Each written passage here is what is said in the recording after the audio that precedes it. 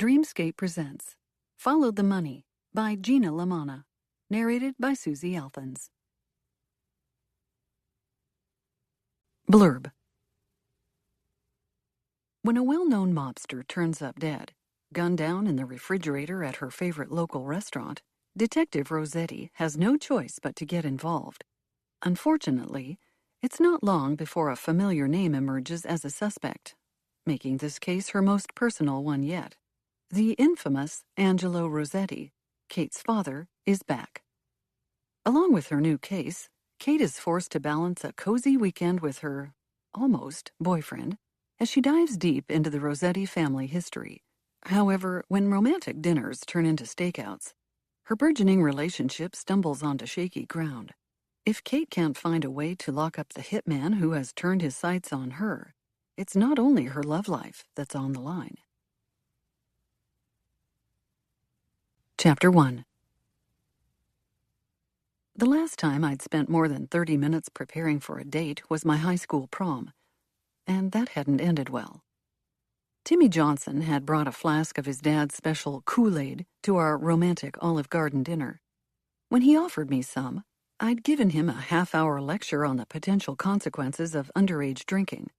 He ditched me halfway through dinner for Sally Hirschfield, and I can't say that I blamed him. Even then, I'd known I wanted to be a cop, and while I might have been a bit of a spoil-sport on prom, I hadn't been willing to take any risks that could ruin my chances at achieving my dreams. Yet here I was, a decade later, preparing to do just that. I swiped on mascara and lip gloss and tugged down the blue dress that Lassie had loaned me. She was rounder than me in every possible way, but with a few nifty pins, she transformed the material into a swishy thing that even I had to admit flattered my body. My phone jingled, sending my pulse skyrocketing. I looked down, saw Lassie's name. I hit answer, and Lassie's face popped up just as I leaned down to adjust my bra. "I thought I told you to wear a push-up," she exclaimed. "We went to Victoria's Secret for this very reason last week." "Why do you do this?" I scrambled to recover my chest with the dress. "Can't you just call like a normal person? Why do you need video?" "Because it's the only way I can tell when you're lying about wearing the push-up bra I bought for you." "It was my credit card. I bought it." "Yeah, but I picked it out." I sighed, then flipped the phone around to give Lassie a full view of my body. "What do you think?" Lassie bit her lip on screen. "Shoes?" I slipped on the heels she'd lent me. It had taken a lot of bartering to get out of wearing full-on stilettos. The thicker heels had been a compromise. "Good," she said, her face brightening. "Now, can I please write about this on my column?" "What is there to say?" I scoffed. "Uptight cop goes on a date?" You're totally downplaying everything. Gorgeous hunk melts the heart of ice-cold cop, Kate Rosetti." "Gee whiz, thanks. You've been in the news quite a bit lately. You're something of a local celebrity." "That can't be further from the truth. The only people who know my name are the people I put in prison and my colleagues." "And me," Lassie pointed out unhelpfully. "I could do a lot for your image if you just let me. I'm thinking of taking on PR as a second career. And I think as a team, we could really kickstart both of our statuses."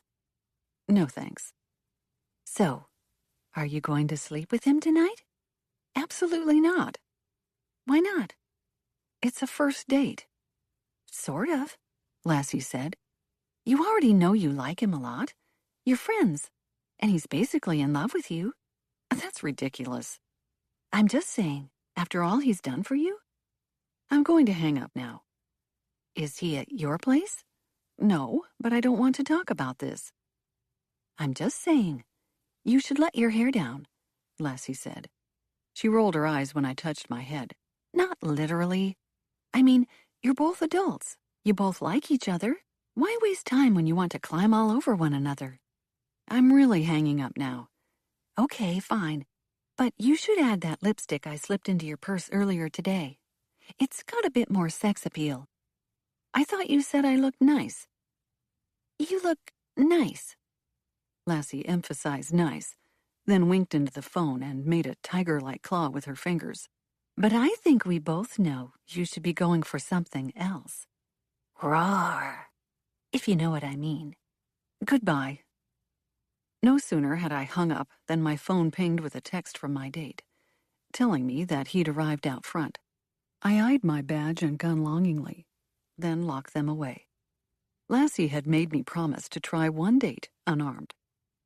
I felt naked as I locked up, fumbling for my clutch instead of my weapon, dropping my keys onto the steps and feeling my face heat as I bent down to retrieve them. When I stood up, he was there in front of me. His eyes glowed. His lips looked intensely soft. He held out a hand, hooked it through my arm. "Are you ready?" I hesitated, gave a small smile. "Not really." "Well then, let's see what I can do about that." "I'm sorry it's not fancier," Jack Russo said as we made our way into an upscale pizza restaurant. He gestured to the wood-burning stove off to one side of the room. "But I figured you'd prefer a place that served real food, with real portions, to those five-star joints that give you a basil leaf and call it a salad." I laughed, feeling the tension slip from my shoulders as I hung my light coat over a chair and eased into my seat across from Russo. "This is perfect. They have the best margarita pizza here." "Then I'll give that a try," Russo said. "Unless you'd like to share one?" I raised my eyebrow. "Is it completely unromantic if I tell you I'd prefer to get my own?" Russo's eyes gleamed. I'd have expected nothing less. A server dressed in sharp black pants and a white shirt arrived at our table and handed over a wine list. Russo made a quick selection, then glanced my way to make sure I was okay with it. I shrugged. "If it's wine, I'm probably fine with it." When the server vanished with the menu and silence settled over the table, my nerves came back in full force. "I'm really glad you agreed to see me," Russo said. "I hope you're not regretting your choice." "I'm not." "You're incredibly tense," Russo said, his eyes traveling down to my bare shoulders, then back to my face. "In case you hadn't heard, I'm an FBI agent, and I have extensive training in interrogation and reading body language." "You don't say." "Most of my first dates are quite intrigued by that fact." "How many second dates do you get?" Jack squinted at me. "Now, that depends. The real question is whether you'll help my average or hurt it." "I still haven't decided." I picked up the menu and feigned disinterest, perusing it despite having made my decision about what to eat before we'd even arrived at the restaurant. Finally, I set the menu down. "Still going with the margarita?" he asked with a smirk. I squinted back and was relieved to find the server approaching with the bottle of wine. He presented it to me for a taste, which quickly turned into him pouring our 2 glasses and taking our order. Then the safety of having another person at our table evaporated, and I was left alone once more with Russo. I took a stalling sip of wine, letting the warmth of the liquid cascade down my throat as I surveyed the FBI agent sitting across from me. Russo had dressed nice for our evening out, but not intimidatingly nice. He'd worn khaki slacks with a neat white shirt, the sleeves rolled up to his elbows. Under the dim light of the pizza parlor, I could make out the slightest hints of gray peppering his dark hair, a feature that only served to enhance his attractiveness. His face was naturally tanned, his eyes glittering with an intensity that set off fireworks somewhere deep in my stomach. "I'm not entirely sure how we ended up here," I admitted, "and I'm not entirely sure what comes next. I don't date a lot." "I wouldn't have guessed." Russo winked. "Let's just say I'm glad you took me up on the offer." "Took you up on the offer? Did I really have a choice? You were quite persistent." "I go after what I want, and if I didn't make my intentions clear, someone else would have. I've never met anyone like you, Kate. I would have regretted it if I didn't take a leap and make this happen." The only response I could think of was another sip of wine. In truth, my relationship with Russo had been somewhat of a roller coaster. We'd started off as frenemies, feds and local police working together on a high-intensity case. From there, we'd graduated to more of a partnership as we hunted a killer who had set his sights on me. When Wilkes had been tossed back in prison over 2 months ago, our relationship had turned personal on Valentine's Day. Russo had shown up at a holiday party thrown by none other than Alistair Jem. There, he'd made his intentions clear by kissing me under twinkly lights. My stomach had flip-flopped like I was a teenager all over again, staring down Timmy Johnson's flask. "I'm glad you called me," I said, then winced. Multiple times. "No need to apologize," he said. "I knew it wouldn't be easy to get a hold of you." I sighed. I wasn't trying to be difficult. I'm still not. I'm so bad at this, Russo. I'm sorry. You'll need to be patient. Would it help if I told you I was expensing this dinner? Russo's eyes gleamed with amusement. We can pretend it's a business date, and you can grill me like you usually do. Then we'll go to my place and have sex. I choked on my wine. I'm kidding. Russo looked startled. It was a joke. Ah, my eyes watered. Don't get any ideas, buddy. I told you, Rosetti. I don't expect anything. I just wanted to see you again. I wanted to see you too. If only that didn't sound like I'd tortured you to say it. Let me finish this glass of wine, and I bet things will get easier. Or, Russo said, scooting his chair around to my side of the table so we were sitting leg to leg, arm to arm. We could try this. I barely had time to inhale before Russo slid his arm around my neck and spun me to face him. He leaned in, smelling of spicy cologne and sharp mouthwash. As I heated all over, he waited patiently, a hint of a smile dancing on his lips. May I? I made some sort of noise that Russo correctly interpreted to be an affirmative. His other hand came up, rested on my cheek. Suddenly, my face was cradled between his palms, and his lips were on mine. I rested against him, letting out a sigh of happiness as we leisurely explored one another. My mind went blissfully blank. My arms rose around his neck as I pressed closer and closer. It had been so long since I'd shared a real kiss, felt the warmth of a man who made me laugh and feel safe. It was wonderful. 2 margarita pizzas. The server stopped abruptly. Sorry. We broke apart. Russo's face was handsomely flushed, full of life. I caught a glimpse of my own face in the window's reflection and found I looked more like the passata sauce on the pizza. Do you have Parmesan? I blurted dumbly. The server looked at the table. You need some more? I found myself staring into a well-stocked bowl of cheese and cleared my throat. Nope, that'll be good. Thanks. More wine, maybe? A laugh rolled from Russo as the confused server left the table. You know he's just supposed to run the food, yeah? Whatever, I mumbled. Smells good, doesn't it? I think it does, he said. Then again, I'm already satisfied. I've half a mind to get a couple of boxes and take this to go.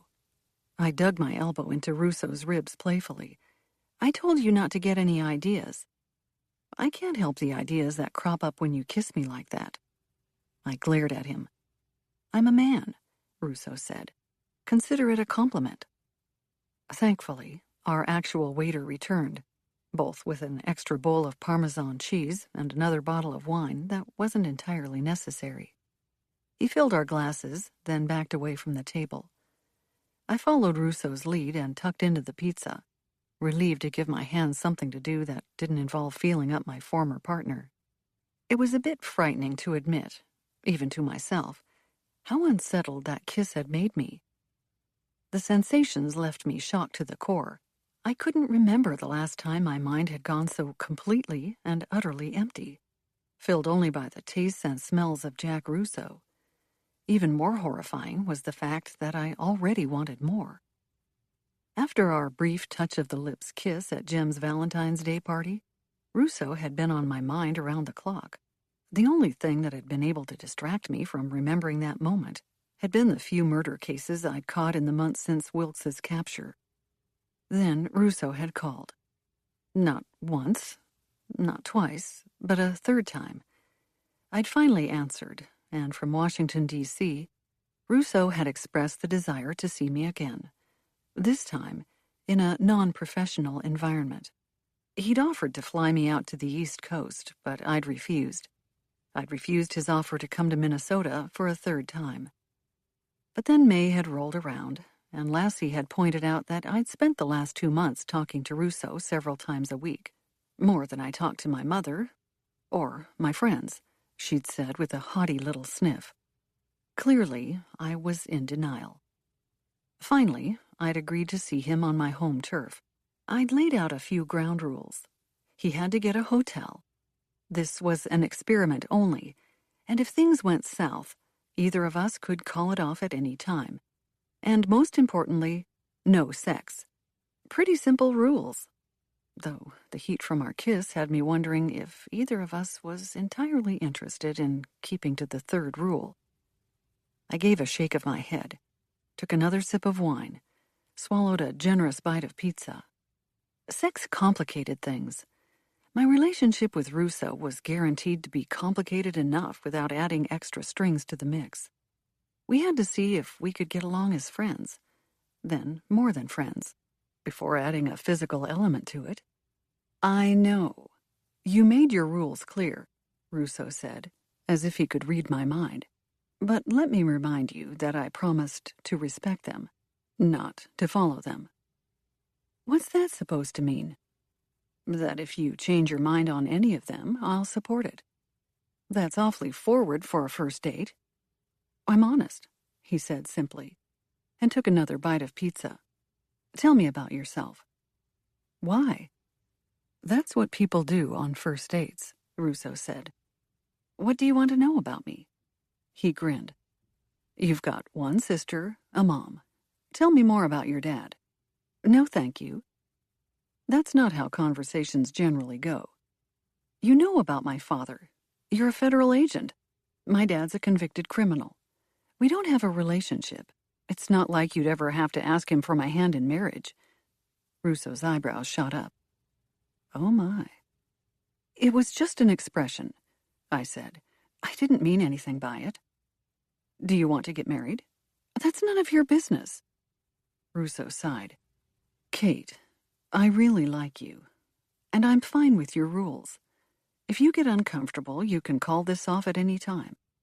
But if you're interested in seeing if we could make something work, you'll have to open up a little bit. I'm sorry, I said gruffly. I told you, I'm not great at this. But I do want to try. Russo reached over, landed a kiss on my cheek. That's all I'm asking. I have always wanted to be a cop, I said, from the moment I got my first plastic squad car. My mom offered to buy me a pink Jeep when I was 4, one of those motorized things that scoots around. But I asked for a police car instead. That's sweet. I wanted to be like my dad, I murmured. Then he went away to prison when I was 5. My parents divorced. I didn't understand it. How could you? You were so young. I give my mom credit. She didn't badmouth my dad. Never tried to convince us he was bad. She always told us that he loved us very much. But he just couldn't handle being a full-time dad for the moment. Your mother is something else. She is. I give her a hard time, but she's the strongest woman I know. It's easy to see where you get it from. My lips flickered into a smile. It was middle school when I finally realized that my dad was the bad guy. Kate. I was in line for hot lunch in the cafeteria. A boy 2 grades older budged in front of me, and I gave him a piece of my mind. I'm sure he didn't like that. He didn't, but when he saw who it was, he just handed over his lunch money and walked away. My dad's reputation had preceded me. I'm sorry. It's not your fault. No, but it wasn't yours either. I thought Angelo Rossetti went away for corruption, money laundering, that sort of thing. He did, but kids at that age like to glorify things. My last name's Rosetti. The Bellinis are my cousins. There were all sorts of stories that my dad was wrapped up in the mob, a hitman, you name it. None of that's true as far as I know. But still, it's a more interesting story than the fact my dad didn't report a few stacks of cash from drug busts. It's understandable that you don't want to talk about him. I apologize if I came on too strong. I really do just want to understand Kate Rosetti. What makes her tick? What makes her smile? What makes her frightened? Russo raised a hand, stroked his thumb over my cheek. You fascinate me. I don't expect you to share everything with me, and definitely not right away. No, I should talk about it. I cleared my throat. I've kept everything inside for a long time, and I'm sure that's not healthy. We all process things differently. Maybe. I gave a glimmer of a smile that didn't feel genuine. But to be honest, I haven't had a relationship for a very long time. I'm pretty sure it's my fault. That something's wrong with me. But I was okay with it because I'm happy enough alone. Give yourself some credit. Nothing's wrong with you. You just hadn't found a person capable of understanding you. Is that person you? Russo tipped my chin upward. I'd sure as hell like the chance to find out. He pressed his lips to mine again, and the now familiar rush of endorphins coursed through me. The tips of my fingers trembled, and my muscles clenched with anticipation. For the first time, I wondered if it might be time for me to really try my hand at this love business. My phone buzzed, rattling annoyingly loud against a stray butter knife on the table. Sorry, I muttered. Please hold that thought. Let me silence this. Russo relaxed back into his seat, sliding his arm lazily around my shoulder. You can take it if you need. Nah, I'm off this weekend. It's probably Lassie calling for an update on my dress, I said. Work won't call unless... I stopped, felt my face go pale. Russo's arm around my shoulders felt frigid cold instead of warm and welcoming. My stomach constricted, and the glass of wine I'd consumed churned in an unpleasant way. Russo brushed my hair behind my ear. I'm guessing this is an unless sort of situation. I recognized the chief's number. I think so. Answer it, Russo prompted. I understand. I'm sorry. I grabbed the phone and sat back, only vaguely aware of Russo's fingers trailing lightly over my shoulder. Rosetti. I need you, the chief said. Where are you? I'm going to let you try that again, I hissed into the phone. I'm off this weekend. I told you that 3 hours ago when I left the office. It's an emergency. Can't Jimmy handle it? I think you'll want to be there yourself. The chief made a noise of discomfort. There might be a somewhat personal nature to the case. Is it Jane? Not that personal, he said quickly. Your family is safe. Well, I'll just tell you. There's been a murder at Bellini's. My blood ran cold. Angela? No. The victim is not a Bellini. I figured I'd give you a call. Let you decide for yourself if you want to be involved.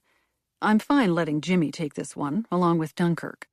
But I wanted to give you the option. I'll be there. I thought you might feel that way. I'm sorry, Rosetti. I know this was supposed to be a big weekend for you. Duty calls, I said dryly, then hung up. Russo already had the check in hand. The server's bringing some boxes. I'll drive you wherever you need to go. You really don't need to do that. If you'll just drop me back at home. I'd like to take you there, Russo said firmly, as the server dropped off several cardboard boxes. At least let me drop you off. Let the wine digest. You're frazzled. I'm not frazzled, I stopped, realizing I'd boxed up an entire jar of Parmesan. Okay, I'm frazzled. You can drive me, thanks. I'm really sorry about this. I'm in town for a few more days, Russo said. I came to visit last minute. Plus, I knew this might happen.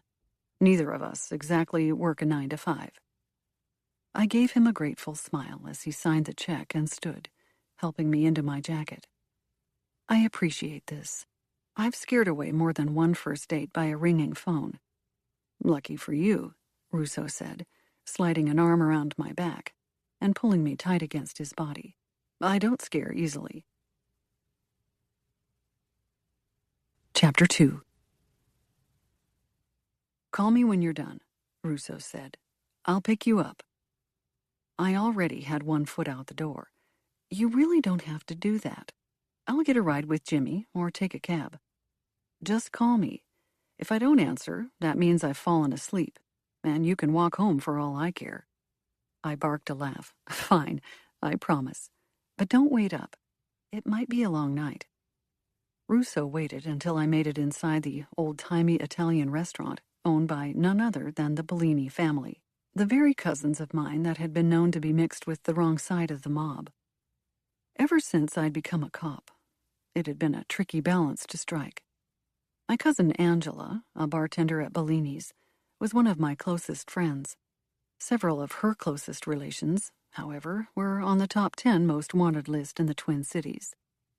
After my dad had left behind a tainted legacy at the local police precinct, I'd been cautious to veer as far away from his footsteps as possible. I took pride in following the rules, most of the big ones, at least. It was my greatest fear to be wrapped up in my father's muddied history.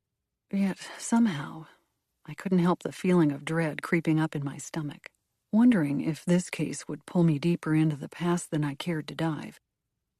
I took a breath, checked in with the officer outside, and pulled open the door I'd passed through hundreds of times before. This evening, however, there was no subtle rumble of music in the background, no happy bustle of servers as they dropped pitchers of margaritas or bottles of Prosecco off at tables buzzing with loud and happy customers. Instead, the sounds of a crime scene filled the space. Uniforms swarmed the perimeter, and men and women with CSU emblazoned on their jackets made their way through the restaurant. Cameras flashed, voices murmured, and the soft sounds of sobbing came from one side of the room, where it looked like the staff and witnesses had been sequestered. I made my way directly toward the medical examiner, who was standing inside a giant refrigerated room to one side of the bar. Dr. Melinda Brooks stood tall in a pair of heels, far more glamorous than mine. In fact, her entire outfit looked more glamorous than mine, which was ironic, considering I'd been on a date, and I was fairly certain she'd only just rolled out of bed. Melinda looked up when I arrived next to the body, flicked long blonde curls over her shoulder, and scanned me from head to toe. She merely raised an eyebrow. Of all nights for this to happen. What exactly is this? Well, we've got a dead body, and while you know I don't like to guess about cause of death, I think it's safe to say our Vic didn't shoot himself in the back of the head. Yikes. There's more. Melinda paused, giving me a moment to scan over the body. The man lay face down in a pool of his own blood. The refrigerated room was closed off from the rest of the bar and restaurant. A bullet had left a hole in the back of his head, and I was pretty sure his face wasn't going to look much better when he was flipped over. Though the walls were thick, it was hard to imagine that someone could have been shot without the entire room hearing it. But we'd have to find out what the witnesses reported. What people saw and what they repeated to cops were two different things. There's more, I repeated slowly. Go figure. Any witnesses? No, none that have come forward. Must have used a silencer, I mused. Or else, how could he have been shot with nobody else noticing? I don't know, Melinda said diplomatically, but I can tell you that he was shot at close range. I stepped back and scanned the walls, the angle of the victim's fall. I carefully stepped around the body and bloody floor to mimic his actions. Looks like he came back here, reached up for a stick of butter. Didn't quite make it. I moved through the motions, trying to rework the movements he'd made just before his death. Pulling my arm back, I looked across the room and found some aprons stashed on hooks. That's odd, I said. Who keeps aprons in the fridge? Melinda raised her shoulders. They're at sort of the right height. 4. I made my way across the room, shifted my body behind the set of aprons that had been spread across several hooks. It didn't hide my body entirely, but it was close enough. Someone could have easily hidden for a brief period behind the aprons, just long enough to surprise an unsuspecting visitor. The shooter could have stepped out, and I raised my arm, mimicked firing a gun, surprised our victim. Do we know if our victim worked here? That's the odd thing, she said. He didn't. Well, then why the hell was he reaching for a stick of butter? We don't know that's what he was doing. I glanced at the wall, at the rows of cans, jars, and other perishable items commonly used in the restaurant business. Nothing surprising, nothing out of place at first glance. Okay, say he was reaching for the sodas, or the whatever. It doesn't make a difference, I said. If he wasn't an employee, why was he in the refrigerator? That's a great question for you to answer.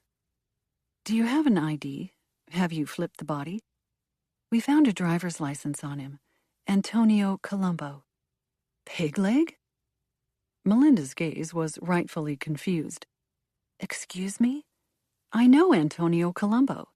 He used to run in the same circles as I hesitated. Let's just say that I've heard of him. People call him Tony Pigleg Colombo. The doctor frowned down at the body. I don't understand his nickname. He doesn't have a pig leg. No, I said, but he does have a parrot. Okay. It's a mobster nickname, I said. They don't have to make sense. You make fun of Pigleg, you won't be around long enough to tell the story. Tony is a killer? Depends on who you ask, I said. But I have a bad feeling we could be dealing with a mob hit. At Bellini's? I stared at Melinda. Don't tell me you live under a rock. I'm related to the Bellini family, and even I can't deny that it was the first thought that crossed my mind. The bigger question is why Tony was here tonight. Meeting someone? A staff member, maybe? Some random person? But if a random person, why meet in the refrigerator? Melinda took a deep breath. I'll let you think on that. In the meantime, I'm going to finish up here and get some sleep. I'll get you the results in the morning. This sucks, I said. I was supposed to have the weekend with Russo. Let Jimmy take the case, Melinda said. He's already here questioning witnesses. He didn't want the chief to call you. But there were extenuating circumstances. You mean my gene pool? That's part of it. Well, the good thing is that Russo understands. Unlike Jim. Excuse me? I'm just saying, you had a choice, and it seems to me like you made the easier one. Russo is not the easy choice. He lives across the country. Melinda flicked her pen against her paper. Okay, then. I'm not discussing this now. I've got to find Jimmy and see what he's up to. Let me know if you find anything. I always do. I made my way out of the refrigerator, turning over both the identity of Tony Pigleg Colombo and Melinda's words about making the easy choice as I walked. I scoffed internally. From the very beginning, Melinda had wanted me to go out with Jim. Meanwhile, Lassie had a thing for the hot FBI agent Russo. The fourth member of our group, Asha, just wanted me to make up my mind and shut up about it. Was Russo the easy choice? It certainly didn't feel easy, but it did feel right. The thought slipped a bit uneasily through my subconscious, however, as I recalled Jim's words at his Valentine's Day party. He'd insinuated a very big L word that I had been all too eager to ignore. Since then, our relationship had consisted of pretty much nothing, which had left the road wide open for Russo. Rosetti, I thought you were supposed to be eating a fat steak tonight. My partner, Jimmy Jones, glanced over at me. What are you doing here? I was eating a pizza, and it's in a box at a hotel waiting for me. Jimmy raised his eyebrows. He was a large African-American man, counting down the days to retirement like a kid counted down to Christmas. The last time he'd ever chased a criminal on the job had been 10 years and 100 pounds ago. He wore his extra weight like a badge of honor. "It's not like that," I growled. "It's just a pizza at the hotel room. I didn't have time to go home before coming here. What did you find?" "Nobody saw nothing." Jimmy looked down at a nearly blank sheet on his notebook. "We've interviewed most of the patrons and let them go. Uniforms are working through the staff now. I've taken a crack at a few, but I've got to tell you, it's not looking great." "It's looking like a mob hit." "I was gonna say the same thing," Jimmy said. "Did you hear the name?" "Yeah, it's Pegleg," I said. "Tony Colombo." "I figured you might be familiar." "Family ties," I said, "distant. I'd say Tony was a family friend, but I'm not sure the word friend qualifies when Pegleg is involved. He wasn't known for being especially generous and kind."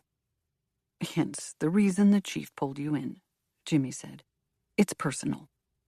"It might not be," I said, "but I owe it to the Bellinis to figure out why someone was dead in their refrigerator. If he wasn't a staff member, why was he in there?" "That's what we're trying to figure, and nobody's talking." Jimmy thumbed over his shoulder. "There is one lady who wants to talk to you. A woman named Angela?" "My cousin," I said. At Jimmy's expression, I shrugged. "So it is personal, I guess. Let me know if anyone starts talking. Don't hold your breath." I found my cousin sitting on the opposite end of the bar from the refrigerated room. She hunched over a glass of ice water like it was a cocktail, staring into it as if it held the answers to the universe. Her eyes were a bit bloodshot, her expression blank. "Hey, Angela," I said, sliding onto a bar stool next to her. "How are you holding up?" "How do you think I'm holding up?" She turned bleary eyes toward me. "They won't let me have a cocktail. There's a dead body on the floor of my family's restaurant. That sort of night deserves a cocktail." "They've just closed the bar to grab statements from all the staff and witnesses." "I heard it's Pegleg Colombo in there," she said. "Ain't nobody heard nothin' if that's true." "Well, that's about the extent of it. But it would be super awesome if you did have something to share with us." "Honestly, Kate, I've got nothing," she said. "I wish I knew. For now, I just want all these people gone. I want my cocktail, and I want there to be no more dead bodies in my place of work. That's unhealthy working conditions." I considered. Then my working conditions are fairly unhealthy, considering I'm a homicide detective. "I know," Angela nodded. "I've been telling you that for ages. It's not good for you. Anyway, I thought they wouldn't let you work this case." "Why not?" "On account of it's personal." "It's not that personal," I said. "I mean, your family, but it's not like I know Tony Colombo from Joe Blow down the street." "I wasn't talking about me and Tony. I was talking about your old man." "What about my dad?" She stared blankly at me. "Nobody told you?" "Told me what?" "He was in here tonight." "My dad?" "Your dad." "My dad?" "For crying out loud, your dad was in here tonight," she said. "What more do you want me to say?" I didn't know he'd been hanging around here lately." "He hasn't been, not much. A few times over the last month or so, but that's it. I'm actually surprised you haven't run into him, seeing as you come here regular with your girlfriends. But he's usually here late at night or at lunch, and you're more of a dinner crowd sort of gal. Speaking of dinner crowds, I like your dress. You got a hot date tonight?" "I had one. It's canceled." "Damn dead bodies getting in the way of things." "I can't agree more," I said. "What's my dad been doing around here? Have you talked to him?" "He's my uncle. Of course I talk to him." "Why has he been hanging around?" "Because we've got the best Italian food on West 7th? I don't know. I just say hello and take orders. I'm not nosy." I waited a beat. "Okay, I am nosy," Angela corrected. But I know better than to ask for specifics from a certain crowd. Let me guess. My dad is of a certain crowd? He's been to prison, hasn't he? If the answer is yes, then he's of a certain crowd. Half my family is too, Kate. More than half. I don't mean anything by it. Believe me, I know. I'm just trying to figure out what's brought him out of retirement. Funny you should say that, Angela said. He's been meeting his old buddies around here. I was actually wondering if he was coming out of retirement myself. Maybe he was short on cash? Doing some work for his old friends? Any old friends in particular? I fought the urge to get out a notepad and start jotting down Angela's words. My cousin was a straight arrow, or mostly straight, if you ignored a slight bend now and again. But even she had the tendency to clam up in front of cops. It ran in her blood. Sure enough, Angela leaned forward, batted her eyelashes. She was torn between the need to gossip to a trusted confidant and to keep her secrets close to her chest. Eventually, she caved. You know the ones, she whispered. Joe Ricci, Mo from the garage, Stinky. I groaned. My dad met with men named Joe, Mo, and Stinky? I'm not sure those are their real names. I mean, Mo is kind of weird for a grown dude, don't you think? I was thinking Stinky and Pegleg were more on the strange end of the spectrum than Mo. But in Angela's world, I could see her point. I haven't heard of Joe.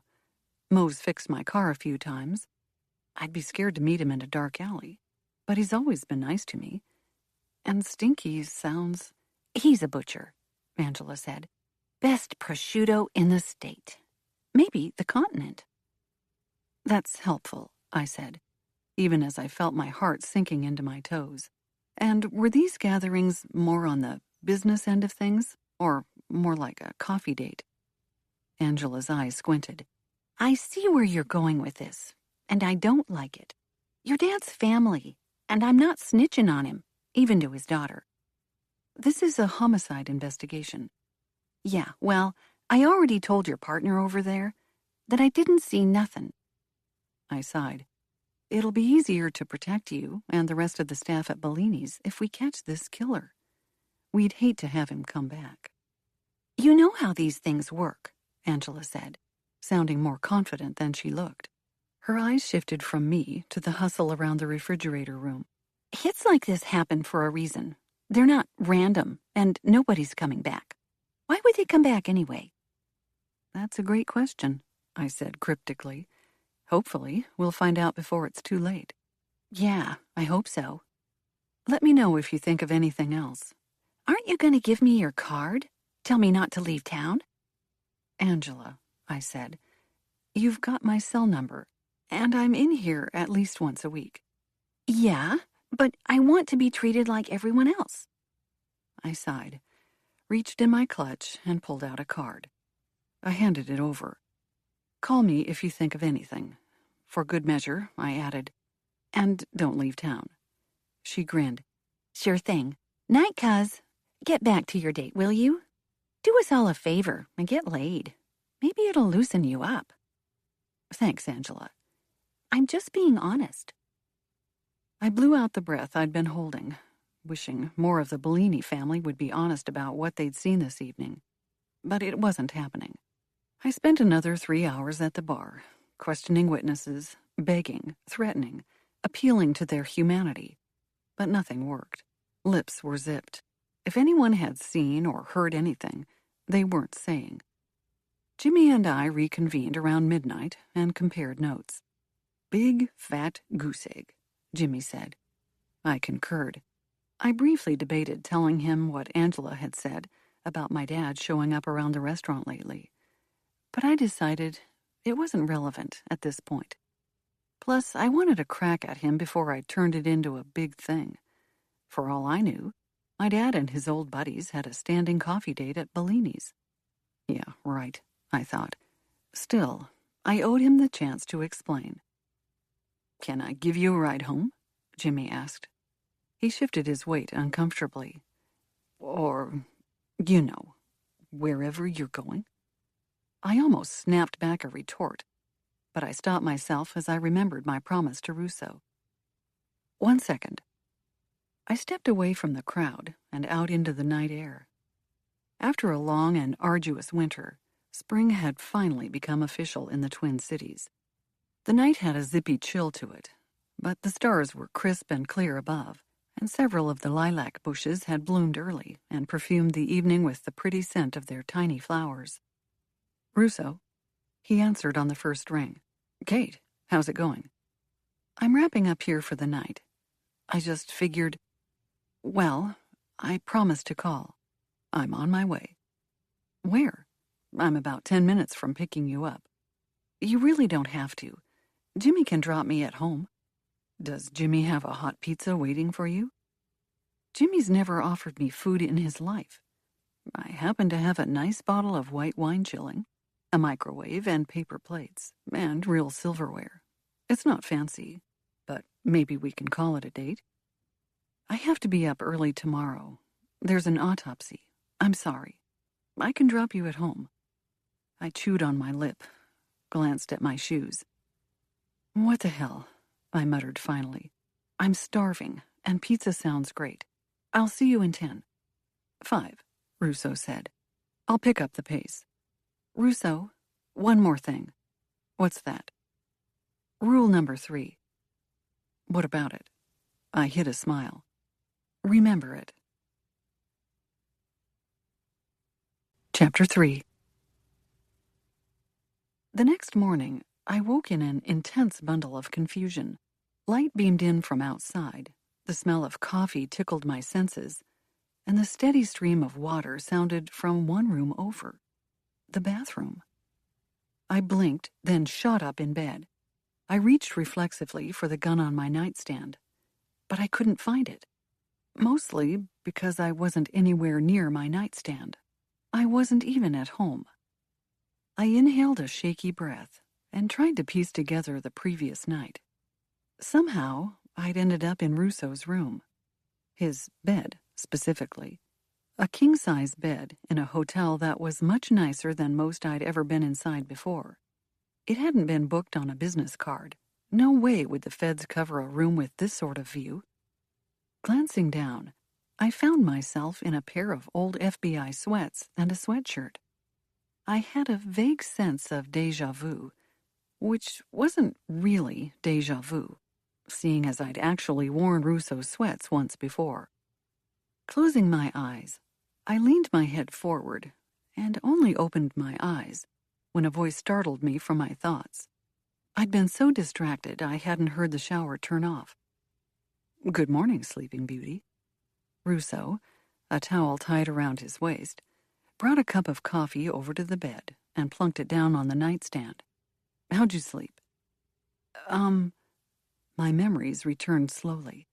Russo picking me up in his shiny black car outside of the restaurant, coming back to the hotel, eating pizza, drinking some wine. A lot of wine. I told him about the case the previous night, or bits of it. And among the bits of case files and murders, I dripped information about my dad, my past, my fears. The embarrassment of joining the same police force that had shunned my father years before. We didn't sleep together. Russo interrupted my thoughts, looking amused. If that's what you're trying to figure out. I didn't realize you'd had so much to drink. No, it's not the wine. I remember everything.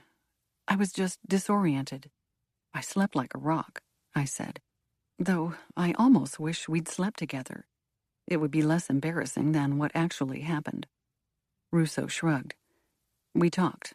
I liked it. I'm not making a big deal about it, so you shouldn't either. Yeah, well, you didn't spill your guts about your daddy issues. Neither did you. Russo shifted, looking uncomfortable. I'd sit on the bed next to you, but I should probably put some clothes on first. Even after a few glasses of wine, you were adamant about rule number 3. Sorry, it's nothing personal. I have to hope so, Russo said with a grin. Don't worry, I slept on the couch. Sure enough, the couch had the ruffled look, indicating it had been well used the night before. A blanket and pillows rested on one arm, a small relief. "I'm sorry," I said again. "I didn't mean to kick you out of your own bed. I would have taken the couch." "I didn't get the chance to ask," Russo said wryly. "I ran out to get some more ice and came back to find you snoring." "I don't snore." It was cute. "Please, shoot me now." "I didn't have the heart to move you to the couch. Though I admit the idea of climbing in next to you crossed my mind. Just to sleep. But things had been going so well that I didn't want to push my luck." I reached for the cup of coffee Russo had deposited on the nightstand. "Thank you," I said softly. "For last night, and for everything. And especially for not making a big deal out of things." "Anytime. So, are you still going to that autopsy today?" "Oh, I'm so sorry. I forgot all about that. You had made plans for us today." "It's fine. My plans can be moved." "What were they?" "Nothing important," Russo said quickly. "I understand you have to work. The case is personal. I wouldn't take you away from it. Maybe we can get some dinner tonight. In the meantime, I'll get in a run and a couple of hours of work." "Are you sure?" "Positive," he said. "Now, let me take you home. You can keep the sweats. I'm accruing quite the collection of your old clothes." He winked. "To tell you the truth, I don't mind." Russo stuck to his word. He changed quickly and drove me home. I sat in his car for an extended moment on the street before my front door. "I feel bad our weekend together is being cut short." "You have nothing to apologize for." "I get it," Russo said. "Though I wouldn't mind a kiss to hold me over until I can see you again." My fingers froze on the door handle.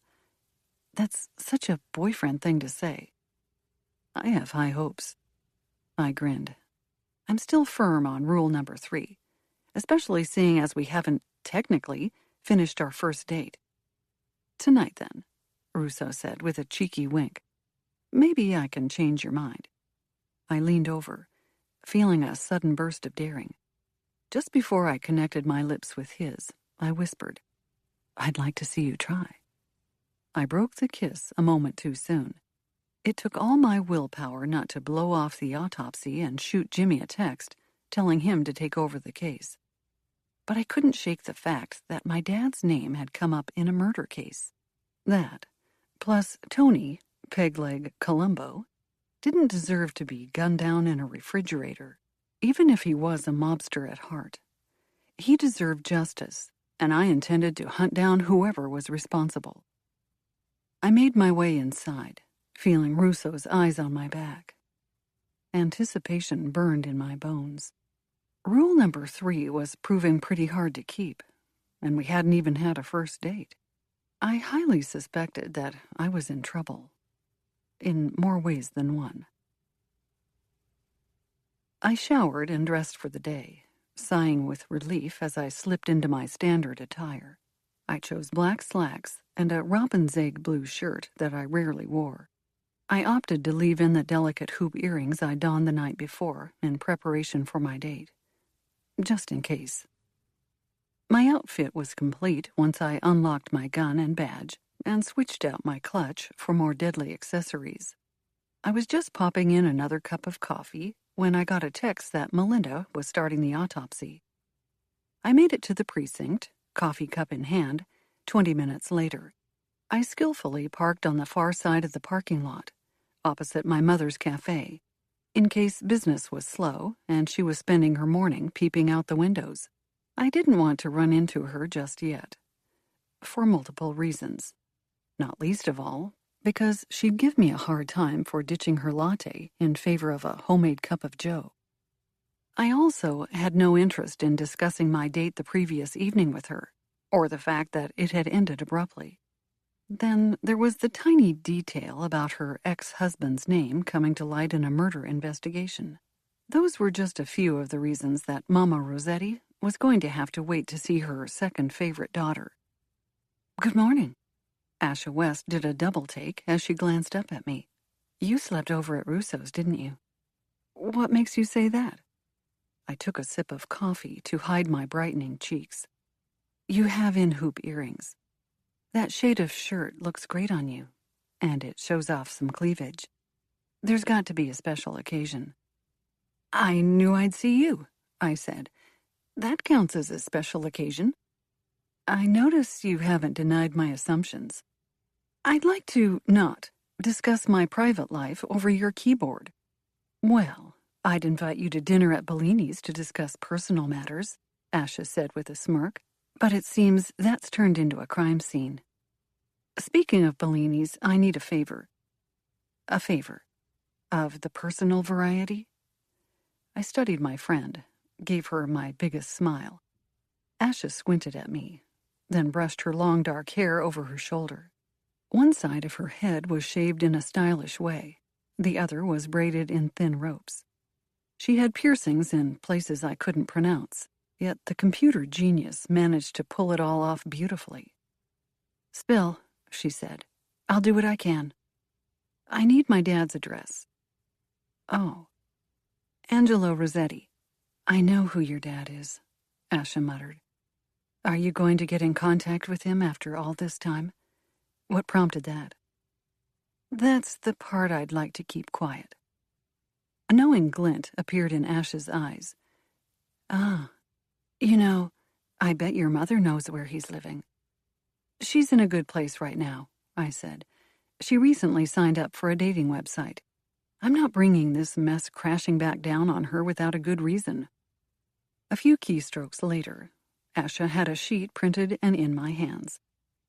Thanks, I said, glancing at the page to find that my father didn't live far from me at all.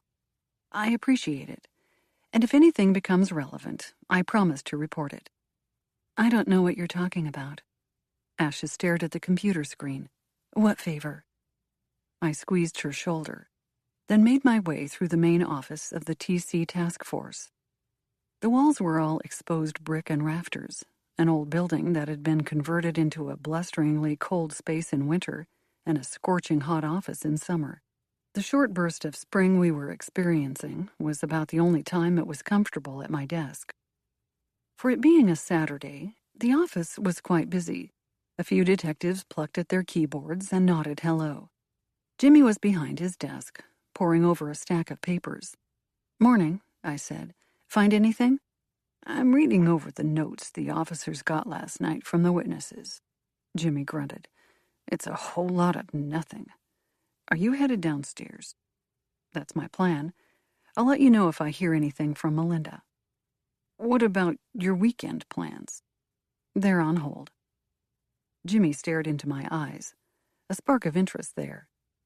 Are you sure taking this case isn't all part of your plan to push away your agent? He's not my agent, I corrected automatically, then stopped myself. The way I'd been smooching Russo as of late might prove otherwise. Whatever. And no, it's not. This is personal. No more personal than any Twin Cities mob hit. Come on, Rosetti. Just because your dad was involved with Pegleg's crew doesn't mean it's personal. Not yet, I murmured. And I sure hope it won't get that way. Do me a solid. Sit through the autopsy. If there's nothing groundbreaking, take off. Go see your agent. Come back on Monday. We've got plenty of officers to chase down our non-existent leads. Hell, we might not even find who did this. Chances are good our shooter's on a plane out of the country. No sense ruining your entire personal life over this case. I'll consider it. That's more than I expected to get, so I'll take it. Jimmy sat back in his seat. While you're up, grab me a croissant, will you? I secured the last chocolate croissant for Jimmy and snagged an almond one for myself from the platter someone had brought to celebrate Saturday morning in the office. On second thought, I grabbed a duplicate of my almond croissant and brought it downstairs. I left it in Melinda's office on her desk before joining her in the lab. She looked up over her mask when I entered. I'm not finished, but you should know that there's nothing groundbreaking yet. Silencer? Bullets have gone to ballistics. "We'll know once they come back," she said. "There's a chance we won't be able to tell. If it was a professional hit and a professional silencer, there may be no indications even if one was used." "Do you think the mob would really use a professional to off a guy named Pegleg?" I asked. "Don't you think it'd be easier to hire Joe from down the block to do it? Seems like it'd be a lot cheaper and just as effective." "It's a possibility. And if a homemade suppressor, oil filter or the like, was used, we'll likely be able to tell." I sighed. "No evidence as to why our guy was in the fridge?" "Nothing yet. We've got a hair pulled from his pants. Long, possibly female, if the length is any indicator, along with a few fibers. We'll check to see if the hair belongs to Antonio's wife. The fibers could possibly be from the killer. But even if that's true, it might lead us to a dead end." "That's right," I remarked. "He was married. Couple of kids. I forgot about that." "Ash is pulling the report on him now. She should have it to you in a few hours." I sighed. None of this makes sense, and nobody's talking. So frustrating. "You should take the weekend off. Jimmy's on the case. He's got help." "You sound just like him." "Maybe you should listen to us," Melinda said. "You deserve to have a little fun. Your agent flew all the way here to see you, not to stare at his reflection in the hotel mirror." "He's not my agent. We're just seeing how things are going. It's an experiment." "Okay," Melinda said. "If you say so." "Well, I was going to stick around for the autopsy, but it looks like it might be a while." Melinda gave a laugh. "Did you bring me a croissant?" "It's on your desk." "Take off," she told me.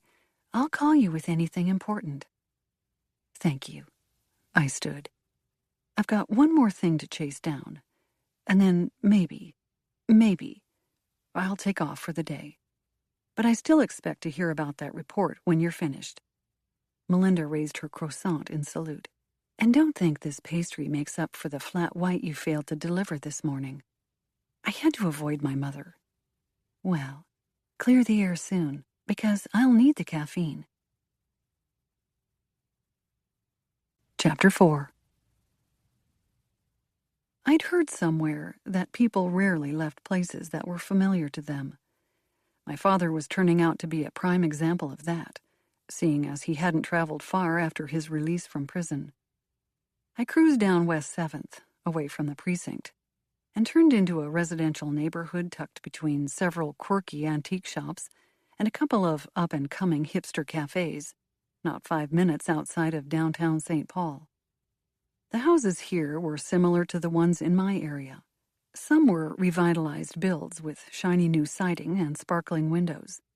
The vast majority, however, were old homes proudly leaning on ancient foundations. The sidewalks were cracked and uneven, a stumbling hazard for even the most sure-footed of individuals. The neighborhood couldn't decide if it was headed toward crumbling and decrepit, or cutely outdated. I double-checked the address, then turned onto the correct block. Nearly everyone was outside. It was one of the first Saturdays of the year that had given Minnesotans a true reprieve from the winter snow, the spring slush, and the blustering winds that often swept through town. Even as I parked and stepped out of my car, it was difficult not to feel the sunshine and smile. Locals chatted with one another over the planting of spring bulbs and tired lawnmowers stretching their rusty legs. Children leaped and screamed across sidewalks and grasses. Some little boys wearing nothing but shorts and sandals, despite the low 60-degree temperatures, played tag. I shivered just looking at them, although they didn't seem to mind.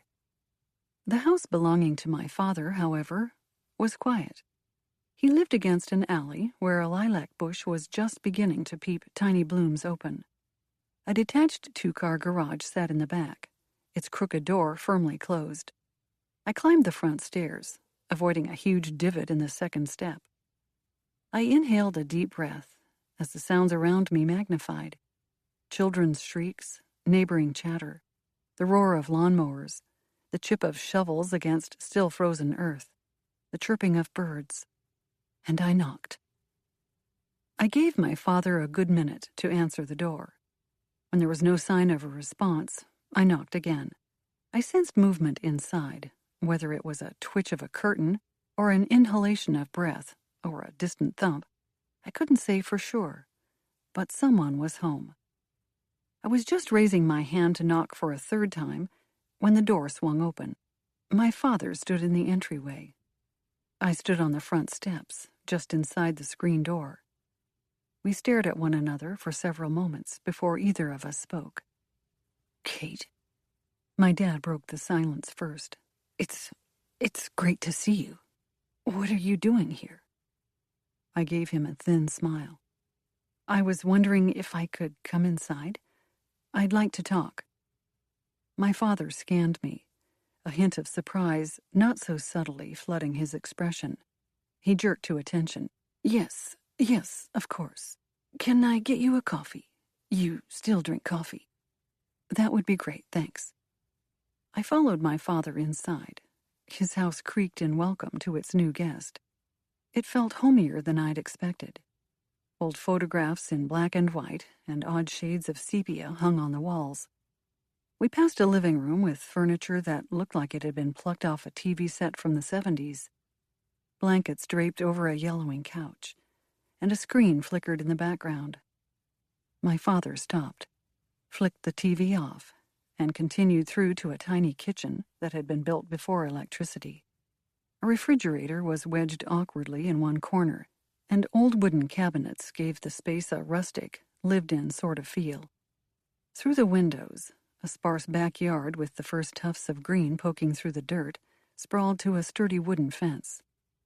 My dad gestured for me to sit at a scratched, eat-in kitchen table, so I scooted my chair out and plopped into it while he bustled around, pulling out filters and an old Folgers coffee tin that he dumped into a Mr. Coffee machine that looked as if it belonged in one of the antique shops down the way. "So, what brings you by?" My father sounded pleasant, but there was an element of cautiousness to his tone. "It's great to see you. You look really good, Kate." I wasn't deterred by his light-hearted banter. He'd been a cop, a dirty one, sure, but he could still smell lies from a mile away, which meant I really only had one choice, to be honest. "This isn't purely a social call," I said. "But then again, I'm sure you already guessed that much." My father didn't turn around. His profile flickered with a somewhat disappointed smile. I wasn't sure why he was surprised by my answer, but I fought against the part of me that wanted to apologize. Family ties were strong in the Rosetti clan, and it had been difficult to realize that my father and I had different priorities, different morals, different ambitions. It had been a challenge to come to terms with the fact that living separate lives would be the best choice for us. "You're right," he said with a sigh. "I should have known." The wave of nostalgia that hit along with the first drops of coffee shocked me with its strength. Suddenly, I wasn't the youngest female homicide detective in the Twin Cities, capable of holding her own against the most dangerous of murderers and criminals. Here I was, in my dad's kitchen, remembering the days when I'd been a little girl, swinging my legs from a chair before they could touch the floor. There was a pile of waffles in front of me, a squirming Jane next to me. My mother would have been humming at the kitchen sink as she washed the breakfast dishes, while my dad puttered around, making coffee that, as my mother said, only he could love. It took a moment for the memories to fade as the scent of coffee grew stronger. They were hazy images now, but pleasant ones. My father had been a decent husband before his liberal and illegal interpretations of the law, as well as a very good father. None of us had ever been able to complain about that. Doubt churned in my gut as I wondered if I'd made the right choice. He'd tried to contact me during the trial, then from prison. He'd sent a note or two when he'd gotten out. I thought I'd seen him once parked in the lot outside of my mother's cafe, but by the time I'd gone outside to investigate, the car had been gone. He'd wanted a relationship with me, but I hadn't wanted one back. I had always feared it would taint my career. My hero had turned into a villain, and I hadn't known how to handle it, except to distance myself completely. My father brought over 2 cups of coffee. He gave me the nice mug and kept the chipped one for himself. I vaguely wondered if he'd been caught up in a similar musing during my extended silence, or if his staring into the depths of his coffee was nothing more than a way to pass the time. "Go on. Shoot," he said. "I'll answer anything. Almost anything." "What are you talking about?" My dad shrugged. "I assume you have questions for me." "About?" He scratched at hair that was significantly grayer than the last time I'd seen him. He'd aged well, however, kept in shape. His physique wasn't as flawless as Russo's, his clothing nowhere near as polished as Jim's. But for an almost 60-year-old man, he'd aged quite handsomely. The only signs of tiredness were hidden in the lines of his face and the shadows behind eyes that were the exact same shade as mine. "Anything," he said. "My arrest, my time in prison, why I did what I did. How I could leave a wife and 2 kids alone. What I've been doing since. You name it, and I'll try to explain."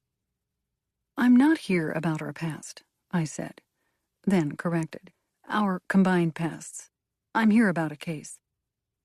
"Ah. I'm not sure if you've heard, but I'm Detective Rosetti now, of the TC Task Force." My dad studied my face. "Yes, I've heard. And it was quite the accomplishment. You being named the youngest female detective in the cities.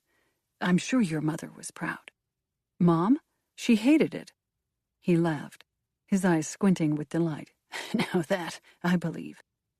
I smiled too. "She threatened to slice the tires of my cop car. She'd have done it too, if she'd thought it would protect her baby girl." "Dad, I'm not..." The name came out so naturally. It startled both of us. I paused mid-thought. "How is she?" my father asked quickly. "Your mother, I mean." "She's good," I said. "Great, actually. Jane, too. They're both really happy." My father nodded, pursed his lips. "I read you loud and clear, Kate. I'm not going to mess things up. I've been out of your life for years. Watched all 3 of you grow into accomplished women. I'm not trying to interfere. You came to me, remember?" I cleared my throat. "It's about a case," I repeated. "If we want to keep things quick, I'll need an alibi for last night." His eyebrows flashed up. "Nothing like getting straight to the point." "Like you said, we've done fine on our own. No sense in trying to change things now."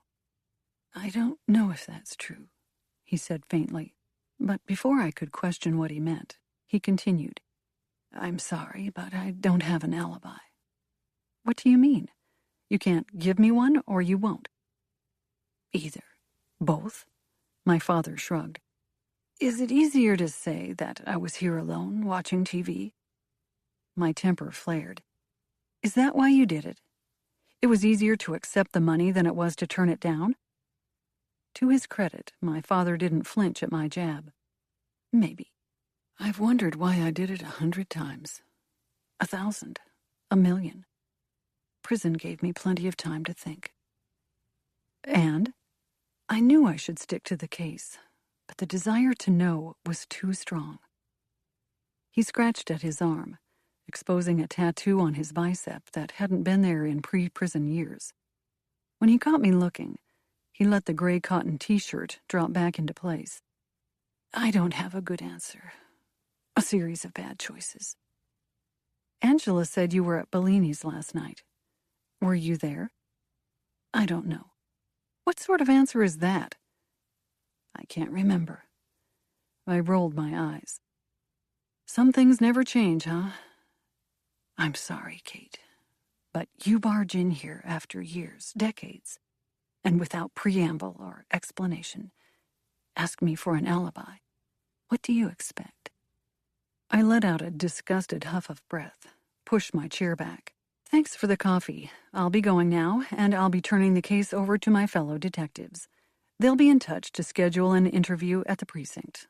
You can lie to them under oath, because I can't stand you lying to me anymore." "Kate, please." I'd thought it would be easier to face my dad.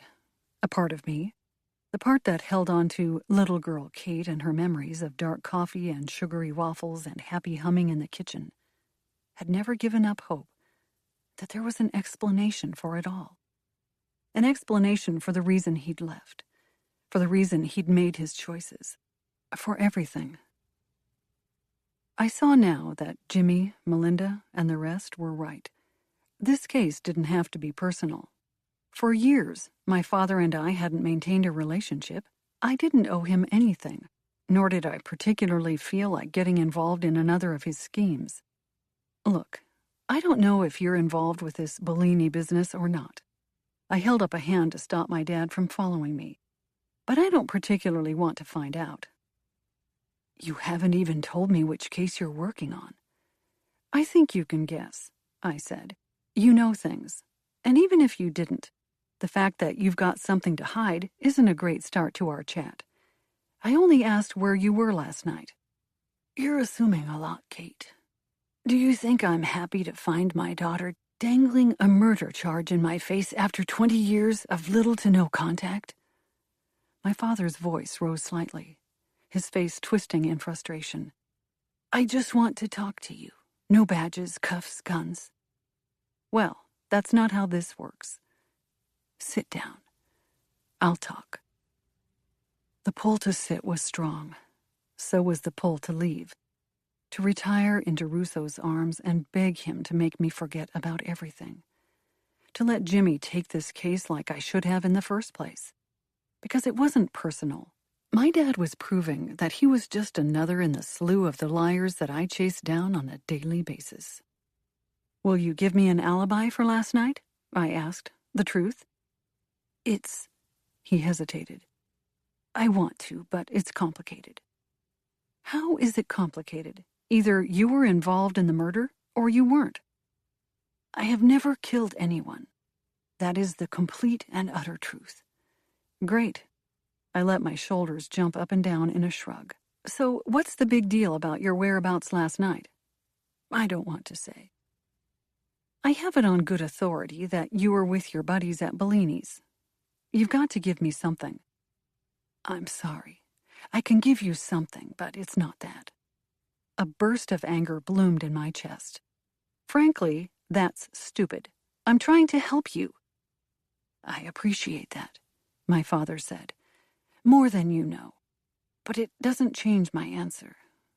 If that's a problem for you, then maybe you're right. Maybe it's best if someone else handles the case. Fine. I stalked through the living room and came to a dead stop at a picture in the hallway. It was one of our family. Of us, before everything had fallen apart. My hand rose, fingered the faded gold frame, and stared at the image cocooned inside of it. We were all at a picnic in the park behind our house. A rickety old basket sat on the grass by our feet. A checkered red and white cloth draped out from one end. One of Jane's tiny hands wound through my mother's swishy skirt, and the other hand locked in our mother's larger one. I had in little pigtail spouts and a gigantic smile as I sat on my dad's shoulders and swung my legs down his chest. My dad was looking at my mother with a genuine smile, his eyes crinkled in the way I remembered. My mother looked down at Jane's head. Only I stared directly at the camera. This was just before it happened, I breathed, letting my fingers run down the edges of the photograph. How could we have been so happy?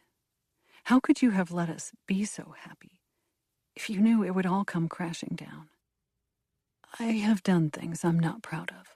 My father approached from one side, the floor creaking under his weight. But I've done many things I'm proud of, too. You girls, all three of you, are my proudest accomplishments. I stared longer at the picture of happiness.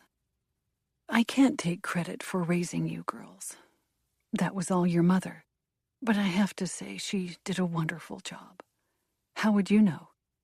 This picture isn't a lie, he said, his voice falling thin and raspy. I loved your mother more than life itself. I still love her. Those feelings don't just go away because we're no longer together. But you left her. No, I didn't. She left me. Oh, it was for the best, my father said. I could see that. So I didn't send postcards. I didn't write letters after the first few. Your mother asked me to keep my distance, and that was the least I could do for her, for you and Jane. We stood in awkward silence for an extended moment. Eventually, I caved, let my hands fall to my side. What do you want me to say? My father watched me carefully, scanned my eyes and my face and my posture. I couldn't tell if it was because he was my dad, or because he'd been a cop, or because he had a knack for reading people, both good and bad guys alike. But it felt like he'd x-rayed my very soul. He turned abruptly, gestured to the picture next to the one of our family on the wall. This was your great-grandmother's house, the one you're standing in right now. Really? Your great-grandparents were first-generation immigrants. They came over here when the neighborhood was barely a neighborhood at all. At best, it was a low-income Italian slum. This house has been standing since, I don't know, 1880. Okay. It's been in the family ever since. My dad raised his hand, much like I'd done, and ran it along the edge of the photo frame. The image was weathered, black and white, showing a young couple who barely looked old enough to drive. My great-grandmother had a soft smile on her lips. My great-grandfather, a serious frown. When I got out of prison, I had a choice to make. Stay where it was familiar, or go somewhere else. You stayed. He shrugged. I debated leaving, jetting over to California, hunkering down in the Colorado Rockies, heading out of the country. But you stayed. It's what I know, my dad shrugged. It's where my family is, even if we're not together. I see. You're still my daughter. His eyes looked eerily into mine. Whether I'm a killer or a saint, we're related. Why are you telling me this? I know you feel it too, and you can let this case fall to someone else. But it's already brought you back here, to me. You can't let it go. Blood runs deep, Kate. You underestimate me. I can let it go if I want. Maybe, but you won't, he said. I know you better than you think. You don't know me at all. Kate, if you want to give up the case, go ahead.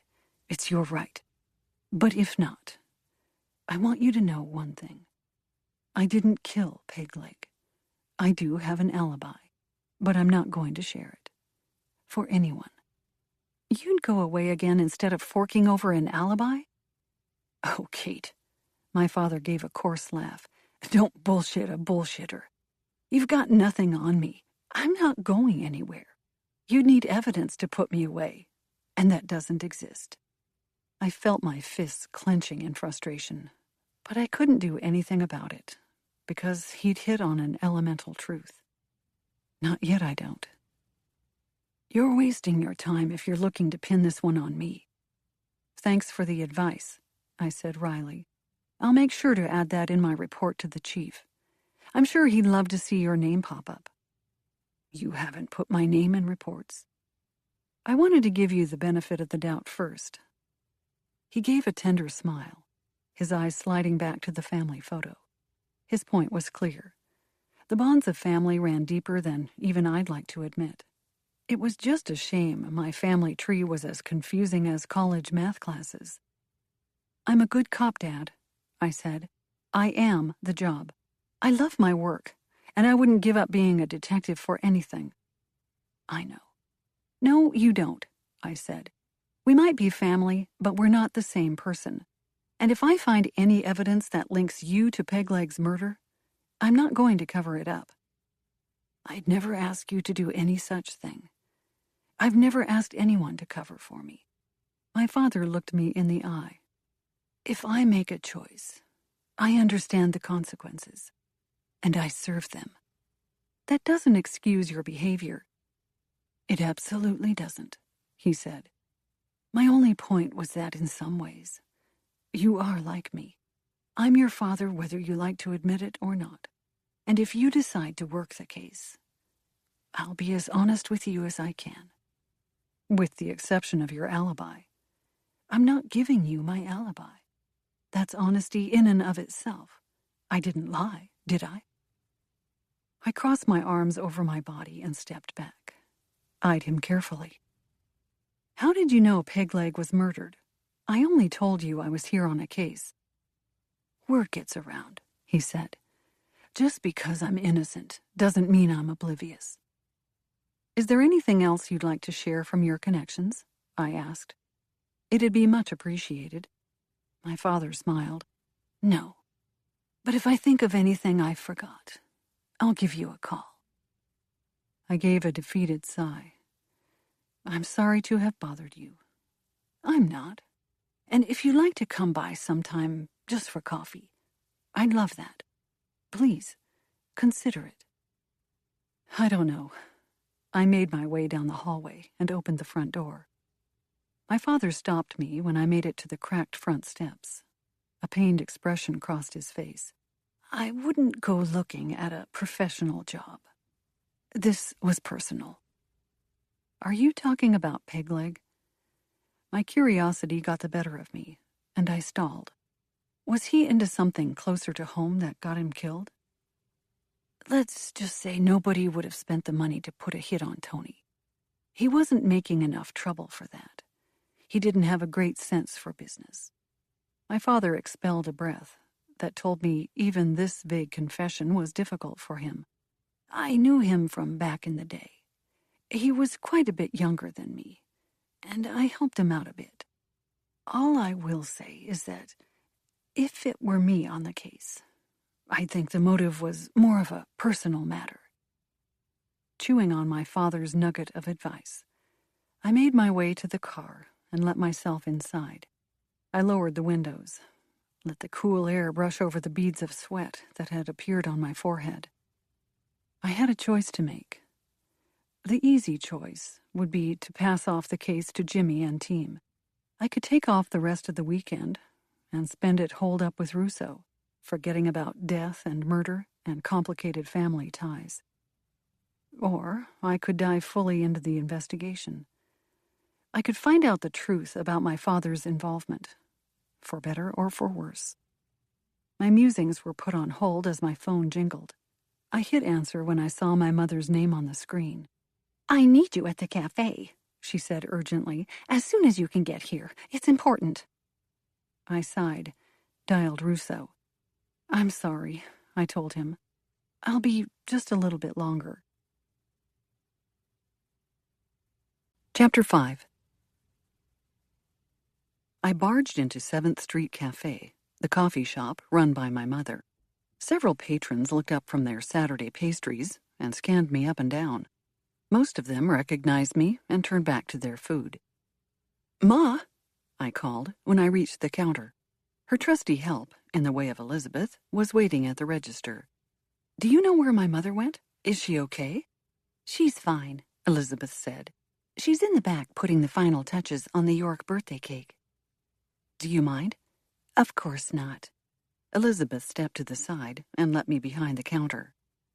I made my way into the back kitchen and instantly inhaled the sweet scent of sugar and butter and flour mixing to create tantalizing concoctions. My mother stood behind a counter up to her arms in dough. Flour scattered across the stainless steel countertop, and a mixer was running on high behind her. When she saw me, she leaned over and shut it off. That was fast, she said, wiping her hands on a floury pink apron. Thanks for coming by. It sounded like an emergency. Well, it's not life or death, but it is time-sensitive. I rolled my eyes. What is it? I need a favor from you, my favorite daughter. Yeah, right. Jane's been your favorite since she came out of the womb. Nonsense. I love you both equally. But I do have a favor to ask. My mother's face sobered. I need some information. That's what Google is for. On a person. Let me repeat. Google. No, more serious information. My mom lowered her voice and leaned in toward me. I need you to check someone out for me. Why? He's, She hesitated. I'm thinking of bringing on another employee. One of the candidates looks great, but I want to make sure he's, squeaky clean. Mom, no offense, but this is a small coffee shop. I think a simple background check should do the trick.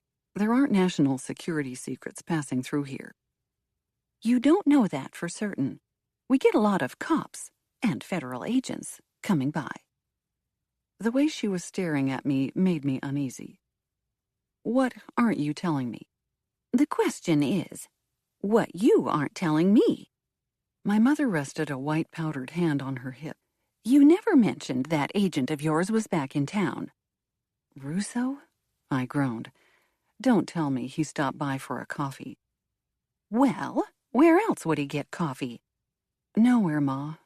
You've got the best caffeine in the state. That's true, my mother agreed. So, are you telling me you haven't seen your agent yet? I didn't say that, and he's not my agent. You're being evasive. Says the woman asking me to spy on an innocent man, I said. What's his name? Greg Roman. I bet his real name is Gregory. But maybe you can figure that out. Do you have his application? It should say on there. Well, no, my mother said. We do things sort of informally around here. What do you want me to find out? The basics, she said. If he has criminal charges, job history, that sort of thing. Maybe peek into his dental records. What do teeth have to do with your bakery? Do you want to eat cake served from a man with no teeth? My mother snapped. I thought not. Now, go on. Call me when you find something. By the way, I'll need to know if you find anything alarming before tomorrow at 5 p.m. Don't tell me that's his first shift. Something like that. My mother shifted uncomfortably. Can you hand me a piping bag? I've got to finish this York cake. I handed over the requested supplies and watched as my mother leaned over a two-tiered beauty, her tongue stuck partially out of her mouth as she concentrated on perfecting a frosted flower. Are you going to see your agent again? The question came out of the blue, caught me off guard. Probably. We tend to cross paths. That's not what I meant, and you know it. Well, you're not being totally honest about this Greg fellow, I said. So why should I spill the beans if you don't? Because I'm your mother. Okay, Mother. Good luck on your cake. I'll give you a call if I find anything. My mother leaned over, gave me a kiss on the forehead that felt like it was dusted in sugary buttercream frosting. You're my temporary favorite child. I know, I said. I'm breaking all sorts of rules for you. I'll make you a special birthday cake. It's not my birthday. Fine, then I won't. I didn't say that, I said. The cake will be sufficient payment. I left my mother's cafe and made the short walk to the precinct. Jimmy was out, either interviewing suspects or taking a lunch break. My money was on the latter. The office had quieted from the morning, and I made my way over to Ash's desk. The computer whiz was still at work, bobbing her head along with music I couldn't hear. She peeled one headphone away when she saw me coming. That was fast. I have a new favor to ask of you. Gee whiz. I'll share my birthday cake with you. I thought your birthday wasn't for a while. Don't ask. Okay, Asha said. I love your mom's baking. What do you need? Greg Roman, I said. That's all I've got. My mom wants to hire him at the bakery, and for some reason, she's not seeming satisfied with the basic background check. Okay. Asha didn't look convinced. Birthday cake? I reminded her. Don't ask too many questions. Probably my mom forgot to do the check, and it's too late or something. He's starting tomorrow. Is there something you can do really quick to put her mind at ease? There's plenty I can do quickly, she said. I'm assuming you don't need a full workup? Just the quick creepo check? That sounds perfect. Not a problem. Her fingers flashed across the keys. I do it before all my dates, and sometimes on my friends, and whenever I run into an awful driver. It won't take more than an hour or two once I finish up something for Jimmy. Thank you, I said. Better be a good cake, she said. By the way, Melinda's done downstairs. Asha was already back into the groove of her music by the time the elevator doors opened, and I climbed inside and pressed the basement button. I ran into Melinda as I was about to step out. No need, she said, holding up her hand. Let's walk and talk. I rode the elevator back up to the main floor with Melinda. Together, we waved to Asha and made our way out of the building. Melinda led the way to yet another new, shiny car. The woman seemed to trade them in monthly. Anything good? I finally asked. Nothing earth-shattering, I'm afraid. Melinda beeped her car unlocked, threw her purse in the front seat, then closed the door. She tilted her head back, basking in the sunlight. I waited impatiently. There was no way to rush the doctor when it came to her work. Ballistics came back, she said finally. There was a suppressor used, but it was a homemade one. They found markings on the bullet from some sort of oil filter that had been rigged up to silence the shot. That would have worked in Bellini's to mask the shot? There was enough chatter and music, and the doors of that refrigerator were quite thick, Melinda said. It's possible the shot was muffled enough that people could have written it off as a dropped pot, or something of the sort, in the kitchen. More realistically, anyone who recognized the shot for what it was isn't talking, I said glumly. All night spent interviewing, and nothing. Melinda must have sensed my frustration. Her face softened, and her eyes flashed. What is it? I pressed. There's something you're not saying. How do you do that? I'm a detective. What I'm about to tell you didn't make it into the report. Melinda hemmed and hawed, not making clear eye contact. There wasn't enough scientific evidence to support my hunch. Aha. And this hunch? A few years back, before the TC task force had been created, I worked a somewhat similar autopsy. A cheap oil filter suppressor was used to mask a close-range gunshot wound to the back of the head. Who was it? The victim was Johnny Sacchetti, she said. He was found dead on the floor of his kitchen. The strange thing was that he was hosting a barbecue when it happened. Let me guess. Nobody heard the shot. Exactly, Melinda said. The case was never closed. But there were a lot of rumors about who done it. From what I could find, one name in particular had been tossed around. I don't suppose you'll tell me his name? She sucked in a breath. You know, I hate to make assumptions. It's worth a quick peek, I said. You know you can trust me. I won't throw someone under the bus just to close a case. But if this guy is out there and has been killing for decades, he's got to be locked up.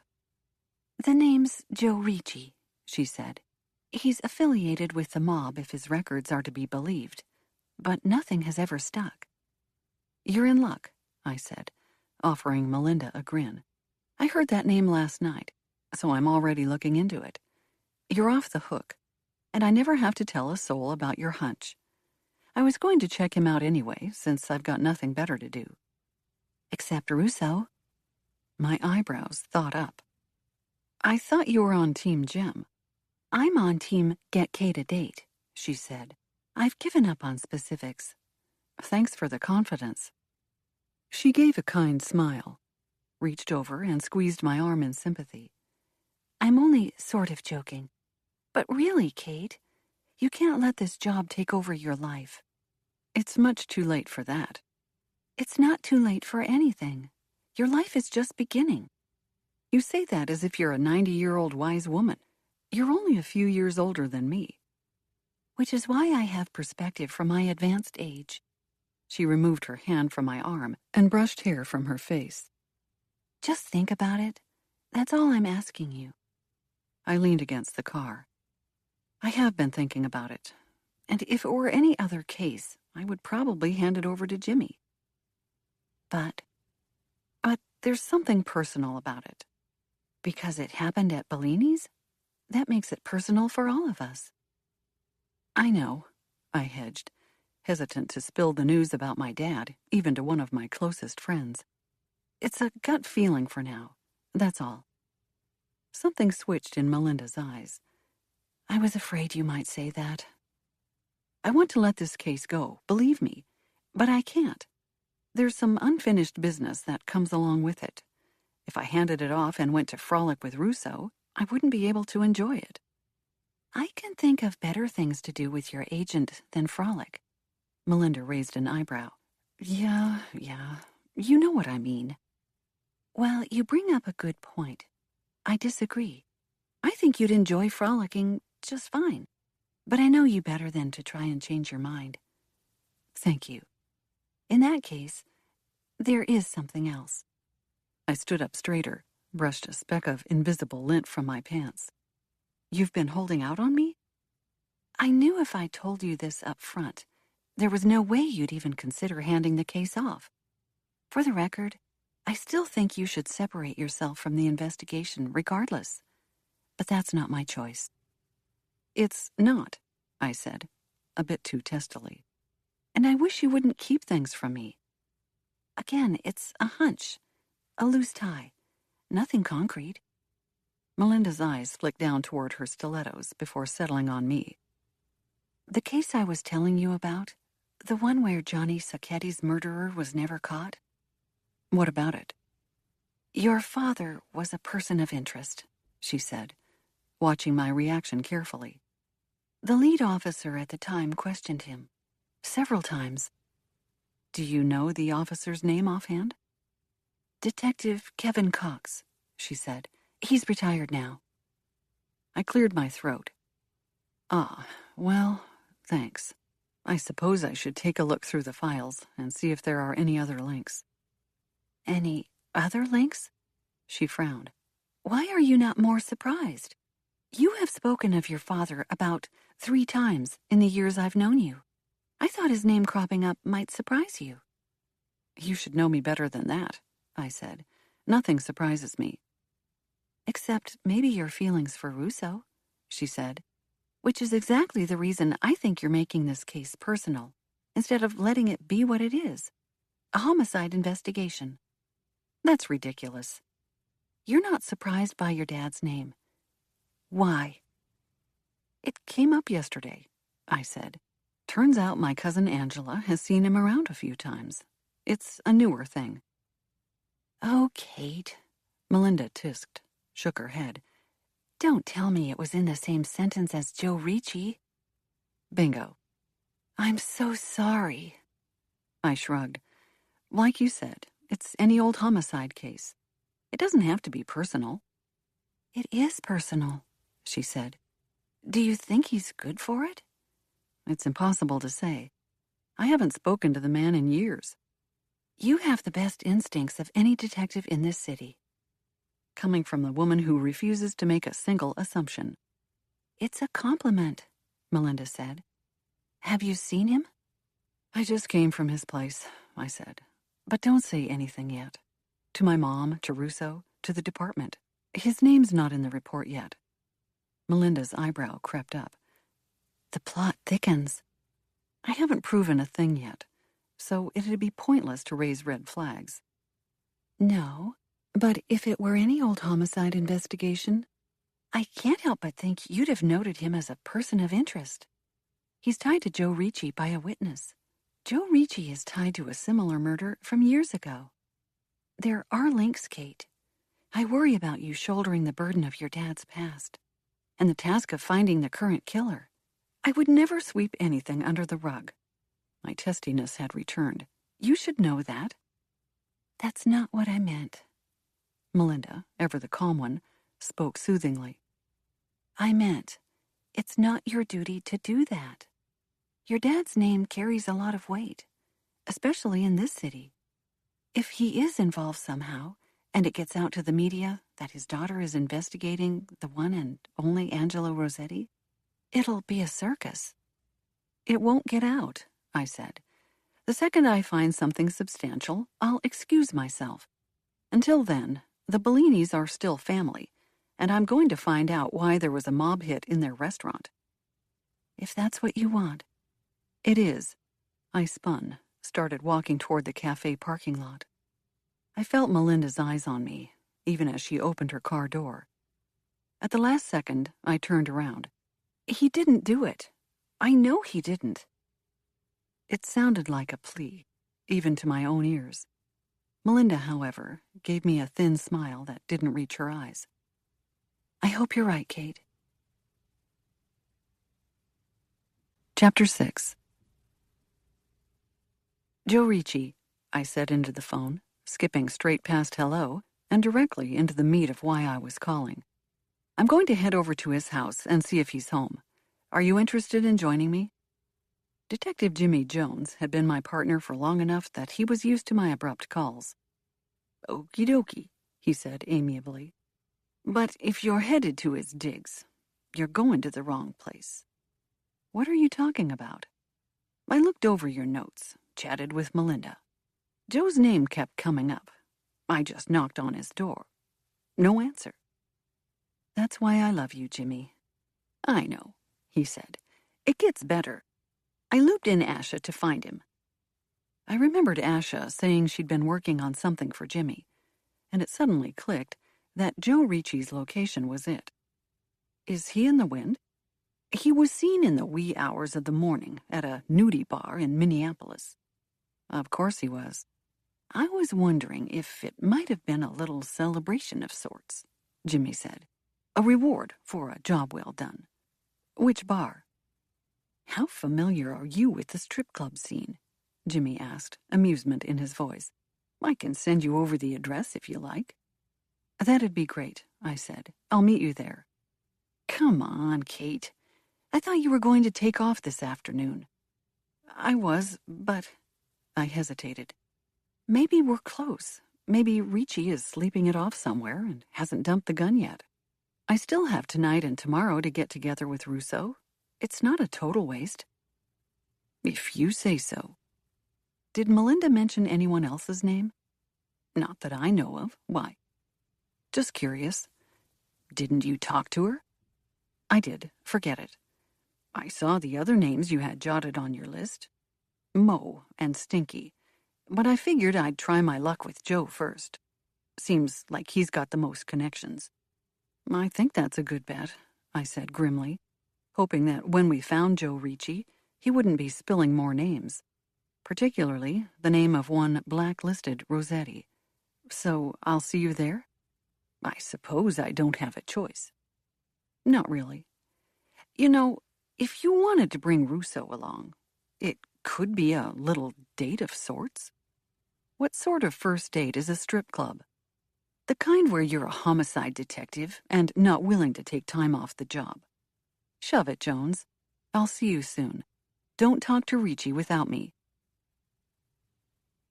I gave Russo a call on the drive over to Minneapolis. When he answered, I glanced guiltily at the clock and saw it was already after lunch. My stomach growled to cement the lateness of the hour.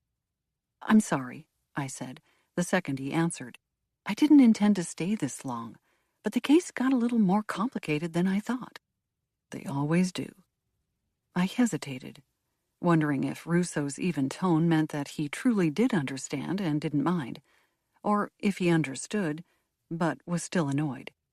I didn't know him well enough to be able to decipher the nuances over a phone line, and I wouldn't blame him for feeling either way. I really am sorry, I said, softer. If you're not sick of sticking around, maybe I can explain it to you over dinner? I'd like that. I'll make this up to you, I promise. A hint of laughter entered his tone. Now I can get on board with that. I can be convinced to give you a few more hours on the case if the bartering picks up steam. What do you have for me? Careful, don't get too overzealous. I found myself grinning as I flicked on the blinker for my exit. Where'd you like to get dinner?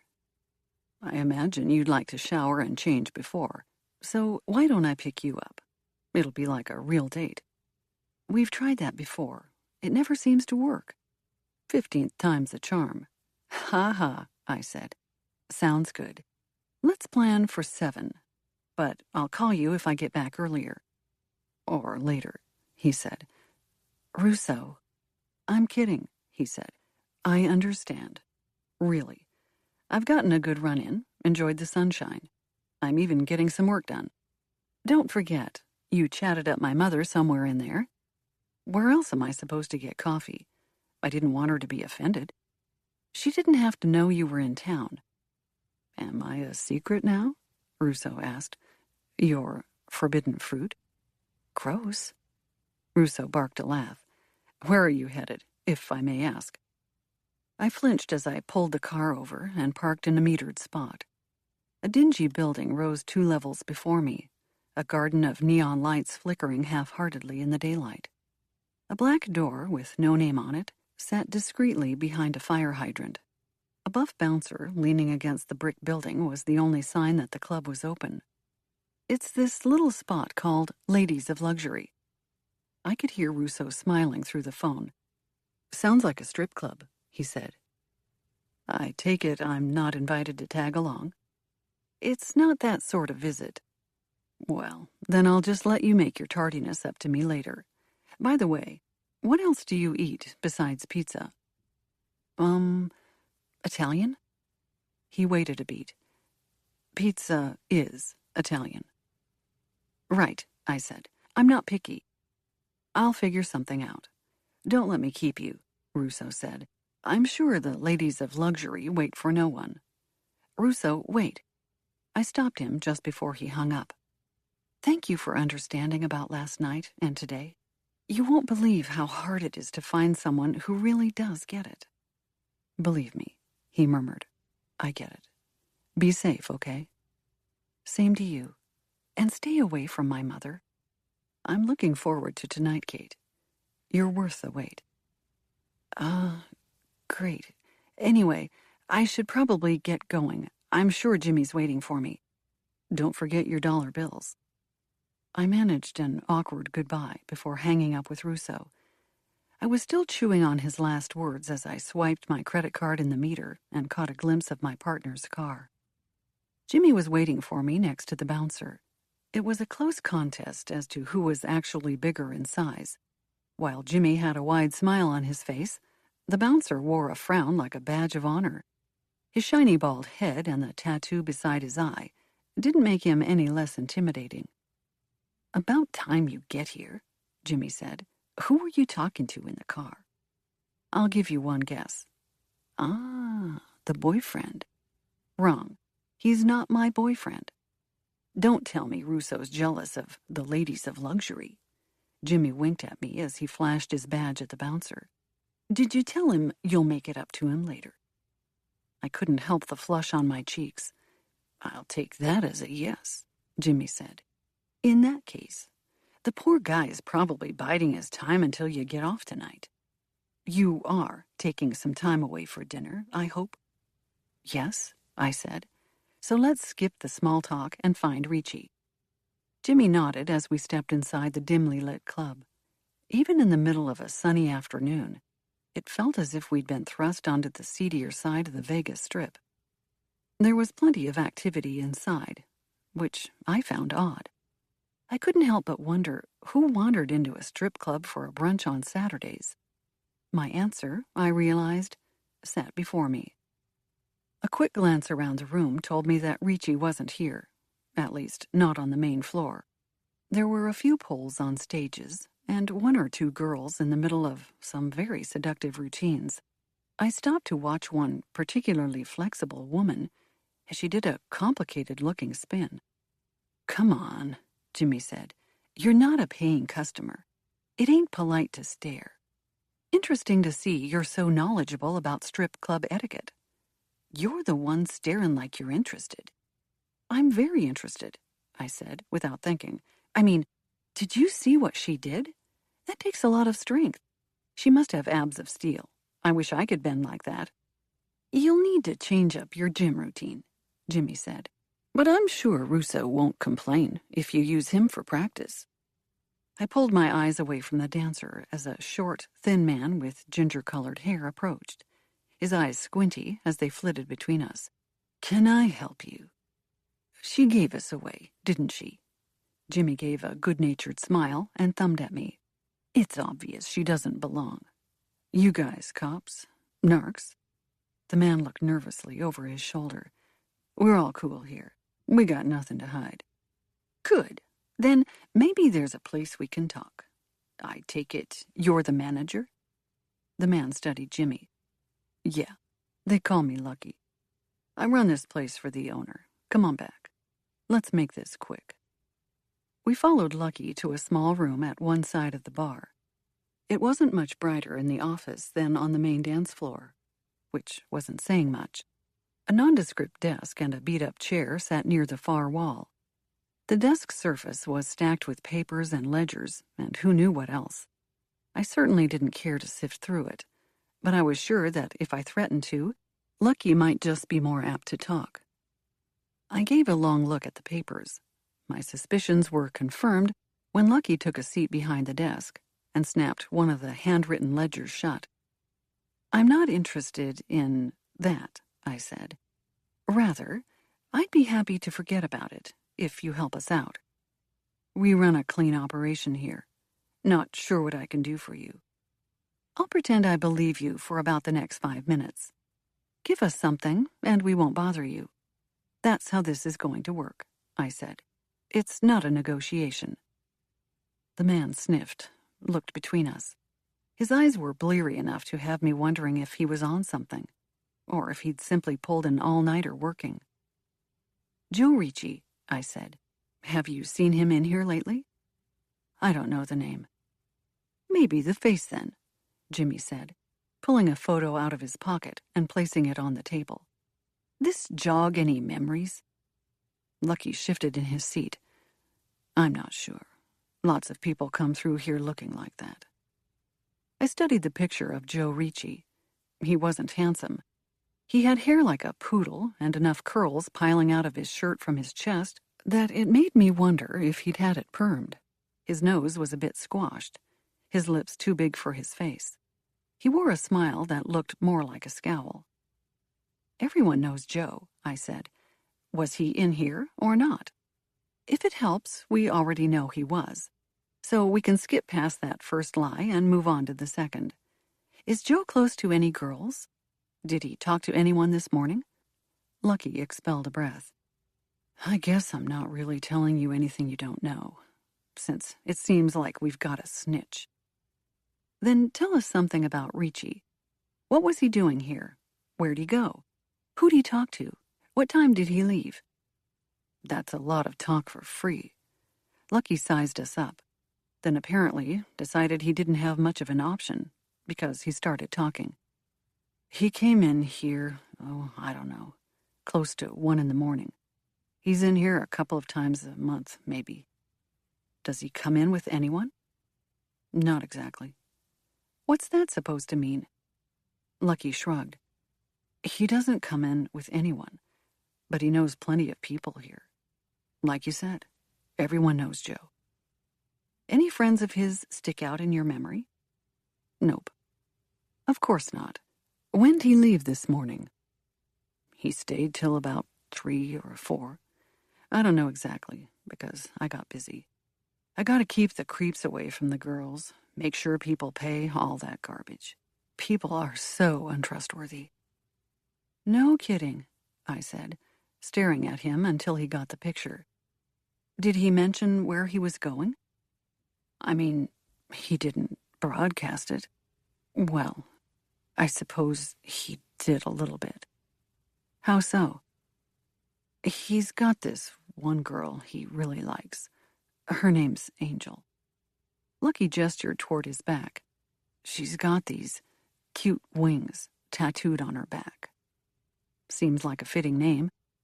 "Yeah, I never thought of that before. But I suppose you're right," he said. "Anyway, they spend a lot of time together. When Joe walks in, all the regulars sort of back away from Angel." "Is Angel here?" "No, she got off around 3 too." I'm guessing that's not a coincidence that that's also the time Ricci left, I said. Did they leave together? Lucky stared dumbly at us. He clearly knew the answer and didn't want to say it. How about this? I said, rephrasing. Has he ever left with Angel before? I'd venture it's a good guess to say that yes, he has, Lucky said. I don't know for certain, though. It's not my business what the girls get up to when they're off the clock. There aren't any rules to prevent them from fraternizing with paying clients? Lucky's lips remained zipped. Do you have an address for Angel? I asked. You must, because Ladies of Luxury has squeaky clean books. Isn't that right? Lucky glared at me, knowing he was trapped. If he said no, I'd dig into his books and find the address anyway, and probably a whole lot more. She lives in an apartment downtown.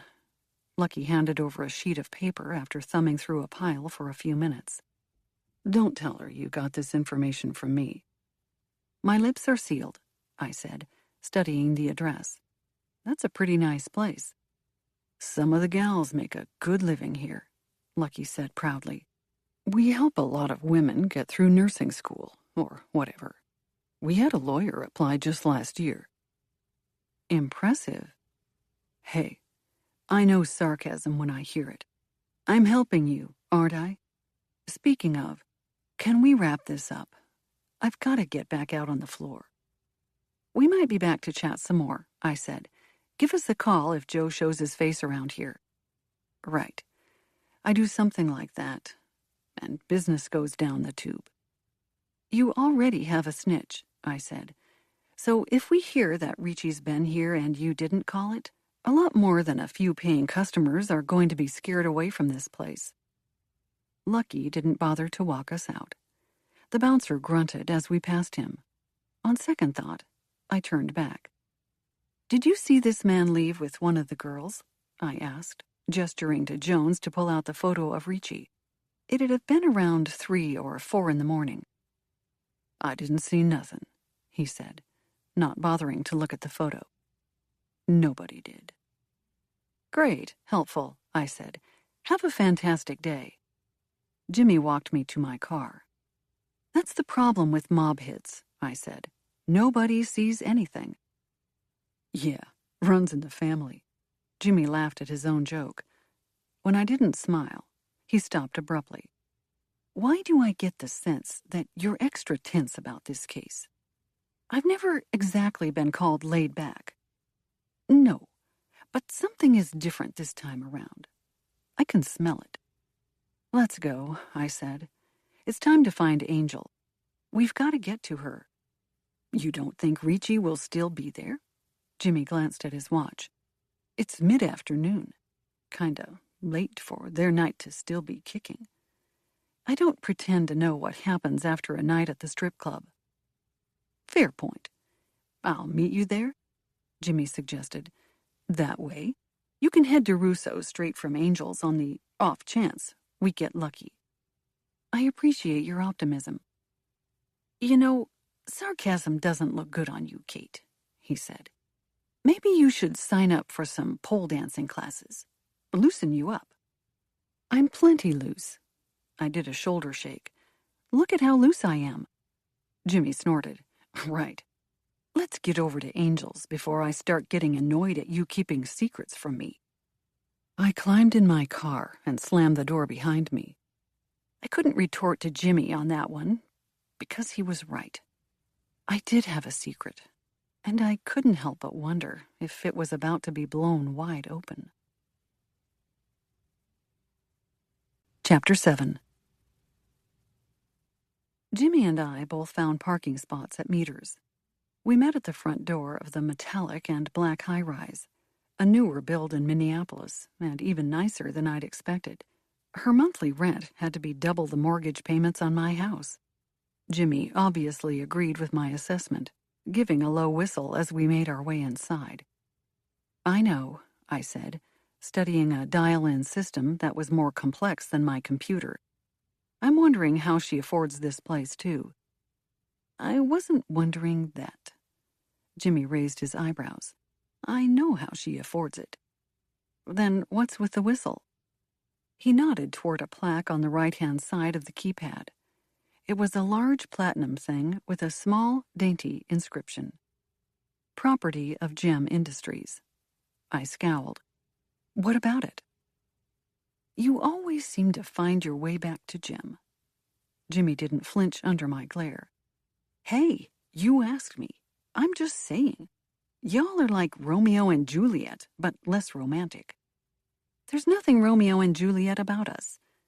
Fatal attraction? That'd be more accurate if there was any attraction between us. Uh-huh. I busied myself dialing the lobby to let us in through the keypad.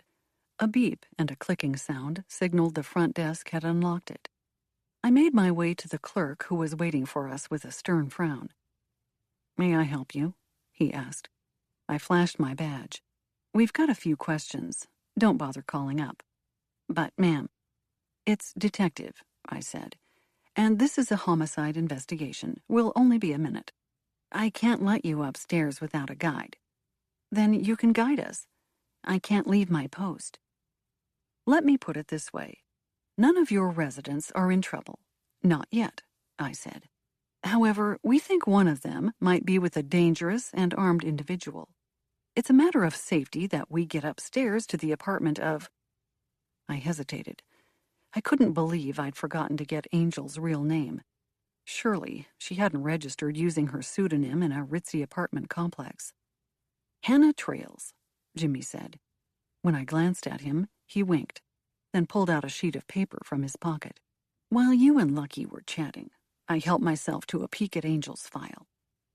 I nodded affectionately at my partner. The front desk clerk looked back and forth between us until he realized we were waiting for a response. And then he leaped to attention.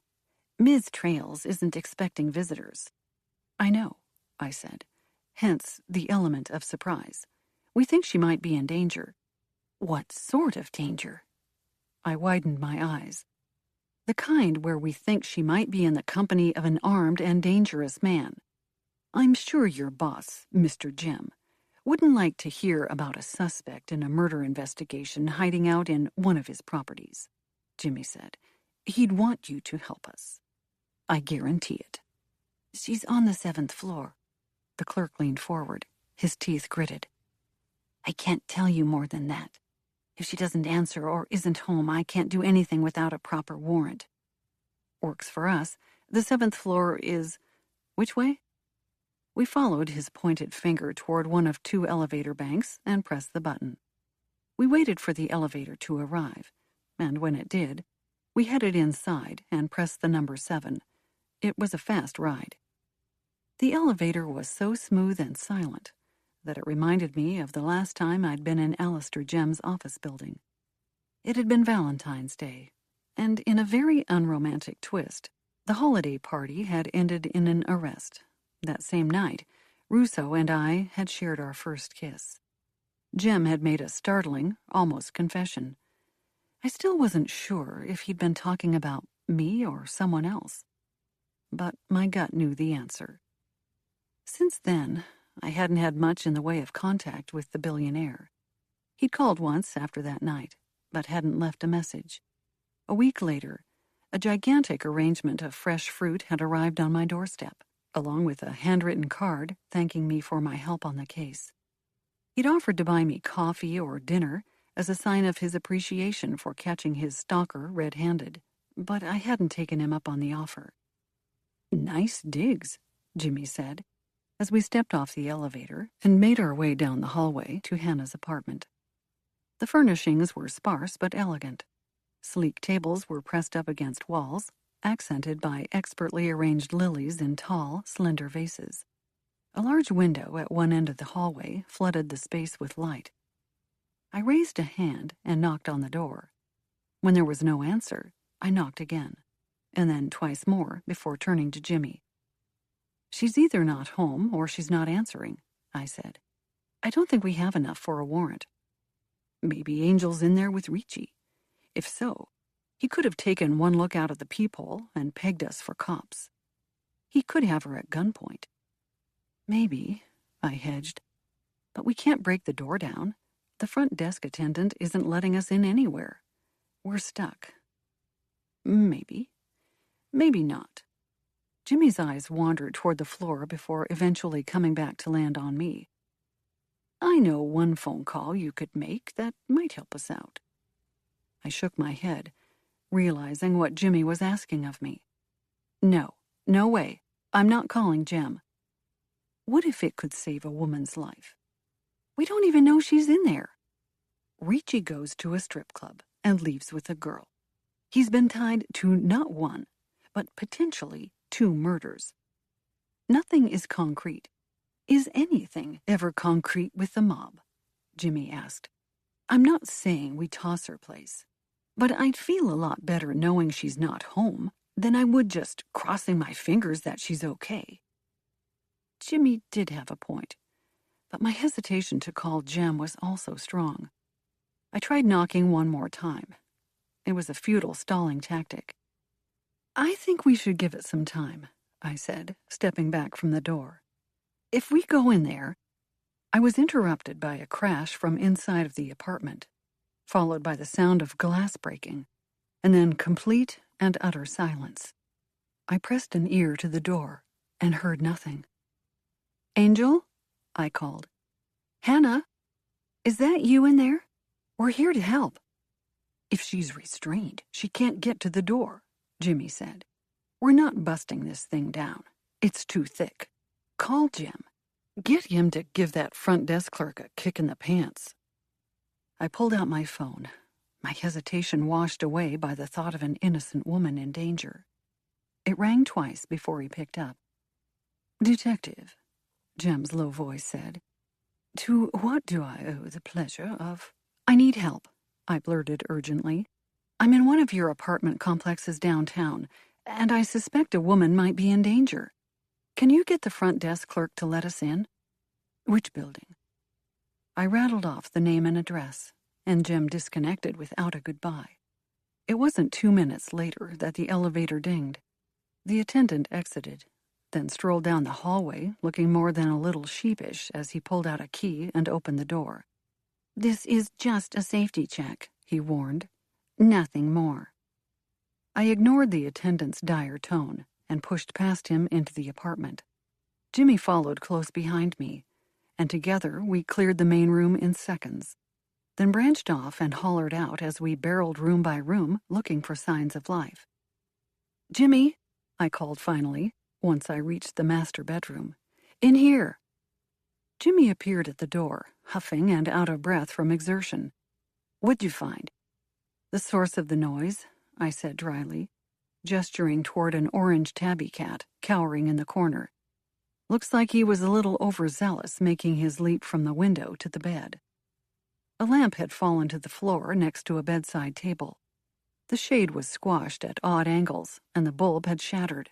The hardwood floors had provided a loud base for the crash, and the sleek room furnishings had intensified the sound.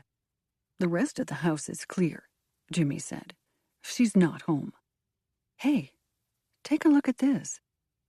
We can't stick around, Jimmy said. The front desk dude is breathing down our necks. I made him wait outside, but we don't have long. I don't need long. I crossed the room and paused before a black metal safe on the ground. It was small and compact, tucked out of the way underneath a vanity. I wouldn't have noticed it if the cat hadn't darted across the floor and drawn my eye toward the shiny glint. I frowned as I knelt before it, careful not to touch anything. The door to the safe had been left open. What is it? Jimmy came and stood next to me, looking like the idea of kneeling on the floor was akin to getting a root canal. It looks like a safe. That's exactly what it is. Then why? Jimmy scratched his head. Why is it open? Someone might have used it late last night, not closed it. I suppose if they weren't expecting visitors in their apartment, it wouldn't have been a huge deal. No, except it does defeat the purpose of keeping things locked in a safe. Point taken. Can you see what's in there? I pulled out a small flashlight and shined it inside. Bingo. We don't have a warrant, Jimmy reminded me. Whatever you see here, well, you didn't see it. Then I am definitely not seeing half a kilo, or thereabouts, of something that closely resembles cocaine. Jimmy let out another of his famous low whistles. Maybe I was wrong. Maybe our girl Angel has a side hustle that lets her afford this place. Why in the world would she leave the door open knowing that much coke was inside? I asked. Did she take off in a hurry? Does Ricci have her? Why would Ricci kidnap Angel? I don't know, unless she knows something that she shouldn't. Maybe it's more innocent than that, Jimmy said. The way I see it is Angel works till 3 a.m, comes home with her guy Ricci. They pop open the safe, dip into the fun stuff. The bed has obviously been used. I took a closer scan of the room. I'd taken it all in when I'd rushed through the doorway, but upon closer inspection, it did look like there'd been a private sort of party happening recently. An empty champagne bottle sat opened in a shabby chic metal bucket. The ice had long since melted and left a ring of sweat along the outside. The cork lay forgotten on the floor near the doorway. The bed itself was piled with neutral gray comforters and white sheets that had been tossed into disarray. One pillow was at the foot of the bed, another on the floor. 2 empty champagne flutes sat on the nightstand. I suppose, I agreed. They had a good time, drifted off to sleep. This morning they woke up and stumbled out for breakfast, or wherever they were going, and didn't think twice about the safe. They might not have even remembered leaving it open if they were high. I've forgotten about smaller things, Jimmy said. I don't even need to be drinking. Yesterday, I put the Snickers ice cream in the refrigerator. Can you believe it? Had to drink the whole half-gallon so it didn't go bad. Gets all weird when you refreeze it otherwise. That's called being senile. And it's also a lot of detail about your ice cream. Jimmy guffawed. Yeah, well, I don't think Ricci and Angel were exactly focused on safety last night. I'm sure they had other things on their minds. The thing that has me is the amount. A half kilo is a lot to have hanging around at home. Seems sorta stupid, Jimmy supplied. That's one way of saying it, I said. Unless maybe she'd just gotten a hold of it? Maybe it was Ricci who dropped it off. That could have been why the safe was open in the first place.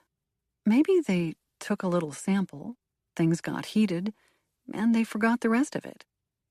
I straightened, surveyed the room. What if the hit at Bellini's was about drugs? I wondered aloud. What if there was something in the refrigerator, and that's why Pegleg went in there in the first place? Is Pegleg involved in the drug industry? Jimmy shrugged. I don't know much about him, but he didn't seem all that smart. Who would have trusted him enough to hire him? Desperate times call for desperate measures, I said. He could have been a low-level runner or a distributor, taking on the risky jobs. But if he stiffed the wrong person... Are you guys coming? The front desk attendant called from the front door. Hello? Detectives? Do I need to call the police? We are the police, I hollered back.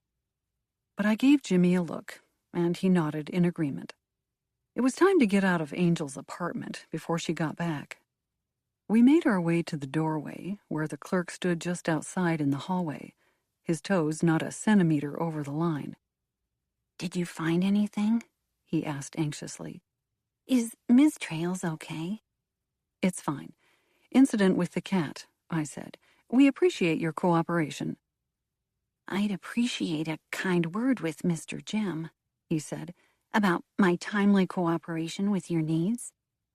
I'll try to remember that, I said, but I'm not that friendly with your employer. I don't know, the clerk argued, if you have his direct line. I'll let him know you've been a great help when I see him next, I said impatiently, as we reached the ground floor. It was a relief to make it outside. I faced Jimmy as we reached our cars. Angel can't know we went inside her apartment. That concierge might tell her just to show off. He's all puffed up because he got a phone call from Jim personally. He doesn't seem like the type to keep that sort of thing quiet. Then she can't know what we found, I said. If she suspects we saw the cocaine, there's no telling what'll happen. She'll be spooked. If Ricci's involved, she might let him know. We have to assume she'll find out, Jimmy said. Which means, if we want to talk to Angel, we have to find her before she gets back and talks to our front desk friend. I pulled out my phone and dialed Asha. I'm almost done with your mom's report, she said. I didn't know it was so urgent. That's not why I'm calling. My mom's thing can wait. Right now, Jimmy and I are out looking for a woman who goes by the alias Angel at the Ladies of Luxury Club. Her real name is Hannah Trails. You want me to see if I can find her? We are wondering if she's with Ricci, and if not, we need to get to her as quickly as possible. I'll do what I can and get back to you. 20 minutes. In the meantime, I said, keep a tab on Ricci's whereabouts and let us know if he turns up. Credit cards, phone calls, that sort of thing. I'm already on it. He's been off the grid for over 24 hours, at least electronically. The dude must carry a lot of cash. I thought back to the half kilo in the safe. Yeah, I think he does okay on cash flow. I'm not sure he has the sort of job that requires he report income.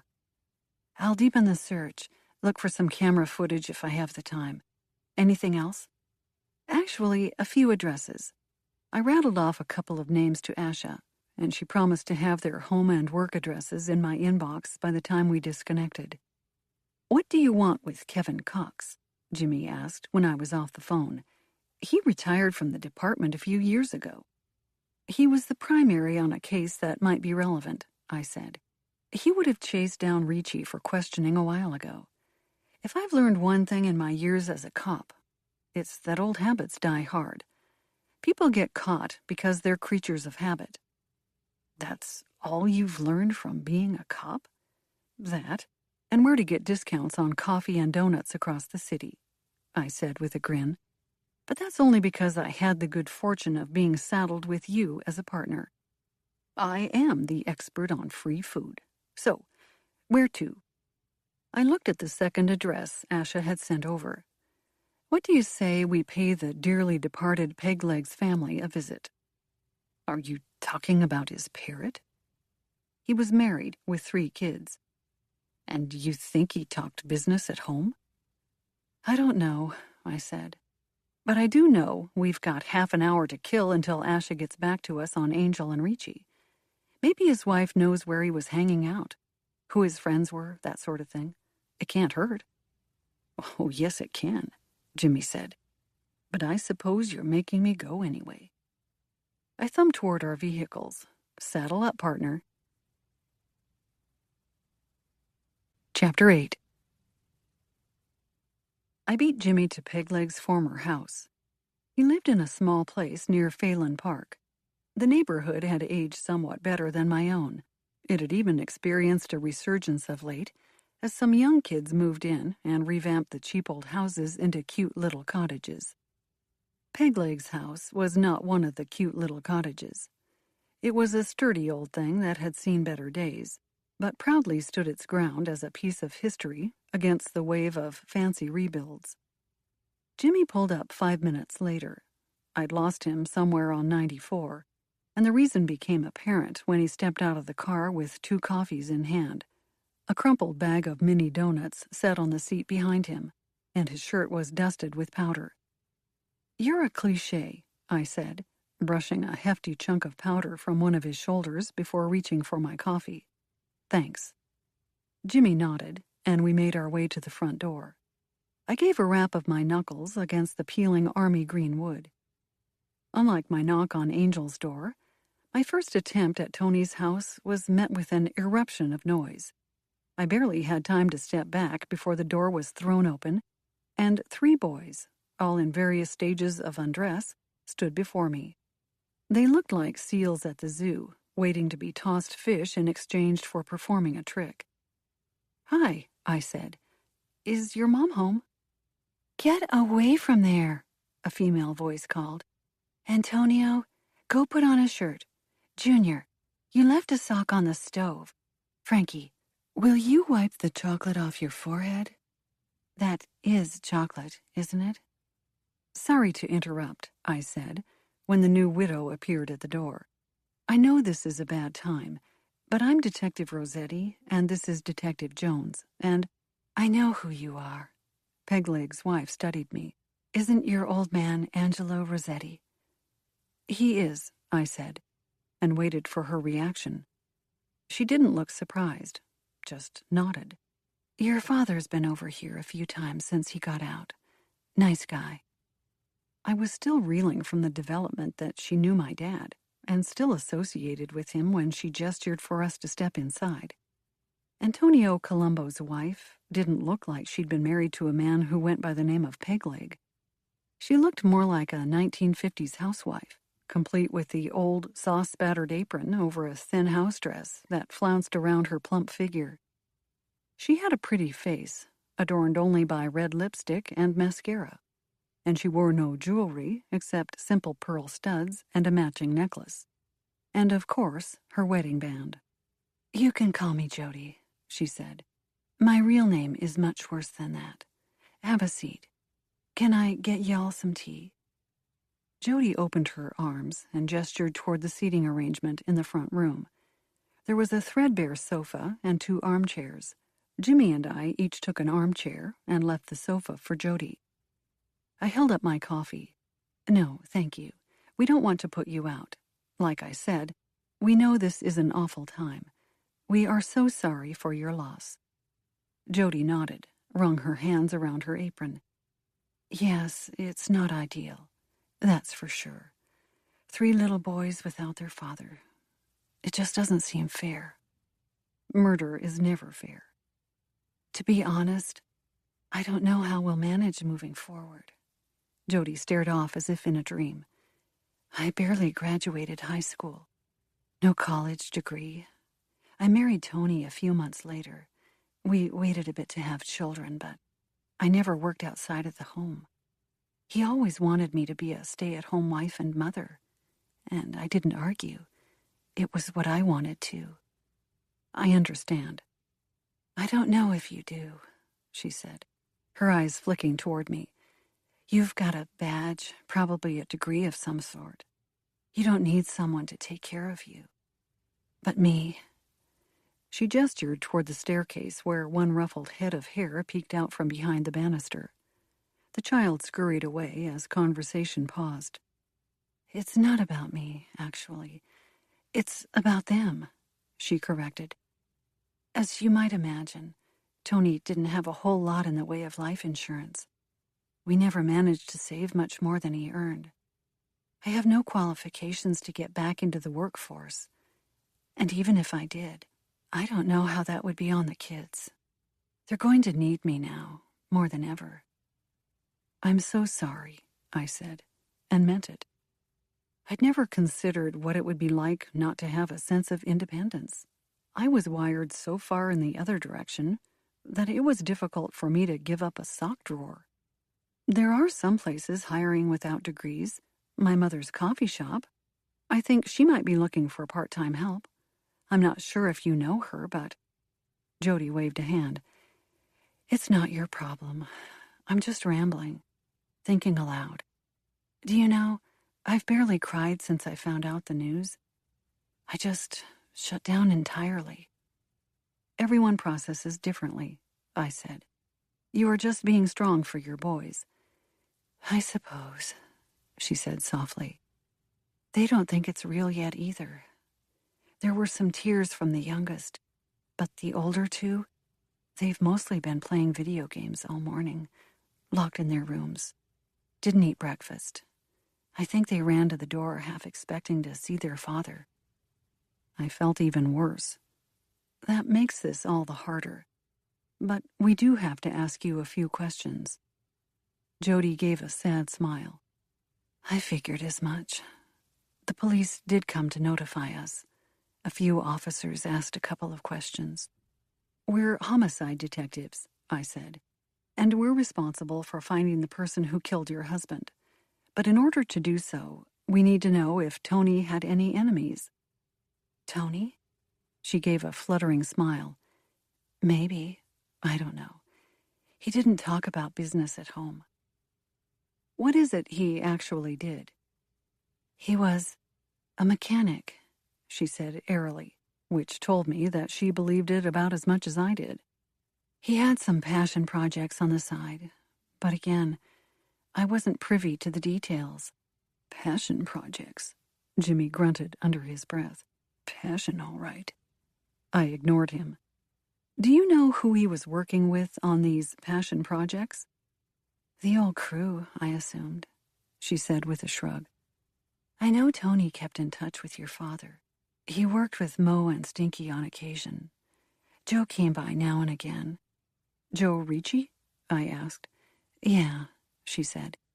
"The four of those guys used to run together a lot back in the day. Not as much these days, but I know they still keep in touch. There are others, too. But the others never come to the house. I never get names on them." "How did you know there were others?" "Phone calls, late-night meetings." She shrugged. "Sometimes he'd go to the bar, and I'd get to talking with Mo's wife. Turns out Mo would be sitting around the house with Stinky and your father, and so I knew he wasn't with them." "Was it possible he was—" I hesitated. "Having a relationship with someone else?" "I don't know. I've wondered myself. But honestly, I don't think so. Tony, God rest his soul, had his flaws, but he was a family man. He loved his boys more than anything, and he wouldn't have jeopardized that." I nodded. "Any idea what sorts of things these guys were into?" "I told you I didn't hear the business talk at home," she said, her eyes meeting mine with a knowing stare. "Your father ran in the same crowd as my husband, Detective. I know you understand." I glanced down at my hands. "Sure." Jimmy sensed my discomfort and took over. "Let's get back to the enemies. We talked about friends, but was Tony complaining about anyone, personally, professionally? Was there anyone calling the house, that sort of thing?" Jody bit her lip. "A few days before he died, he did start to get a little nervous. Maybe anxious is a better word. He was getting up early and staying up late, in and out of the house. When he was home, he was buzzing. He was distracted talking to the boys. I'd ask him to get me something from the kitchen, and he'd forget what I needed by the time he stood up." "I think that's just all men, ma'am. Yesterday, I forgot the Snickers." Jimmy glanced at me, then shut up. "Do you have any clue what caused his anxiety?" "No, I figured it would blow over. Maybe he was busy at work, whatever that meant. Maybe they had a project that wasn't going right." "Did he owe anyone money?" She frowned. "I don't have a tight hold on our finances, I'm afraid to admit. Tony was pretty strict about that. He'd be upstairs balancing the checkbook 4 times a month. I told him, 'Don't you know they do all that stuff online these days?' But he insisted on doing it by hand." "Do you have the ledgers he used?" I asked. "Would you mind if we took a look?" "Not at all. I'll see if I can find it." She stood, then turned back. "Though I should probably ask for it back. Not that I know what to do with it, but I suppose I should figure out how to use it now that he's gone." Jody disappeared upstairs. "Poor woman," I said. "Do you see why I'm terrified of relationships?" "No," Jimmy deadpanned. "Neither Russo nor Jem would expect you to give up your job." "You don't know that," I shot back. But it did leave me wondering. What would life look like with Russo if we actually decided to give our relationship the old college try? Could we make it work? Or would one of us have to sacrifice everything for the other? Jody returned and handed over a series of worn, leather-bound books. They were overstuffed with yellowed, loose-leaf pages, and thin, scratchy handwriting. "Use them as long as you need," she said. "But eventually, I wouldn't mind having them back." "Of course," I said. "We'll be careful with them. Let me know if you find anything interesting." Jody gave a wan smile. "Maybe he stashed away some money for the kids somewhere. Some forgotten college fund. Lord knows we could use it." "We'll do what we can," I said. "We have a very good team. If we find anything, we'll let you know." She nodded. "I'm not sure what else there is to tell you. Was my husband perfect? No, but he was a decent man and a wonderful father. He made mistakes and hung with a crowd that—" She raised a hand, tipped it from one side to the other in an iffy way. "But they were friends. I don't think any of his friends would have done this to him." "Do you have any thoughts as to who might have?" I asked. "No names," she said. "But I have to wonder if he was in the wrong place at the wrong time, or if he got caught up in the middle of something without knowing it. My husband wasn't a leader, wasn't a high chain of command sort of guy. They don't put out hits on men like Tony." "They?" Jimmy asked. Jody looked at me. "You know who I mean." "I'm afraid I do," I said with a sigh. "Thank you so much for your time. If you think of anything else, please give me a call." I handed over my card to Jody. When she reached out to take it, I pressed my other hand on top of hers in sympathy. She gave me a weak smile, then nodded. "Give my best to your father," she murmured. "I'm afraid we won't be seeing him around as much, which is a shame. I always said he was one of the good ones." I couldn't think of a response, so I just nodded and backed away. One of the boys appeared and opened the front door. As we left, he stared at us, his lips parted in surprise. "Thank you," I said to him. He slammed the door behind us. "Poor kids," I said. "They didn't deserve any of this." Jimmy leaned over, nudged me with his elbow. "Neither did you." "What are you talking about?" "Your dad went away, disappeared from your life. Not so different than what's happening to Tony's kids." "We're not sure Tony did anything wrong," I said. "He could have been in the wrong place at the wrong time. My father was found guilty in court. That doesn't mean he's a bad person. It doesn't mean he hasn't changed," Jimmy said. "Food for thought." "Here's some more food for thought," I said. "The last time we had a hit like this, my dad's name and Ricci's turned up together in the file. How about we pay a visit to old Cox and get his take on things?" I didn't leave the conversation open for discussion. I slid into my car, programmed the GPS, and was halfway to the retired detective's house when my phone rang with a call from my father. "I see you've decided to stay on the case," my father said into the phone. "Did you have a nice visit with Jody?" I tucked a wayward piece of hair behind my ear in annoyance. "She must have called you the second I stepped out the door. Friends have a way of watching out for one another. She wondered when you and I had reconciled." "I didn't realize you were so close with Jody." "I'm not, but I knew Tony. We all did." "Do you hang with Joe Ricci?" "I know him." "It sounds like he runs in circles with Mo and Stinky, just like you. Weird how that works, isn't it?" I hesitated. Then, "Can you get us something on Joe?" "I don't think you need to look at Joe all that hard. He wouldn't have offed Peg Leg." "What makes you say that?" "Gut feeling." "Were they that good of friends?" "They were okay. I just think Joe was smarter than that." "What do you mean?" "Tony was harmless. I don't know why he was killed, and that's the truth." "Well, he must have gotten into something that got him killed. Any chance you know what he was into lately?" "I don't ask too many questions about business these days." "What sort of business are you involved in these days? You must be paying the bills somehow." "I work in security." "And you're qualified to do that because—" "I've got experience on the other side," he said. Anyway, I don't claim Ricci is on the straight and narrow. I just don't see him doing peg leg like this. Is he involved in the drug industry? Cocaine?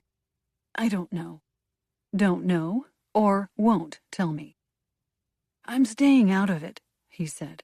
But if you want to find Ricci, he's probably holed up at his girlfriend's house. Angel? Who? Never mind. Who's his girlfriend? A woman by the name of Gail. Do you know that house we used to pass, the one next to the bakery on the way to church? Yeah, that's her place. Thanks, I appreciate it. I appreciate you answering my call. For what it's worth, I'm glad you took on the case, my father said. It gives us the chance to talk. Yeah, well, I've got to get going. I hope we speak again soon, outside of the investigation, if possible. I hung up without making a promise that I couldn't keep. The retired detective's house loomed before me. Getting out of the car, I pushed the conversation with my father out of my mind and waited for Jimmy to join me. I might have a lead on Ricci, I told him when he arrived. I'll explain later. For now, let's focus on Cox. Jimmy knocked on the door this time, giving a powerful rap that got the attention of the old detective on the first try. The door opened to reveal a man with a slightly pudgy middle, broad shoulders, and graying hair. His expression was hard, but his eyes softened when he recognized Jimmy. "Jones!" he exclaimed. "To what do I owe the honor?" The two detectives clasped one another in that half-hug men tend to do when they're friendly but not friends. The two made small talk for a good minute before either of them seemed to remember I was there. "This is Rosetti," Jimmy said, clasping a hand on my shoulder and giving a squeeze with what I might have imagined was a hint of pride. "I'm sure you've heard the name. Kate might be young, but she's the best we got." "You're Angelo's kid," Cox said, turning to study me. "Yeah, I know who you are." "She's made a name for herself on her own," Jimmy said, a bit sharply. "She's the best detective on the TC task force." "I don't doubt it. Her father was good, too." "So, you know my dad," I said, not loving his tone. Nor did I like the way he looked at me, as if seeing my father's history and not my own. But I'd steeled against that sort of judgment a long time ago, and stomped forward with ease. "He's actually one of the reasons we're here." "What's Angelo gone and done now?" Cox didn't look surprised.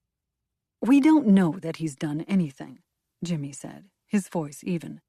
"Mind if we steal a few minutes of your time to discuss an old case? Then we'll be out of your hair." "Come on in," Cox said. "Can I get you a cup of coffee?" Jimmy and I both declined, but Cox led us into the kitchen anyway. The small house on the east side of St. Paul was homey and aged, but neat as a pin. There was one coffee cup drying on a rack next to the sink, and one cereal bowl and one spoon.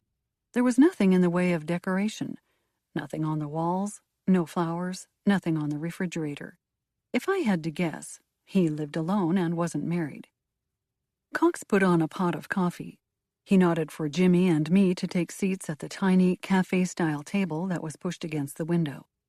We did, though the chair creaked as Jimmy's weight hit it. The metal from my chair dug into my skin. "What case are you wanting to discuss?" Cox asked, once he'd gotten himself a cup of coffee and hauled it over. "Must be something big for you to dig up my address." The three of us barely fit around the table. I had to move my hands from the surface to my lap to make room for the soul mug there. It seemed like a lonely sort of existence. Frankly, the same sort of existence I'd be headed for if I didn't look out. "A few years ago, there was a case that had some similarities to the one we're working now," I began. "Johnny Sacchetti. He was found dead. On the floor of his kitchen." "I remember that one," Cox said. "You always remember the ones that didn't get closed." "Do you remember the details?" I asked. "Specifically, the ones surrounding Joe Ricci?" "Your father's name also came up in that case, if I remember correctly," he said. "But yes, Joe was considered the primary suspect for quite some time.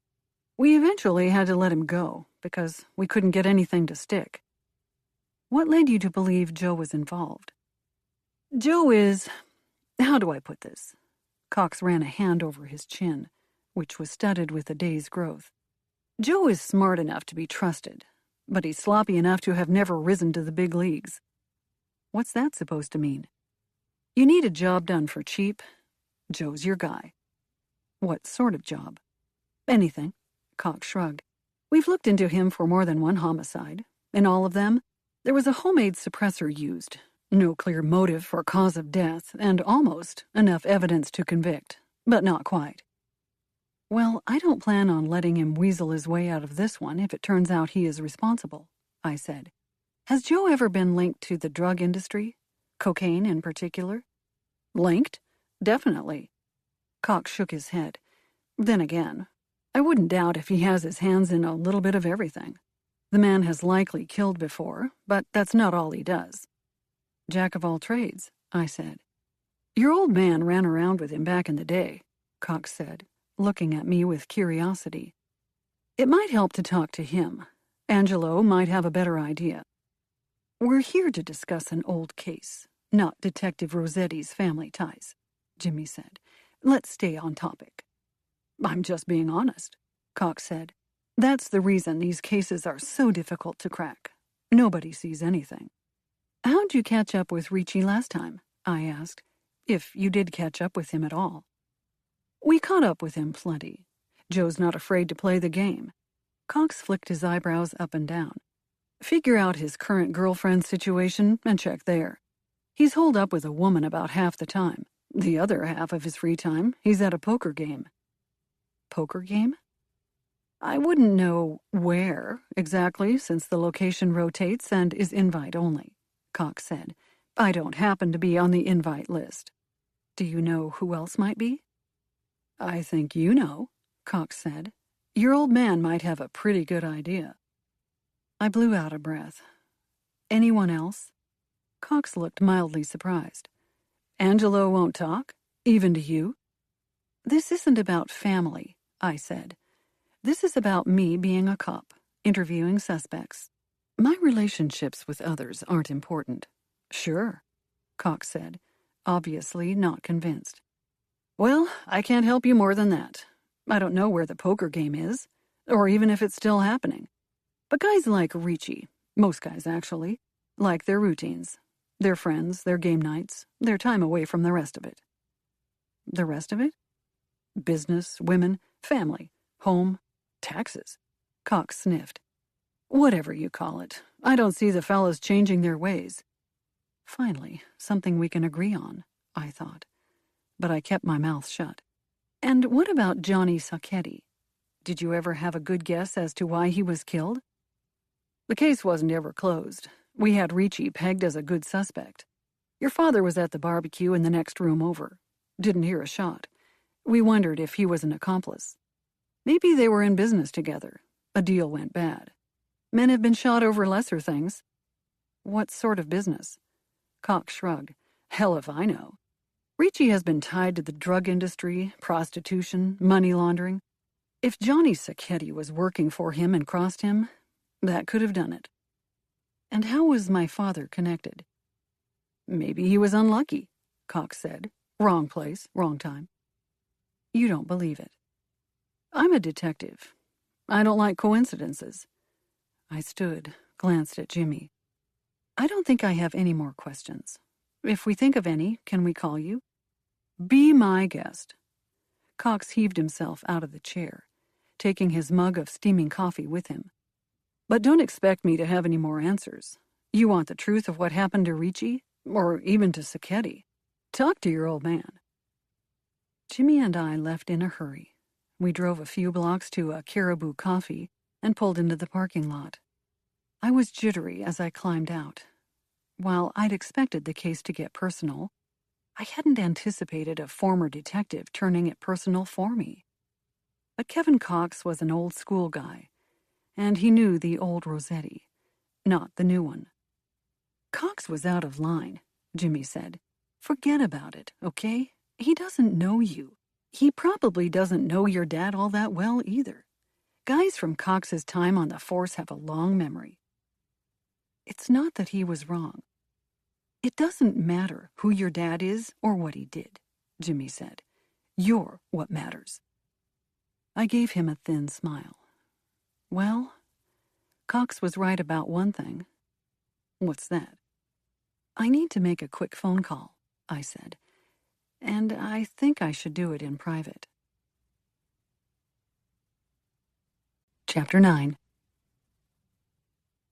Jimmy and I agreed to meet at Ricci's girlfriend's house, which was apparently different than Hannah Trail's apartment. The man was loaded down with girlfriends. On the way, I redialed the last number that had called me. I got my dad on the second ring. Kate, he said happily, it's good to hear from you. This isn't a personal call. I figured not. But did you have to dash a man's hopes so quickly? I have a knack for that, I said, wondering if our chat constituted light-hearted banter. Do you play cards? Now and again. I've always loved healthy competition. I don't suppose you could tell me if there was a poker game you were attending on the regular, I mused. Particularly one that involves Ricci? Or any of the other guys I mentioned already? Who told you about the poker games? None of your business. It is if you want an answer. I sighed. An old detective who worked a case in which Ricci was a suspect. The Johnny Sacchetti murder. My father went so quiet, I had to strain to hear him breathing. You forgot to mention that I was a suspect in that case, my father said softly. I'm sure Kevin Cox didn't forget my name. My father spit the name out like sour milk. He did bring up your name, now that you mention it, though he's retired now. Good riddance. Not like he had much of a choice. What do you mean? Cox retired right after the Sacchetti case. Left us all wondering if he didn't have something to do with the murder. Excuse me?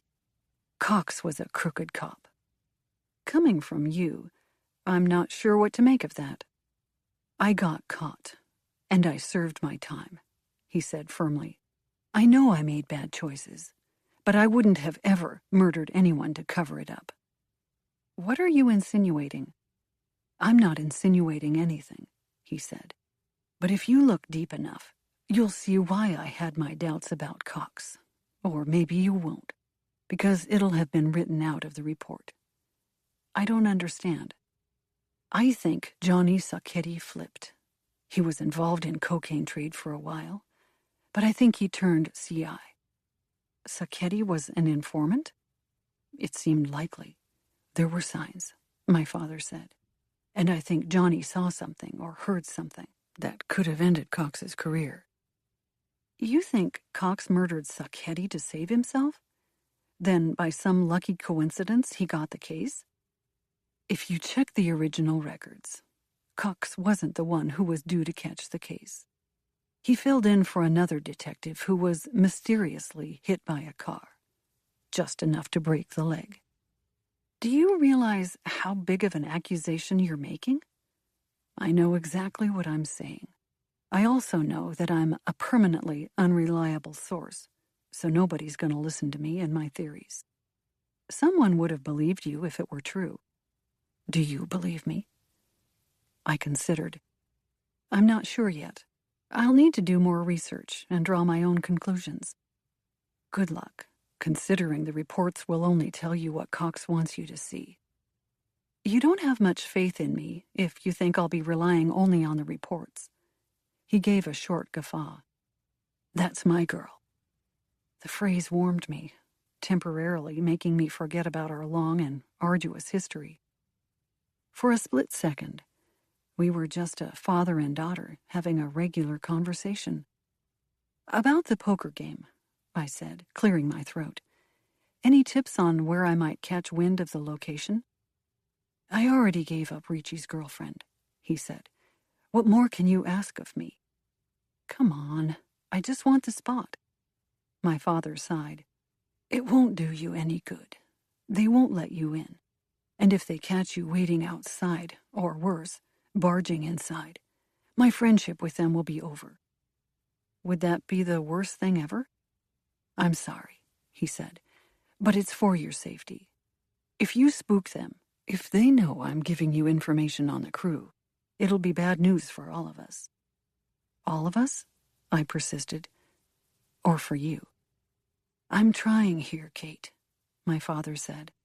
"But you have to give me something in return if we are going to try and make a relationship work." "I'm not trying to make a relationship work," I said. "I'm trying to crack a case." "In that case, good luck," my father said. "I have no further comments." By the time I parked in front of Ricci's supposed girlfriend's house, a weighty guilt had settled in my gut.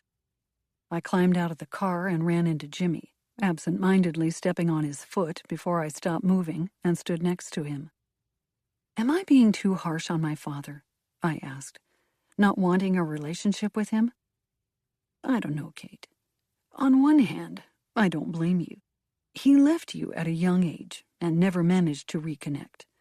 On the other hand, I believe people change. Does your dad deserve your forgiveness and a second chance?" Jimmy ran his tongue over his bottom lip and paused to consider. "That's your call to make." "I wish you could make it for me."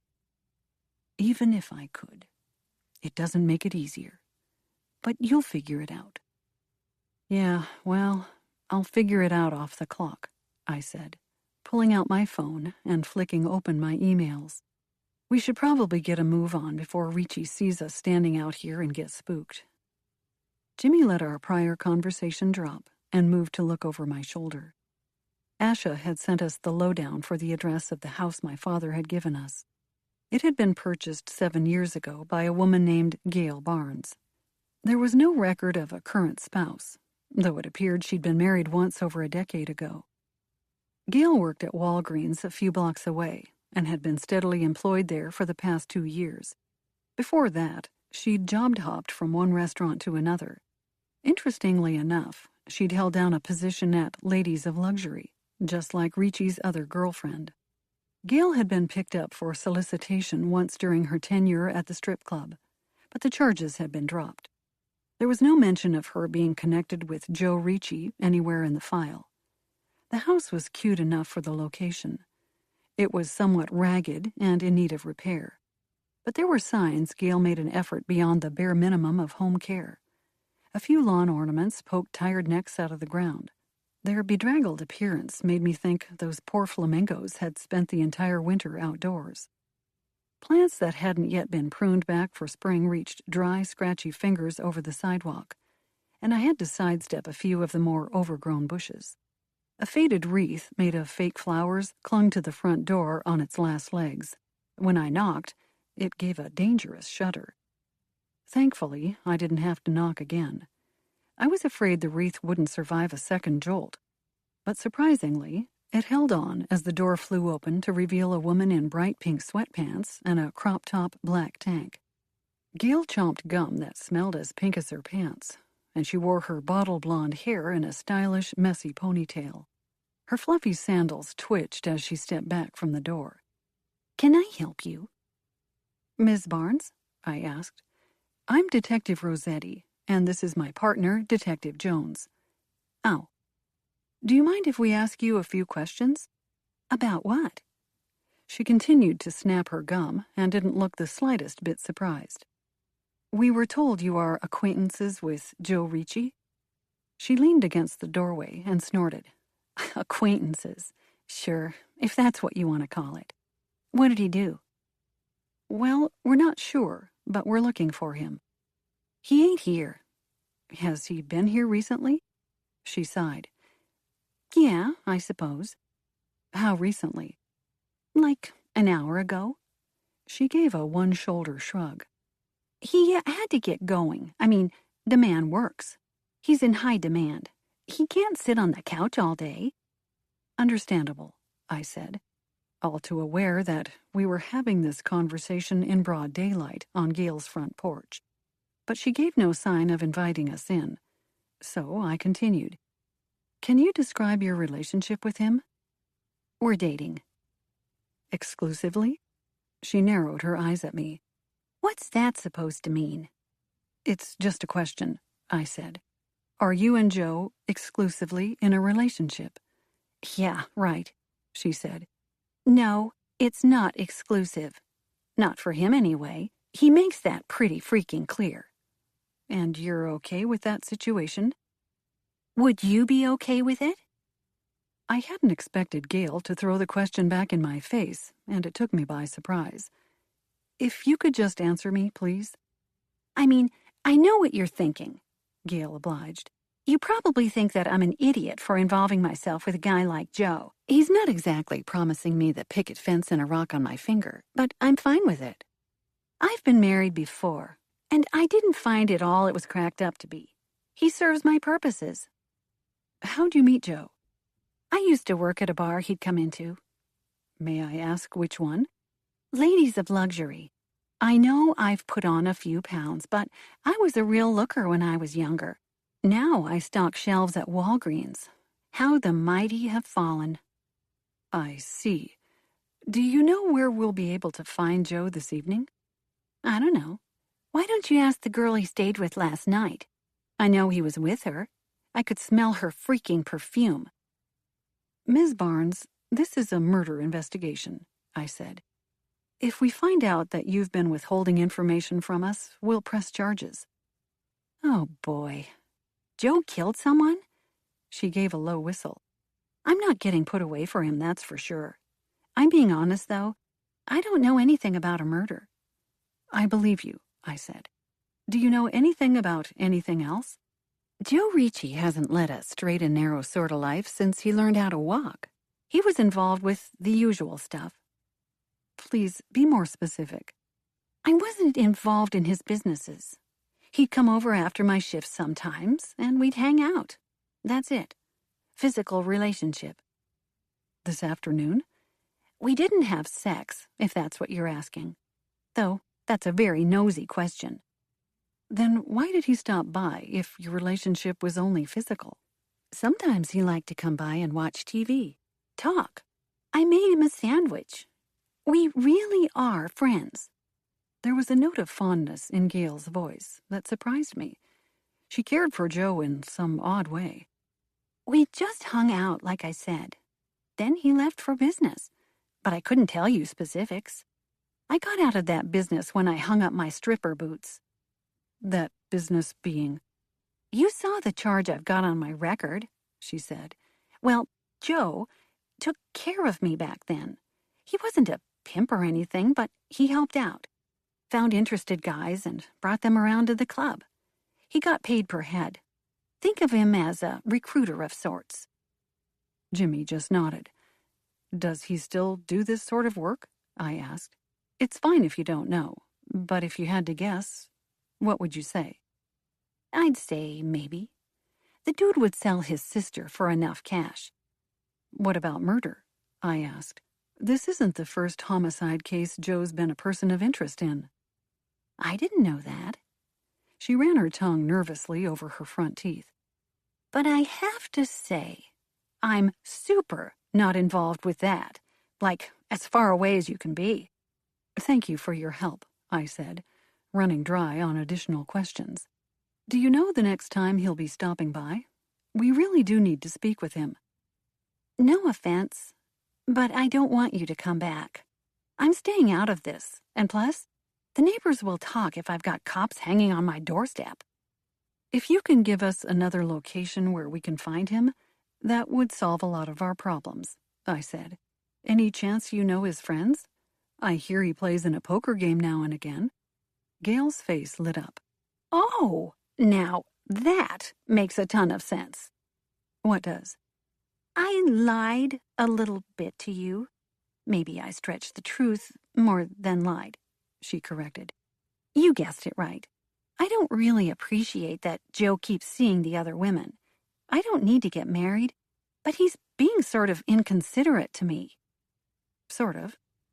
So, I followed him the other night to see who was so important to him that he couldn't commit to me.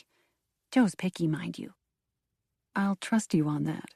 I waited outside of his place last week. When he left, I followed him. He didn't go to the club, though, which surprised me. He didn't even go to anyone's house. He went to some weird Asian restaurant that looked like it's been closed for years. Do you know which restaurant? Not too far from here, she gestured. Just up White Bear Avenue, the one with the dragon sign out front that looks like nobody's home. I know the one, I said. Did he go inside? Yeah. I couldn't follow him either. I mean, it was creepy. The lights looked dark. Were others with him? I couldn't tell. He drove around back and parked, but the lot is all shielded by trees. I just stayed across the street and a little down the block at a gas station. It freaked me out. If he was meeting a girl there, good riddance to them. That's not something I want to be involved in. I can see why. Old Asian food doesn't exactly scream romance, I said. How long did you wait at the gas station? She gave a sheepish smile that lightened her features. Longer than I care to admit. We don't care, I said. We just want to know what he's up to. 3 a.m., so about 4 hours. I had to pee then, and I didn't want to use the gas station. Gross. So I went home. That means he arrived around 11? Do you remember which day of the week it was? It had to have been... She chewed on her lip. I got off at 3 that day, took a nap, which means it was a Saturday. I always get done early on Saturdays. Her answer was a pleasant turn of good fortune, seeing a Saturday night was looming closer and closer. If the game was once a week, it was logical to think the next game would be this evening. Thank you, Gail. You've been a huge help. Leave me out of the rest of this, okay? We'll do our best. By the way, is there another girl? She asked. You know, someone I should know about? Do you have a name? I'm really sorry, I said. I can't say. That probably means yes, she said, and heaved her shoulders in a sigh. My psychic told me I really should dump Joe. I surprised myself by nodding. I happen to agree with your psychic.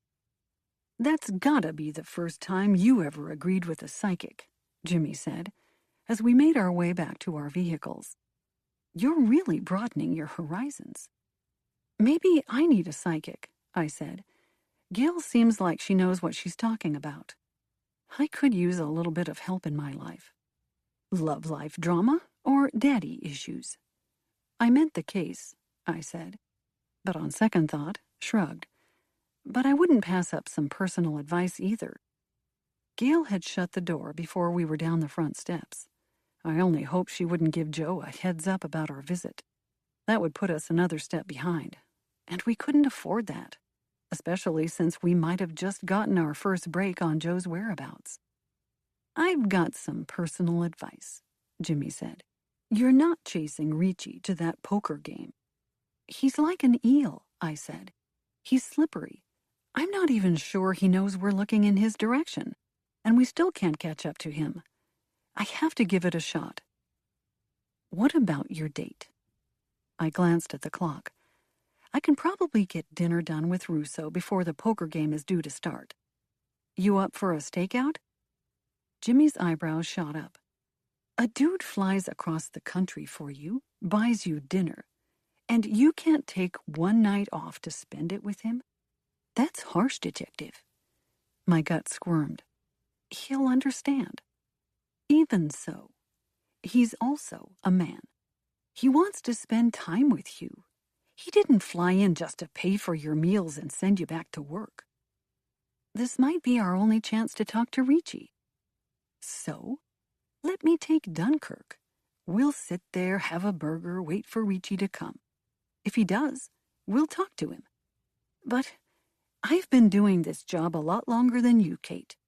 I know you're the new and shiny rising star, but I know a thing or two about interviewing a person of interest. I trust you, I said. It's just that... Let it go, Jimmy said. The case doesn't have to be as personal as you're making it. Your dad was friends with a few guys who've been up to no good. So what? That might be all it is. Let us handle it. I bit my lip. Fine. I'll think about it. Think hard, Jimmy said. Russo might have the patience of a saint, But it'll run thin eventually. In order for a relationship of any sort to work, it has to be a two-way street. Right now, your roadblocks are all over the place. I blinked my eyes closed and rubbed the stress out of my forehead. You're right. I'm an idiot. You're not an idiot. Jimmy gave me an elbow nudge. You're just protective of yourself, and there's nothing wrong with that. You've had to be. I know about your dad, about how you grew up. He's messed with your mind enough. Not on purpose, I muttered.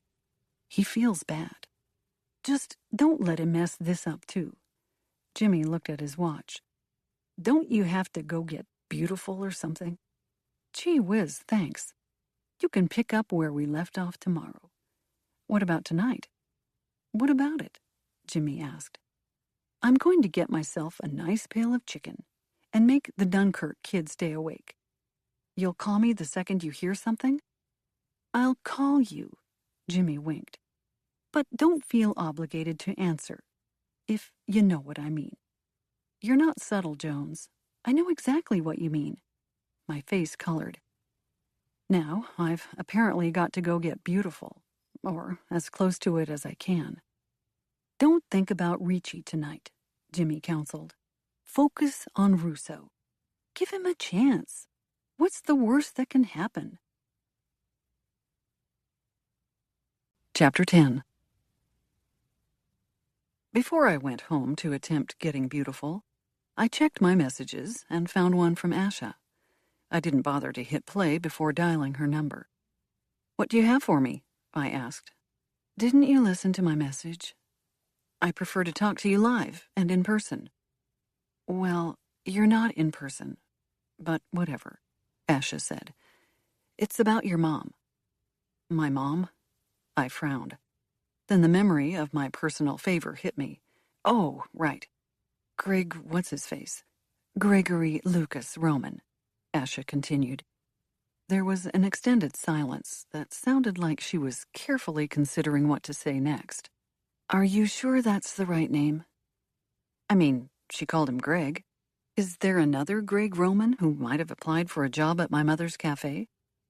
That's what I'm wondering, Asha mused. Because I'm not seeing any application whatsoever from a Gregory Roman.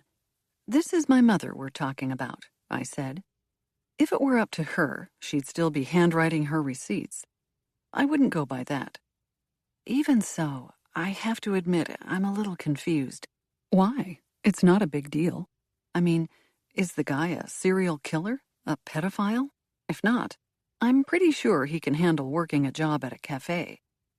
That's the thing. He's squeaky clean, Asha said. He's never been married, no kids. Decent-looking guy, considering his age. Okay. Does he have any qualifications to work at the cafe? That's the other thing. He's got great employment history and rave reviews from his bosses. Great. I glanced at the clock. I'm not seeing any problems. I'll let my ma know. Thanks, Asha. Wait, she said shortly. There's one problem. Oh, no. It's about his employment history. I thought you just said he got rave reviews from his bosses. He did. He does. That's the problem, she said. His bosses at the law firm of Spencer and Spencer seem to love him. He's quitting his job as a lawyer to work for my mother? That doesn't make a ton of sense. Not a whole lot of sense at all, especially considering he's still employed there. Didn't you say he was starting tomorrow? I exhaled a breath. Supposedly. There's been no letter of resignation, no exit interviews, nothing in the system I can find. And if it were there, I would find it. For all intents and purposes, Gregory Roman is still gainfully employed as a lawyer. My poor mother can't catch a break, I said. Then again, I suppose it's a little bit her fault, seeing as she didn't do any of the required paperwork ahead of time. Kate, don't tell me there's more. Are you sure this is about a job? What are you talking about? Look, I know you're the detective and all, but I'm thinking maybe this is hitting a little close to home. There's something your mother's not telling you, Asha said in a rush. She signed up for a dating website last week. I know. She said she was just going to peruse the fish in the sea. Well, apparently she got one. This Gregory Roman signed up a month ago to the same site. They've exchanged a few messages. Oh, no. Oh, yes, Asha said. I think your mother has a date with Greg tomorrow. I am going to kill her. I'll leave you to it, Asha said. I'm assuming you don't want this information sent to you? No, you can toss it, I said. Then I thought about it. Actually, let me take a peek. It's your mother's dating life. Stop being so nosy. She dragged me into it, I said. I won't interfere. I just want to make sure he's good enough for her. Asha made a noise in her throat that told me she disagreed. But a second later, my phone buzzed with an incoming message that I was willing to bet was the file. Thank you, I said. Any hits on the others? Nothing on Ricci, she said. He's laying low. At least, digitally. Hasn't logged on to his computer or used a credit card lately. The only phone I have for him hasn't been touched either, which must mean he's got one or two others he's using that aren't registered to him. What about Angel? She used her card about 10 minutes ago at a restaurant near Red Wing. You'd know that if you listened to your messages. What in the world is she doing in Red Wing? I don't know. I looked at the clock, calculated. Don't do it, Asha said. You're debating trying to rush up there before your date with Russo tonight. How does everyone know about my date with Russo? Jimmy's a loudmouth. I could probably make it happen. Better idea. Go talk to your mom about Greg and set her straight. Then go home and get pretty for your date. Everyone's telling me to get pretty. I wore a blue shirt today. I'm already dressed up. I think you're joking, but there's a part of me that's not completely sure, Asha said. Go home and put a dress on. Call Lassie. She'll get you set straight. One more thing, I said. I need you to look into a retired detective for me. I'm all for favors, Kate, but I gotta draw the line somewhere. I don't like to look internally. He's not internal anymore. He's retired. You know what I mean. Kevin Cox, I said. He was the primary on the last case where both my father and Ricci were named people of interest. Johnny Sacchetti was the victim. Just peep into the reports. It doesn't have to be anything formal. I really don't like... This isn't a favor, I said. It's part of the case I'm working on. And if there was a dirty cop involved, I'm going to find out. I won't hold back, whether it's my father, this Cox guy, or my partner. There are no exceptions because someone has a badge. The wind went out of Asha like a deflating balloon. You make my life difficult. I'm headed home because, unlike you, I don't enjoy spending all my time at the office. But I'll take a peek later tonight and let you know if I find anything. You're the best. I know, she said. Now you owe me. Wear a dress tonight. Asha had a point. I'd kept her working most of Saturday, and part of it had been on a personal favor. The least I could do was follow her advice for the rest of the evening. That advice began with a stop to my mother's cafe. I found my mother working the cash register, smiling at a customer. She had a bit of flour in her hair and a streak of chocolate on her collarbone. Her apron was floral and worn. She'd been using several of the same aprons for decades. It sent me back down memory lane for a brief moment, picturing her in the kitchen, humming while my dad poured coffee next to her. The memory was both comforting and disconcerting all at once. How had something so right gone so wrong? Her smile faded as the customer backed away toward the pickup counter, and a hint of vulnerability appeared on her face. She looked older than I remembered, and I wondered if she'd been aging before my eyes. Had I been too busy to notice? Or maybe it was something else. Maybe I'd caught her in a stretch of sadness, tiptoeing down her own memory lane. She had deep laugh lines to the sides of her mouth that twitched when she smiled. But at the moment, they were still. Ma? I slid up to the counter. waited as my mother topped off a latte and handed it over to the previous customer. I was wondering if we could chat for a minute. Sure, honey. What do you need? If you tell me more caffeine. No, I'm good, I said. Maybe we can sit? Mama Rosetti wiped her hands on her apron, then leaned back and kicked open the swinging door to the kitchen. Elizabeth, can you watch the front for me? Leave the cookies. I'll get them later. I'm going to chat with Kate for a minute. My mother grabbed a pot of hot water, 2 cups and 2 tea bags from behind the counter, then joined me at a small table by the window. My chair was decked out in floral print pillows, and there was a little succulent on the table to keep us company. An air plant dangled in a macrame hanger attached to the ceiling above us. I got the results back on Greg. I dove right in the second we plunked our tea bags into steep. I'm assuming you'd like to be briefed? Yes, of course. That's why I asked. Why did you ask? Remind me? Well, to inspect his background. For a job?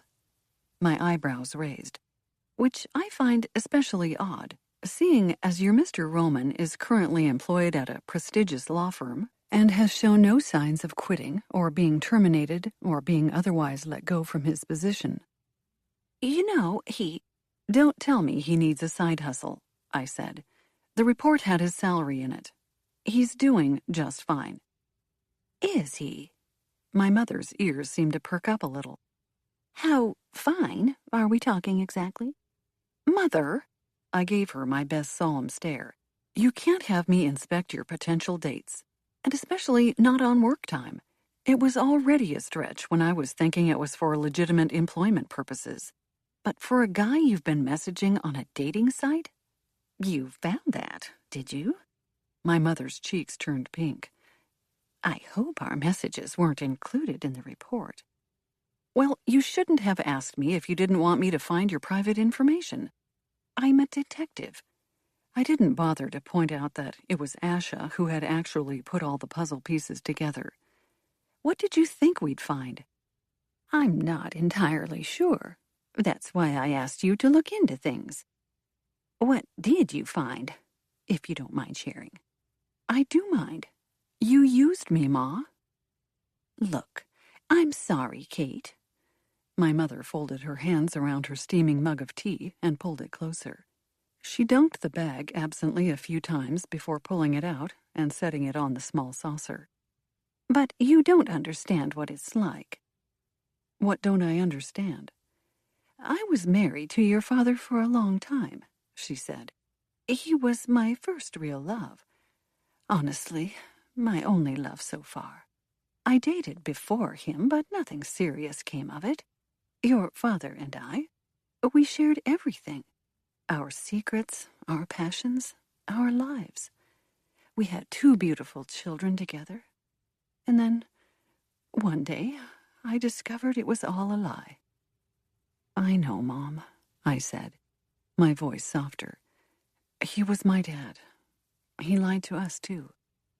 She tipped her head sideways. He always was your hero, and I know it was hard on you to lose that. But you were so young. I was married to a man I thought I knew. And I'm sorry. But you can't imagine what it's like to find out that I didn't know him at all.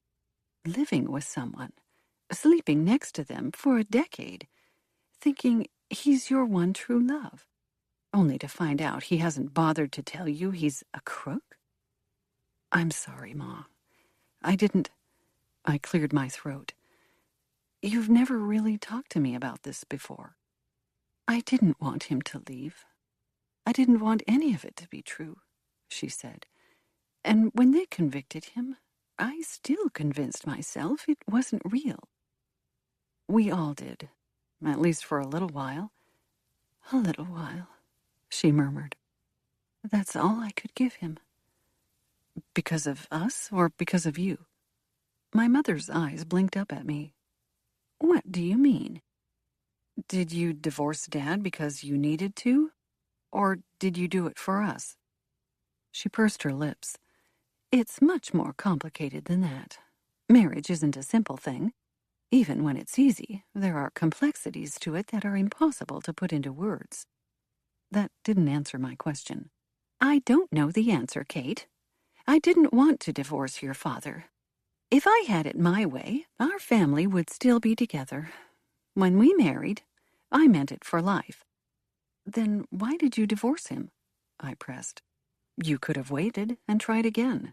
Maybe he would have changed. Maybe things could have worked out between you two. That's enough. Her face went slack.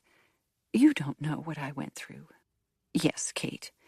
You lost your father in a way, and that is awful. I'm not saying what I went through was worse, but there were choices I had to make that I wouldn't wish on anyone. I did it for my girls. For whatever was left of us. Do you still love him? Her lips parted in surprise. It's been decades since we separated. And you haven't dated for most of that time. I was a single mom, getting a business up and running, taking care of my 2 girls. When did I have time to date? You're being pretty evasive for a simple question. It's a yes or no answer. It's complicated. Life is complicated, I argued. Do you still love him, or don't you? My mother's eyes turned downcast. She tapped her fingers on the edge of the cup. He was my husband for a long time. He's the father of my darling daughters. Without him, I wouldn't have the family that I do. I'm grateful to him. But I gave her the space and time she needed to think. She glanced out the window, appearing lost in thought. By the time she spoke, my tea was halfway gone. I'll always love him, she said, at least in some way. See, the reason your father and I separated, it wasn't because my feelings for him changed. Honestly, his crimes didn't bother me all that much. She gave a flimsy smile. Of course it was wrong, what he did. He shouldn't have done any of it. And he should have been honest with me from the very start. But the reason he wasn't honest with me was because he wanted to protect us. From a mess he got himself into. The situation is more complicated than you know. The press makes it easy to paint the picture of a villain. But one thing I've always held on to is the fact that your father has a good heart. He was a good man who loved his daughters. He loved me. I never doubted that. He stumbled into a sticky spot and made a few bad choices. Who hasn't made a bad choice? Over the years, I'd rarely heard my mother speak so fondly of my father. She certainly hadn't praised him or his actions, nor had she spoken of her feelings for him. On the other hand, she'd never berated him, never played up his faults, never poisoned our minds against him. It was as if my father had simply gone away one day and never come back. We've all made bad choices. My mother continued, as if I weren't there. I've made my fair share, I know that. Do you think it was the right choice to leave Dad? It was more his choice than mine.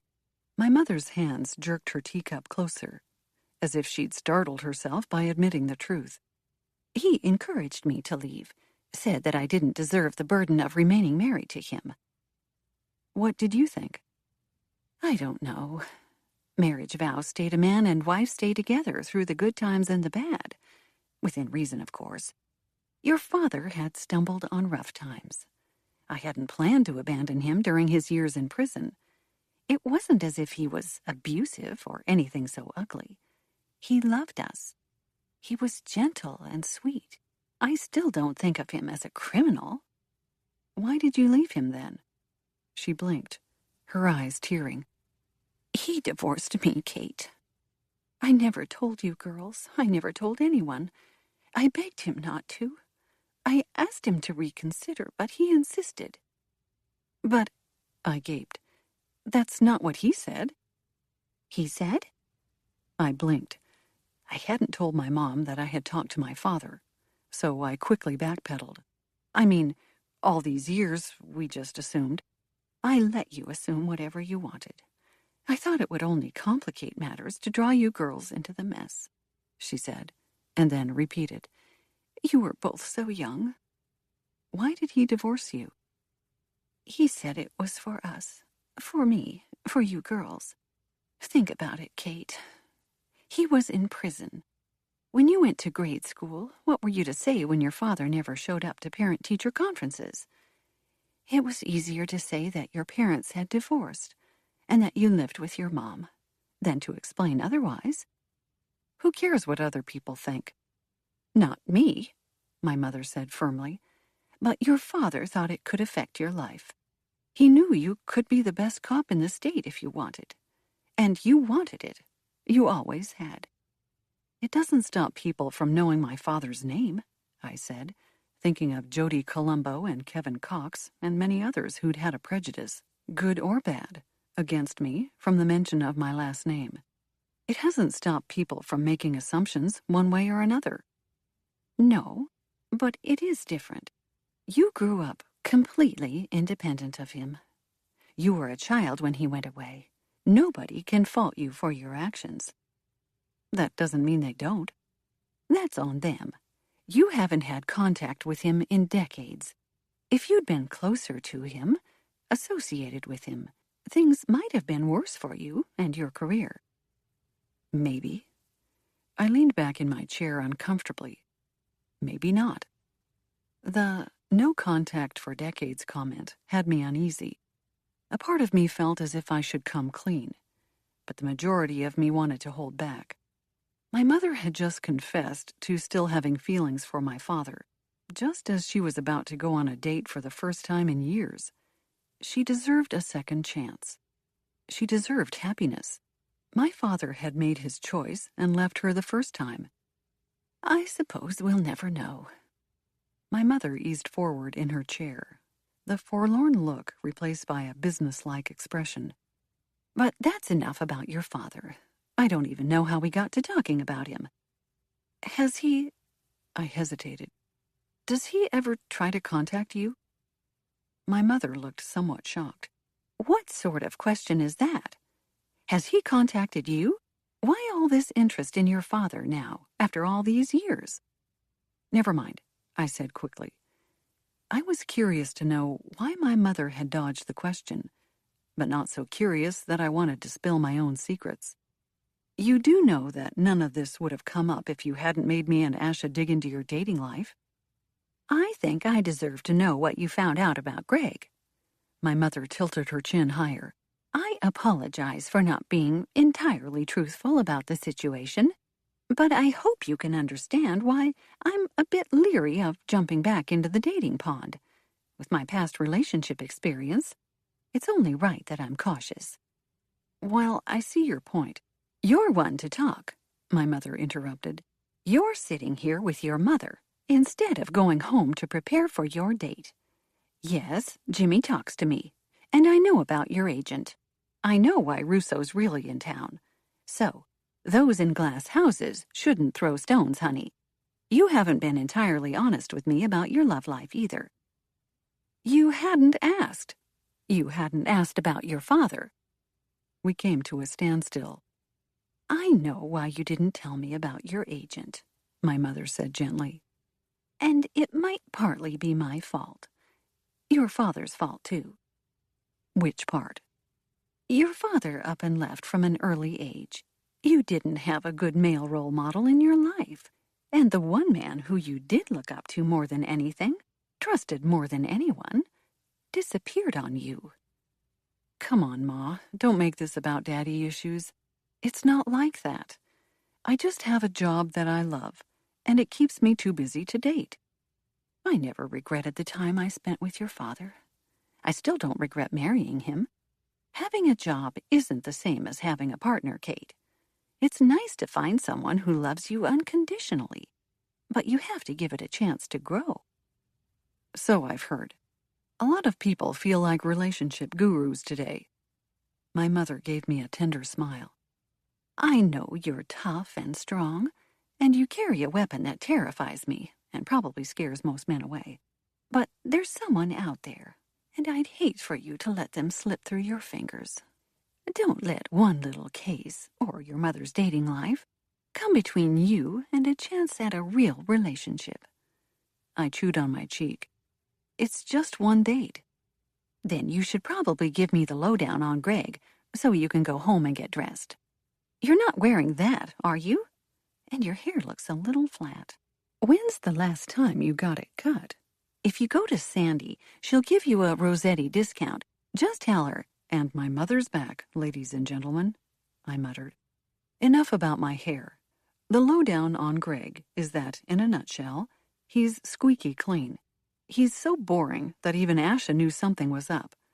Well, that and the fact that he hadn't applied for a job here, and he still had employment at another place. Great. My mother clapped her hands. Did you, get the file on him? I'm not giving it to you. Get to know him like a normal person, I said. If you go in there knowing his salary and how much he contributes to his 401k, he will think you're a creep. Do you know this from experience? I made a face but let it drop, because it was partially true. I'd looked up Russo's file before I'd gone out with him, and I'd accidentally dropped the name of his street address before he told me where he lived. It had been an awkward phone call. I see, my mother said. But did you happen to glimpse a picture of him? I did. And? I'm not giving feedback on my mother's date. That's just weird, I said. But if it makes you feel any better, Asha said that for his age, he's pretty attractive. I'll take it, my mother said. Asha has good taste. Though I'm not too fond about the age comment. I can see what she's getting at. If he's really 62, and Asha says he's pretty good for his age, then I'm on board. And this is where we part ways. Please spare me any additional details. My mother held out a hand as I went to stand. Kate, thank you, really, for your help and for understanding. Or trying to understand. Any time. I stood, gathered my teacup in hand. Then I sat down and looked my mother directly in the eye. I'm not a kid anymore, Ma. If you want to talk to me about stuff, your dating life, or what your life with Dad was really like, or how you managed to raise 2 girls and start a business on your own, I'd really like to hear more about it. I know it's complex and complicated, but I'm an adult now. I can try to understand. You don't have to protect me. My mom squeezed my hand. Thank you, sweetie. I'd like that. And similarly, she drew a fortifying breath.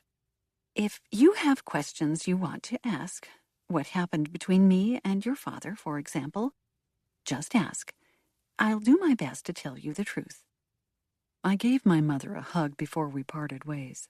However, once she started picking through my hair and giving me advice on which size curling iron barrel to use, I backed away and let myself out of the cafe. My mother had left me a lot to chew on. I slid into my car and cruised home on autopilot, wondering how much more there was to the story of my mother and father's life. It left me conflicted, knowing my parents had feelings for one another in some way, shape, or form. I felt placed in the middle, as if it were my duty to let them each know the truth. But this wasn't a movie, and I wasn't Lindsay Lohan in a remake of The Parent Trap, so I let it go. But as I climbed upstairs and found my sister getting ready for work, I let myself stop in her doorway. "Jane," I said, "can we talk?" Chapter 11. Getting beautiful was a heck of a lot more tedious than chasing down murderers. My curling iron refused to make a dent in my hair, my mascara clumped and left me looking like one of the Kardashians. I went through 3 pairs of tights before I managed to pull a pair up without ripping a huge hole in the leg, only to find that they were itchy and uncomfortable and not worth the effort. Into the trash they went, along with the lipstick that broke in half, probably because it was left over from prom. Jane had taken off half an hour before, leaving me alone in my misery. When I'd found her in her room, I'd felt the overwhelming urge to come clean to someone, to let her know about my contact with my dad, to explain to her that our view of our mother and father's relationship was all wrong, that they had loved one another when they'd separated, and maybe they still did to this day. But Jane had been halfway out the door, rushing and already late for work. I had a date to get ready for with Russo. My resolve had crumbled, and I'd brushed her off, saying we'd talk later. Now it was later, and I was thoroughly upset with my hairbrush. I was also glad I hadn't said anything to Jane. I'd merely wanted to share my own burden, and my own guilt, with someone else. She didn't need to get involved, not when she's just gotten her own life back on track. She had a steady job, a steady boyfriend. I'd seen her perusing Zillow on her phone, probably browsing apartments when she thought I wasn't looking. The last thing she needed was to be distracted by our father's sudden resurgence into our lives, especially when his appearance was shrouded by a murder investigation. By the time a knock sounded on the door, I'd managed to wedge myself into a little black dress I'd borrowed from Jane. It wasn't all that little, just littler than I was used to. There was a gently swooping neck that descended in a diagonal over my collarbone, ending in one lace sleeve. My other shoulder and arm remained bare. The dress was by far sexier than anything out of my own closet, but I figured I owed it to Russo to give everything I had to this date. The universe had sent me enough signs throughout the day.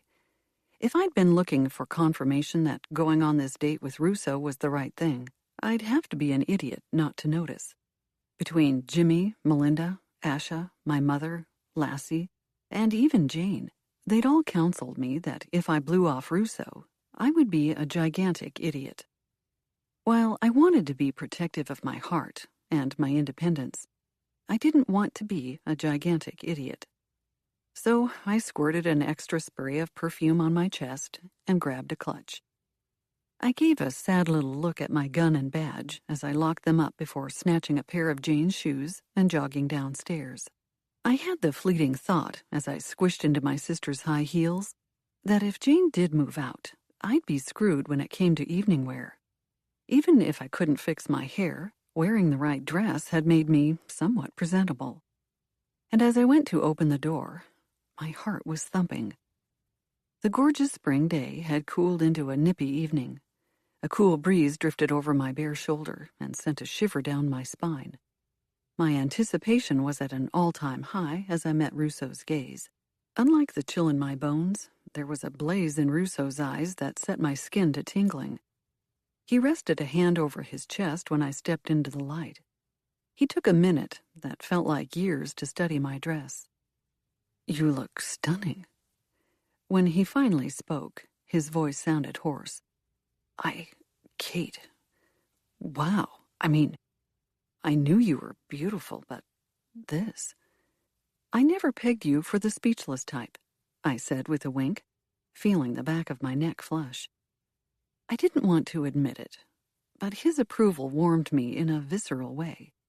And when his arms reached for me, seemingly of their own accord, it felt natural to lean into him. His lips met mine in a gentle greeting, a kiss that sparked desire for more and left me wanting. He pulled away all too soon, his eyes twinkling as he lifted my arm up and spun me in a circle. He gave a whistle of approval. "Oh, come on," I said. "It's like you've never seen a female in a dress before." "I've seen plenty of females in plenty of dresses, but I've never seen anything like you," he said. "You are mesmerizing, Kate. You are easily the most gorgeous woman I've ever met." The strange thing with Russo's confession was that he seemed to truly believe what he was saying. He didn't take his eyes off me, or his hand, for that matter, for most of the ride to the restaurant. And when we arrived, he seemed to shoot around the car like lightning, opening the door before the valet had a chance to reach for the handle. I barely noted the name of the restaurant. The air between us sizzled with anticipation. The light touches, his hand on my neck, back, thigh, a brush of a kiss against my cheek, the tickle of his thumb against my bare shoulder as he put an arm around me and scooted us closer together in a booth. When it came time to order, I murmured the first thing I could think of. I didn't realize it was a salad until Russo playfully twirled a strand of my hair and gave me a confused look. That's it?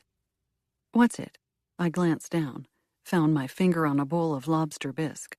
I love soup, I muttered. I really love soup. They don't have lobster bisque many places. You know, it's really hard to find in a grocery store, I mean. I only eat soup out of a can, and I'll do the salmon. Russo handed our menus back to the server, putting me out of my mumbling misery. His eyes laughed gently with me, but his face was kind. There's no need to be nervous. Me? Nervous? The only time I've ever seen you eat less than me is... He hesitated, running a finger over his lips as he thought. Never. You wouldn't even share a pizza with me the other night. I thought it would be romantic to share, but you apparently didn't agree.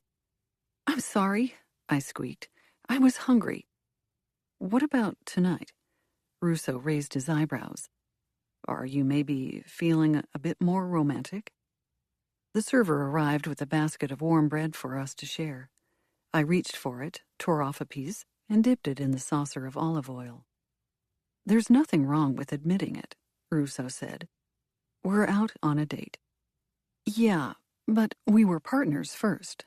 We worked together solving crimes. You saw me when Wilkes... Russo's hand clasped against mine. That's the moment I knew I wanted more with you. I saw you there, on that bed, and it was like I couldn't control myself. A part of me crumbled, a part of me flew into anger, and I didn't care who else was there, what they saw or said. I wanted to kill Wilkes. Join the club. Not in the way you're thinking. I wanted to go after him because he laid his hands on you. I couldn't separate my feelings from the case anymore. Well, there's an element to every case that becomes a little bit personal. This took on a whole new level for me. I couldn't stand to see you in pain. I like you, Russo, I admitted. A lot. I'm not entirely sure how to make the transition from friends, or whatever we were, to whatever comes next. Russo smiled. That's easy. You did a pretty good job of it last night. Shall I remind you? Russo's hand curled tighter around my exposed shoulder as he drew me to him. He reached for me with a kiss, and when we met, my nerves flowed from the tense spot in my back through him, magically evaporating. When we parted, I could finally smile. Isn't that better? He teased.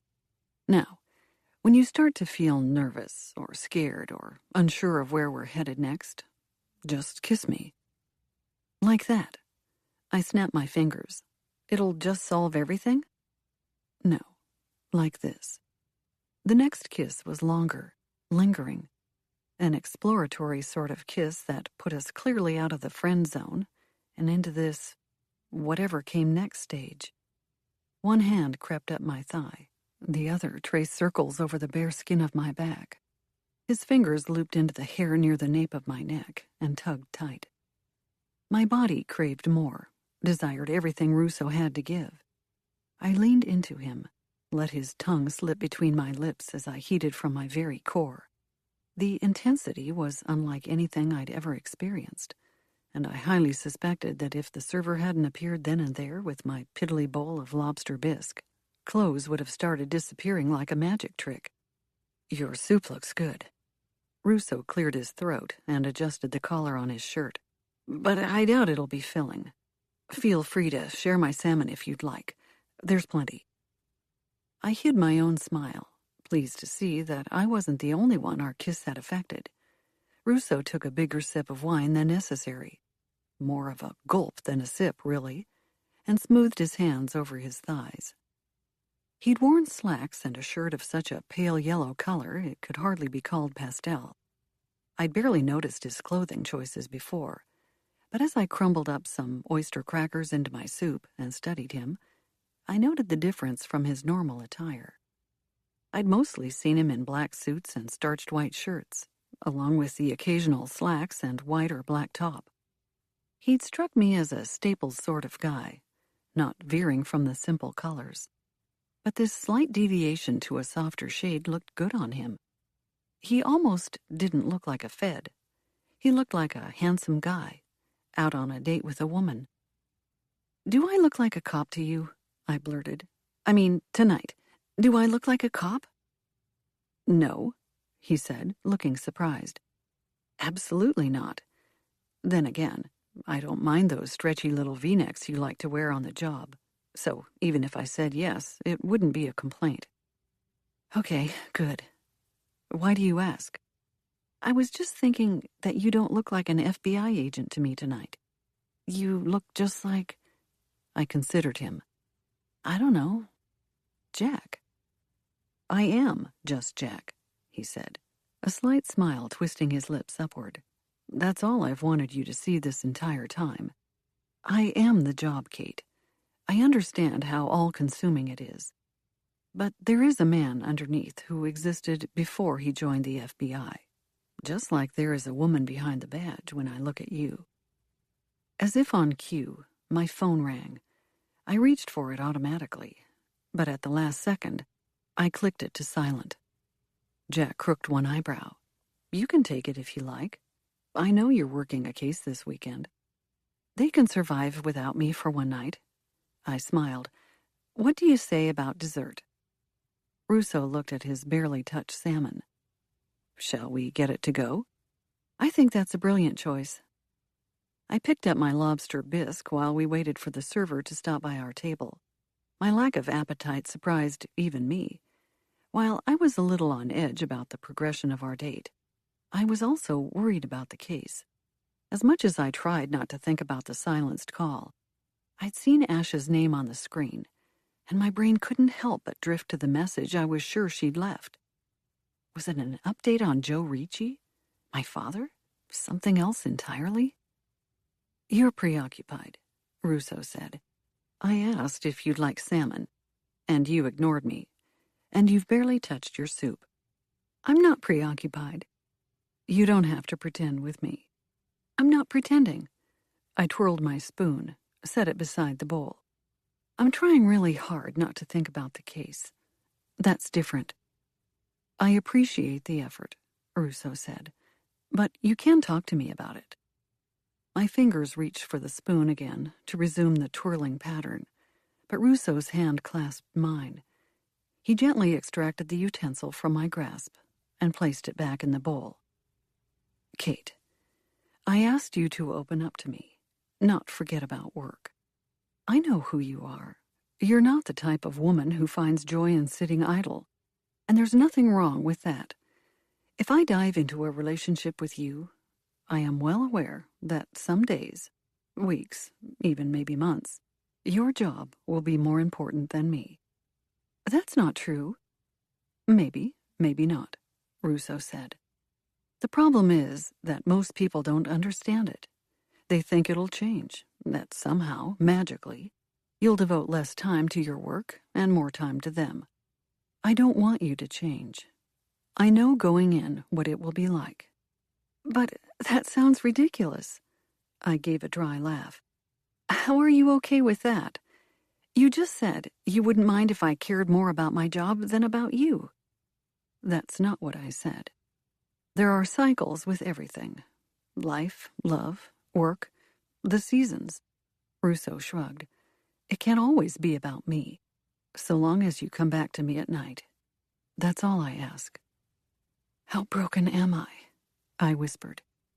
"It's Rule 101 of every relationship academy that your partner is the most important thing in your life. And I can't even promise that." "You're not broken," Russo said. "You're human. And believe it or not, every relationship has these cycles. When couples have a baby, it becomes about the baby. Sick parents, same thing. You just happen to have a job that requires a lot of mental, physical, and emotional intensity. It's no wonder that it would leave you drained at the end of the day. Your space for a relationship is just smaller during those times. And you're fine with it." "I am." Russo gave a thin smile. "In fact, I think I need someone, just like you do, who understands this career.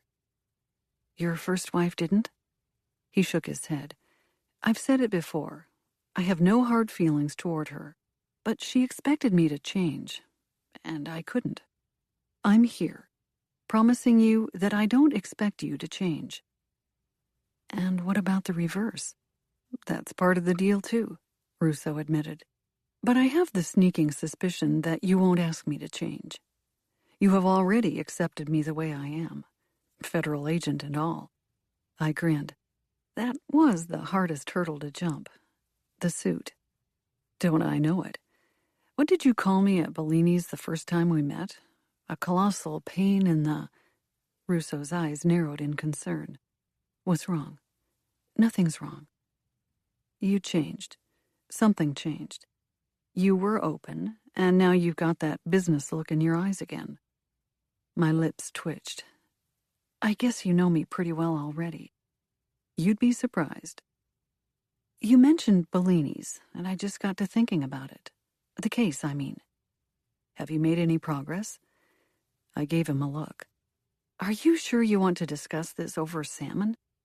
I'd love to discuss nothing more. I got a full 20 minutes of non-work related talk out of you. That's probably all I'm going to get for one night. I laughed, my hand finding its way onto Russo's leg as we naturally shifted closer together. I appreciate that you get me. I've never met anybody like you. And I've never met anyone like you, Russo said, leaning in to gently brush a kiss over my forehead. Hence, the reason I was willing to fly across the country and sit in a hotel room all day for the sheer hope of having dinner with you. I gave his leg a squeeze. Then I filled him in on the case, the day's work, the calls from my father and Asha, and the elusive Joe Ricci. Finally, I mentioned the poker game. Ah, Russo said. I can see why you're distracted. I'm not really, I admitted. Jimmy had a point. It's nothing he can't handle with Frankie Dunkirk. Plus, he's got Asha on standby. I'd just be in the way. Now, neither of us believe that's true, Russo said. I have an idea.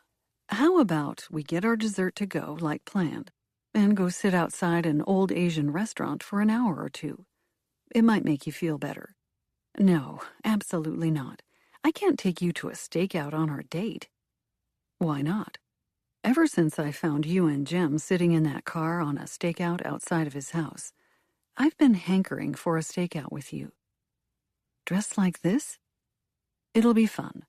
A story for the future. But we're supposed to have a glass of wine, a nightcap. I don't know. What do people do these days after dinner on first dates? Movies? Russo shrugged. But I'm not interested in any films playing, and we wouldn't get to talk. Maybe you'll be forced to talk to me if we're in a cramped car together. This could be a blessing in disguise. There's also a chance one of us will fall asleep. I'm willing to take that risk. Jimmy would kill me, I said. So would Asha, and Melinda, and my mother, and... This is about me and you. Russo gripped my hand. Nobody else. I know that, but... Besides, I'd love to get dessert, take you back to the hotel room, pour a bit of wine. Russo dragged his fingers seductively down my neck, sending shivers to each and every extremity on my body. But you already made rule number 3 very clear. And even if you hadn't, I can't be taking you to bed with a ruffled mind. An hour or two at the stakeout will ease your worries. And then what? Russo shrugged. Whatever you want. Denny's pancakes are always great after a stakeout. Or that bottle of wine I have back at the hotel will still be chilling. You'll be in your dress yet, and we could turn on a movie. Or, if you really wanted, I could drop you off at home. Are you sure you're okay with this? I'm a man who says what I mean. If I didn't want to go, I'd offer to drop you off, period. The server came around then. The same time my phone beeped with another message from Asha. My fingers physically itched to reach for the device and read the update. Russo put me out of my misery. He slid the phone closer and waved the dessert menu away. "We'll take a slice of chocolate cake and one order of tiramisu," Russo said. "To go. And the check, please." Chapter 12. Russo forked a piece of chocolate cake and popped it into his mouth. "So, is this the sort of thing that gets Kate Rosetti in the mood? Chocolate cake and a stakeout?" "What sort of mood are we talking about?" I reached for the other takeout box and sectioned off a piece of tiramisu. "Hunting down killers?" Russo laughed. "I can honestly say I've never enjoyed a stakeout so much." "Me neither," I said. "But don't give yourself too much credit. I'm mostly talking about the cake." Still smiling, Russo gave a shake of his head and turned to look over me through the window. I sat in the passenger seat of his rental car while he'd reclined the driver's seat and lounged accordingly. Out my window and across the street sat the old Asian restaurant that Gail had specified. As far as I knew, none of the players had arrived yet. I checked Ash's messages. She'd basically confirmed what we already knew. She said there'd been chatter on some of the internet forums about the poker game, confirming it was on for tonight. Unfortunately, she hadn't been able to isolate specific people and connect them to their usernames yet, but it would only be a matter of time. Jimmy and Frankie were already in place. They'd selected a spot a half a mile down the road. I hadn't called Asha back, nor had I informed Jimmy of our plans to join the stakeout. As far as I knew, we were invisible to all. "Are you sure you don't want to give Jones a nod that we're here?" Russo asked, glancing over his shoulder. "Won't he be annoyed to find out you came to the stakeout and didn't tell him?" "Yes, and that's exactly why I'm not telling him," I said. "We're not here on official business. I'm wearing a dress, for crying out loud." "It wouldn't hurt to say hello." "It would hurt," I said. "It would pain me deeply." Russo gave a throaty chuckle. "I'm guessing that part isn't about the case." "No," I moaned. "He made me promise to take the night off and spend it with you." "Well, I think you're doing just that," Russo said. "We're here together, enjoying a fantastic dessert. You look fabulous, and like you said, you're not on the clock. Check and check." "It doesn't exactly spell romance." "I can fix that." Russo heaped a piece of chocolate cake on his fork, one heavy with frosting. He leaned over, waited for me to part my lips, then slipped it inside. I closed my eyes at the taste of the fine chocolate, light and airy, the frosting a perfectly sweet touch. "That is amazing." "We could have gone to a movie," he pointed out. "But this is far more romantic. It's like a drive-in, just without the screen. If we were in a movie theater, we couldn't talk, couldn't do this." I looked curiously at him, but I didn't have time to process what he meant before he closed off the takeout box and tossed it lightly onto the back seat. His arm came up and around me, pulled me closer to him. We were making out like teenagers before I realized what had happened. I gasped when we came up for air. "How dare you throw the cake around like that?" He blinked, looked surprised. "All that time, and you were thinking about chocolate cake?" I shrugged. "You know." "No, I don't know." He shook his head, confused. "I didn't have room for any thoughts in my head while you kissed me, except for how good you taste, and smell, and kiss. You're a great kisser." I brushed him off with a wave. "That's because you're a male. Women can multitask. I can kiss you and think about what I ate for breakfast if I really wanted. Then I'm not doing my job right." Russo flipped his seat up, shifted his position. "Let me try this again." His finger reached out, looped through the front of my dress. He pulled me close, and when our lips met, there was no room for any thoughts. We separated, and I blinked furiously. "Okay, yeah," I said. "That worked." Russo looked pleased with himself for all of 1 minute before he squinted over my shoulder and frowned. A little too well, I guess. We've missed our first arrival. What? I whipped around. Binoculars! Russo placed them in my outstretched hand. I pressed them to my eyes. But just as I got the license plate in focus, the taillights of the car disappeared around the corner of the restaurant. Like Gail had warned us, the parking lot appeared to be in the back, out of sight from prying eyes. It made sense. The group of people gathering for the game were of the cautious variety, and things like anonymity and discretion were highly valued qualities, especially when it came to off-the-books poker games. The restaurant itself was a one-level building. The telltale dragon signage out front flickered every few minutes with a hint of neon, as it had for years. I'd never seen the sign fully lit, nor had I seen it completely dark. It was one of the quirks of the city. The building and parking lot were nestled on a stretch of otherwise dark road. Woods crept up to the pavement on all sides, so the only visible part was the driveway and front entrance to the building. It could easily be assumed that the players would enter the restaurant through the back door. I cursed under my breath. I can't believe I missed it. I'll take that as a compliment, Russo said with a huge grin. You're welcome. I rolled my eyes. Did you see the make and model? It just looked dark to me. I didn't get a good enough view. I'll bet you big money that Jones and Dunkirk weren't making out when the vehicle pulled up, Russo said. If you gave your partner a call and said hello, he just might be able to tell you the details. In fact, I bet he's sending Asha the license plate right now. The thought was tempting, but I'd gone this long without crumbling, and I couldn't bring myself to take the plunge. I pushed it out of my mind for the next few minutes as a steady procession of vehicles pulled up the deserted road and into the parking lot. I kept the binoculars plastered to my face and read off the makes, models, and plates to Russo as the parade of poker players made their way into the restaurant. There were 7 cars in total. I didn't recognize any of them, which wasn't a huge surprise. I wasn't sure what my dad was driving these days, nor was I sure what Ricci used regularly. Call her, Russo said. You want to know who's in there? I bet Ash is reading the names off to Jimmy now. They'll find out sooner or later that you were here. How? I pressed. I won't say anything. Russo's lips went thin. I won't either, but it looks like you might not have an option. I followed his gaze.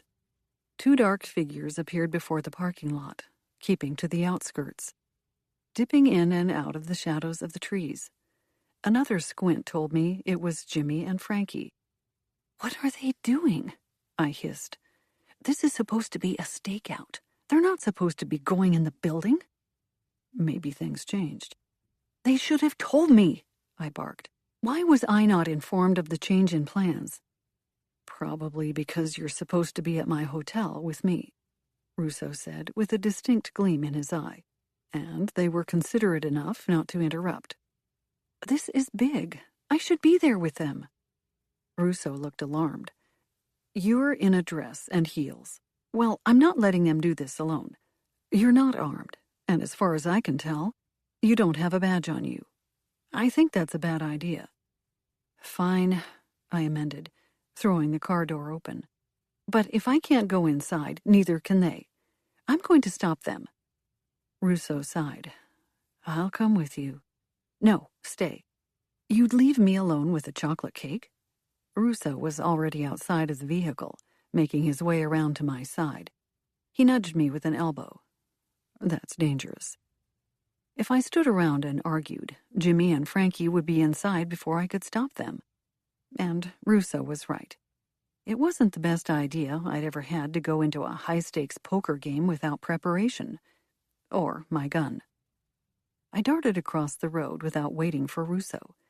He caught up to me when I reached the grass on the other side. I kicked off my heels, looped them over my fingers, and picked up the pace. My feet made soft thumps against the hard ground. Jimmy and Frankie were quicker than I expected, especially considering Jimmy's size and penchant for fried chicken and hot dogs. The 2 men stopped at the rear parking lot and hovered on the edge of the curb, murmuring to one another in low voices as they scanned the cars in the lot. "What are you doing?" I came up from behind them, my voice a fevered hiss.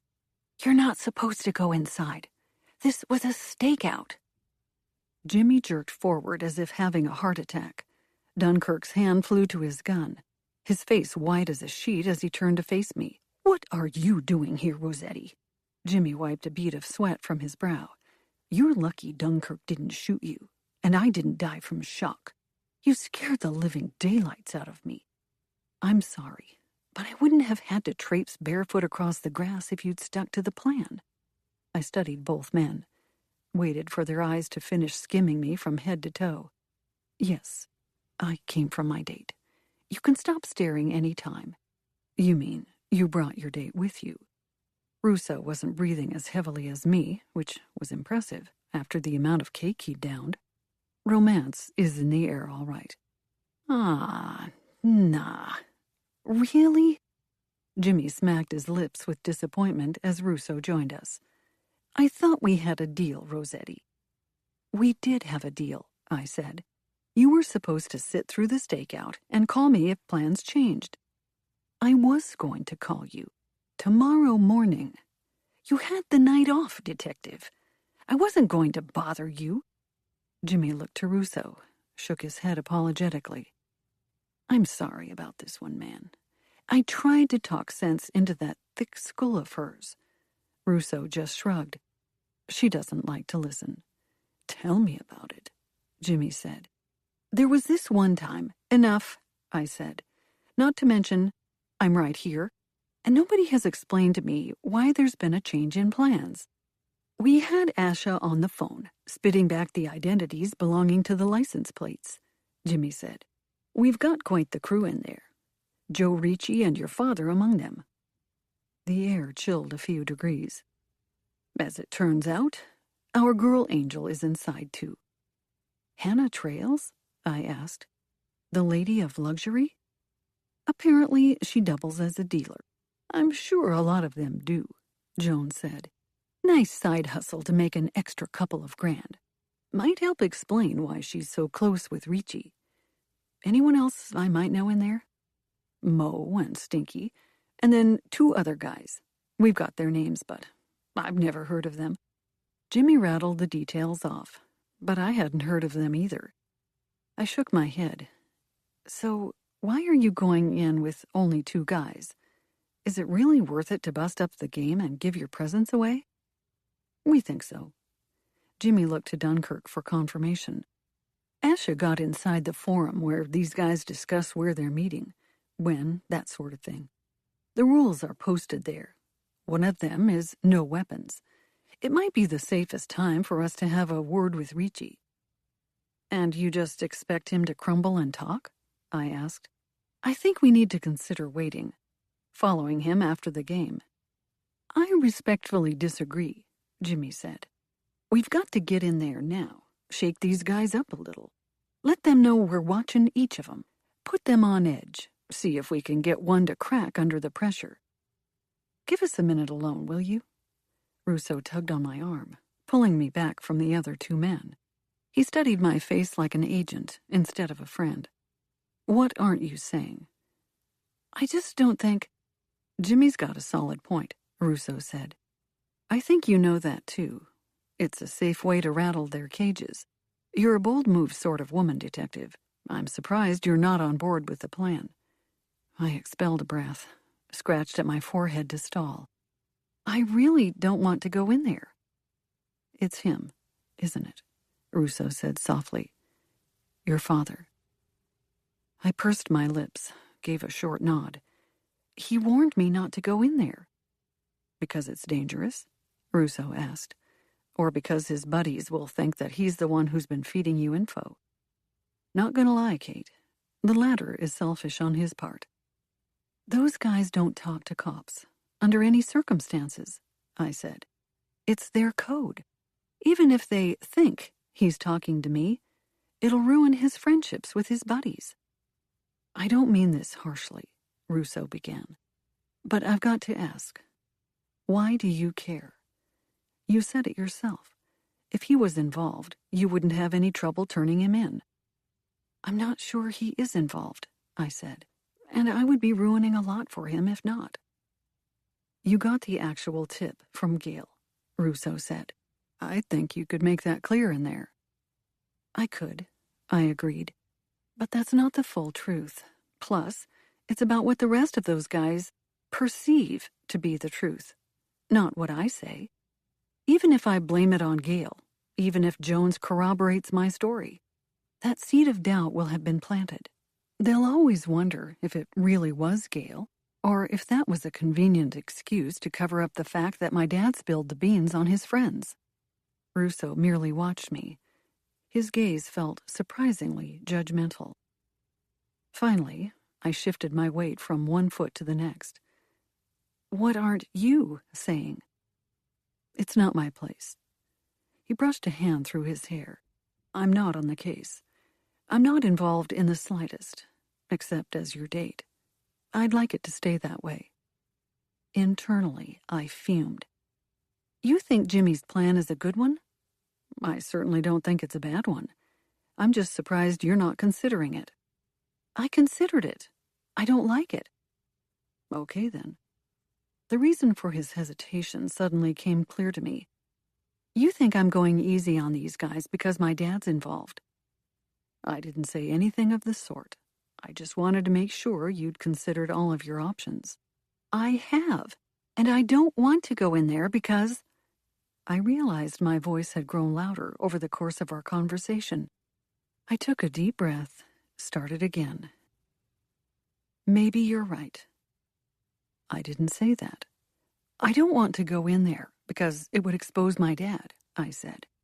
But if it were anyone else, I wouldn't bat an eyelash about it. That's not true. In a sense, he's like a CI. You don't expose informants. But he's not an informant. I shook my head. Jones is right. We've got to go in there. You're not going in there, Russo said. You're not armed. But I was already walking back toward the two men. I'm coming with you. Jones looked over to Russo. She doesn't look like she has a gun on her. She doesn't, Russo confirmed with a wink. I'll stay behind you, I told Jimmy. I just want to be present when you talk to him. Better idea, Jones said. You wait here with Russo. We'll go in, shake down the room. Ask to have a few words with Ricci. You can join us then, once he's separated from the pack. I agreed with his plan quickly, much to Jimmy's surprise. Mostly because it had the added benefit of keeping me out of the main room while still letting me in on the important action. A plan that could help keep my identity and my father's trust with his friends out of the limelight. Jimmy and Dunkirk headed for the back door. It looked like it had been spray-painted black. Someone had added yellow striped markings. Another someone had drawn a face in red paint. To the average eye, the building looked truly abandoned. Don't say it, I said to Russo. I know what you're thinking. He obliged. I, however, couldn't seem to stop chattering. I should be in there.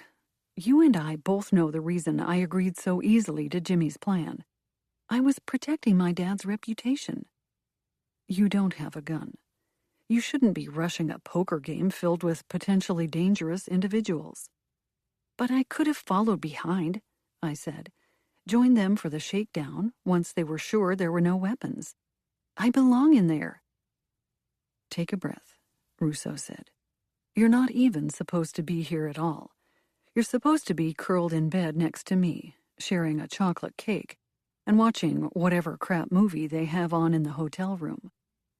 The picture he painted was quite appealing, despite the adrenaline rushing through my body, as I listened for any sound to come from inside the restaurant.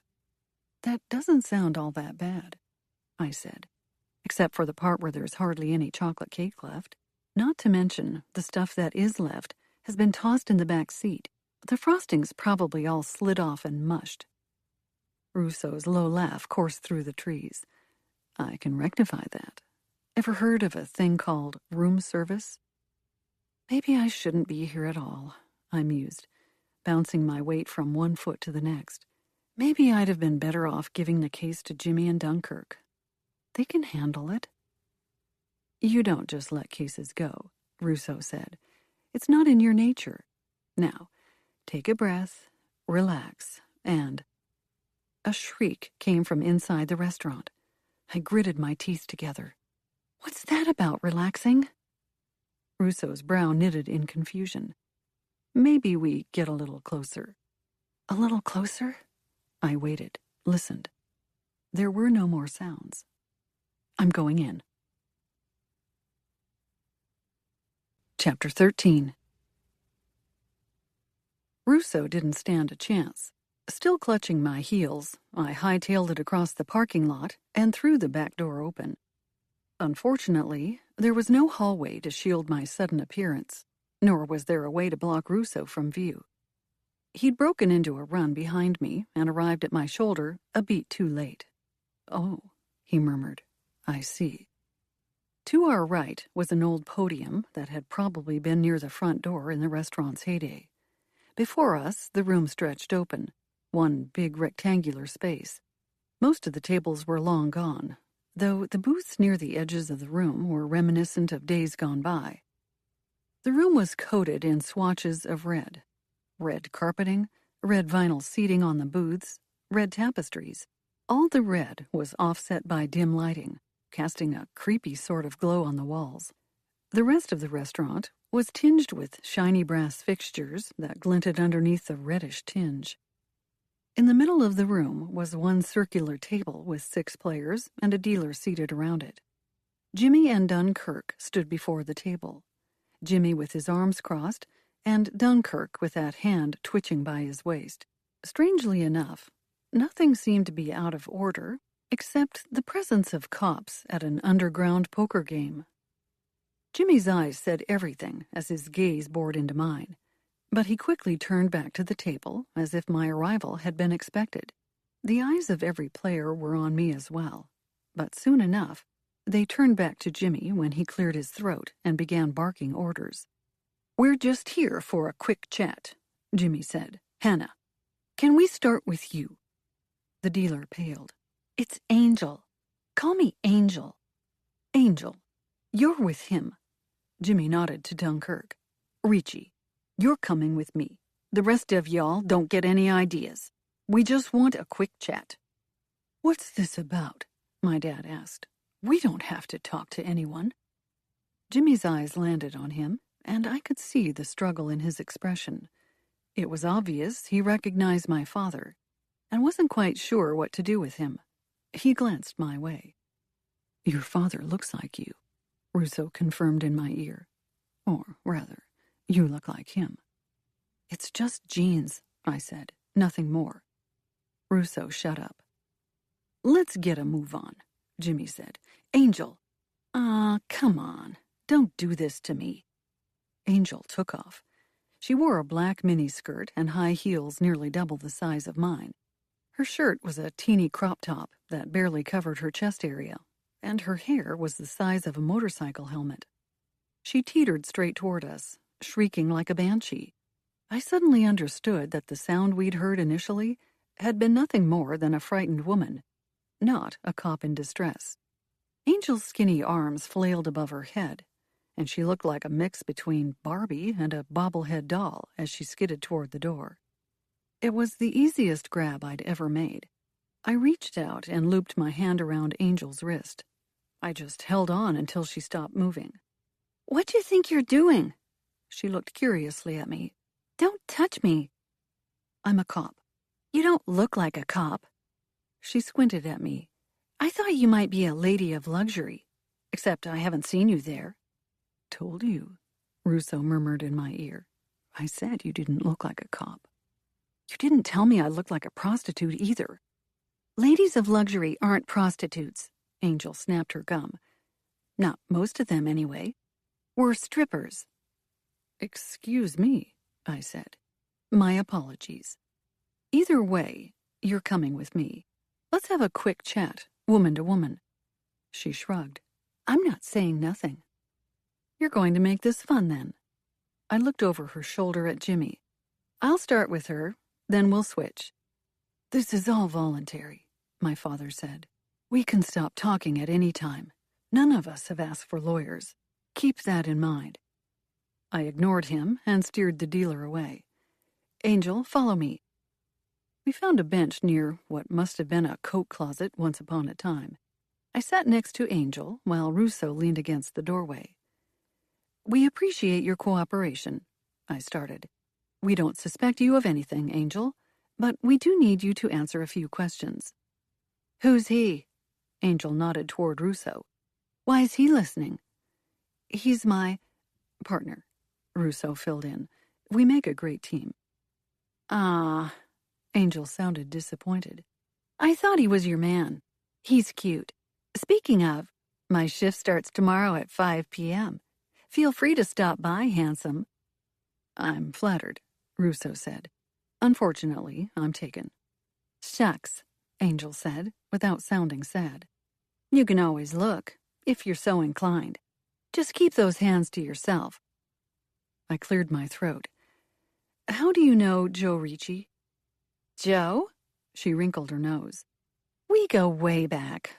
He came to the club, saw something he liked. From there, it grew into, a little more." "Was it a business arrangement?" "I don't do that sort of thing. I just dance. Most of the time I spend with Ricci is off the clock.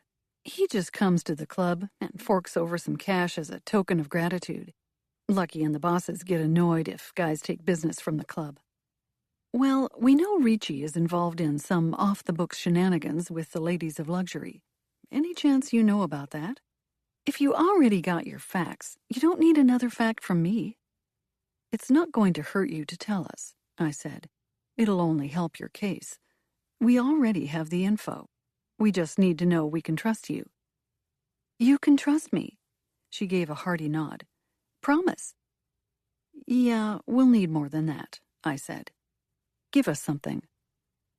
"Joe has his fingers in a lot of different pots." "Is that what you mean?" "What sort of pots?" "The sort of pots you were talking about before," Angel said cryptically. She glanced at my face and saw I still didn't understand. She gave a hefty sigh. "Who made you a detective anyway?"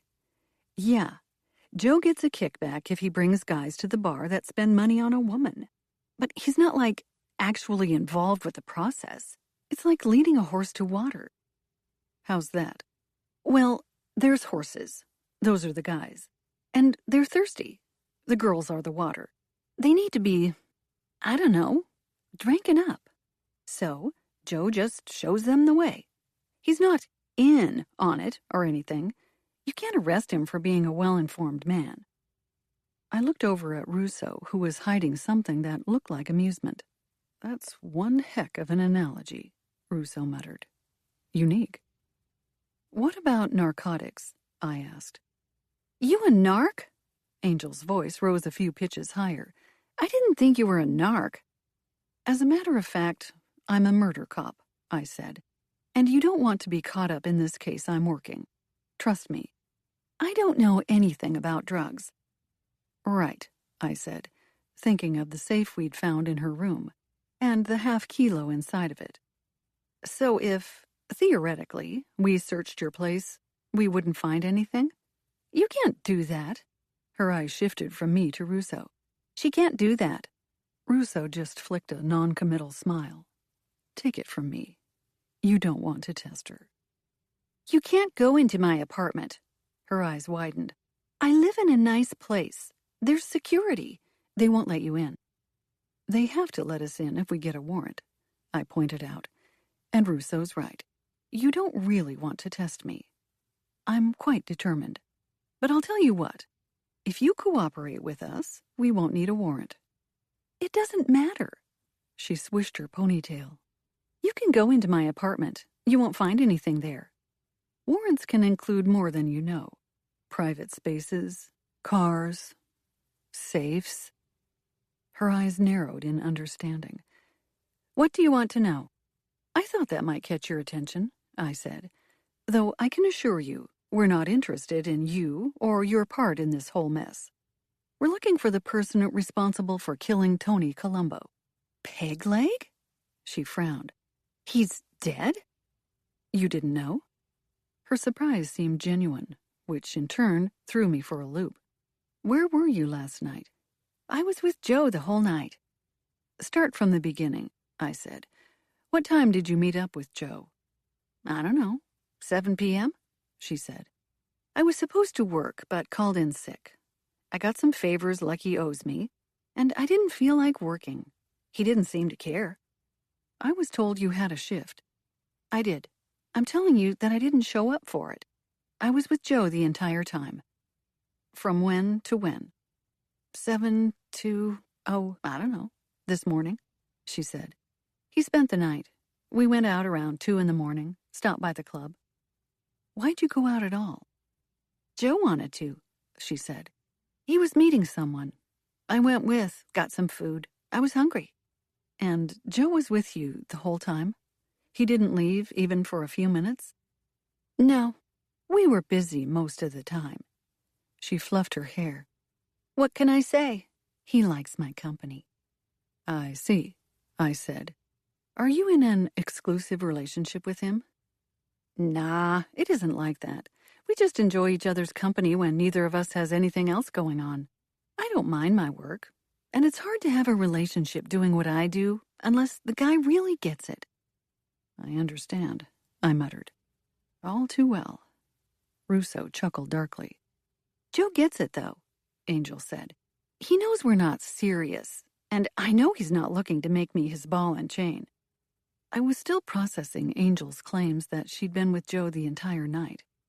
Why would Lucky tell us you were at the club last night if you weren't? He probably didn't even notice, she said. He's a putz. A putz? Yeah. He never knows what's going on. The girls and I run that place. He just shows his face around there, kicks a few creepy guys out now and again, and collects a paycheck. He doesn't actually do anything. We all know it. He probably looked at the schedule, saw I had a shift, and told you that. He's not even on the floor half the time. But you called in sick? Sure, she said. You can check my phone. I waited as Angel produced a cell phone enclosed in a squishy pink case and handed it over.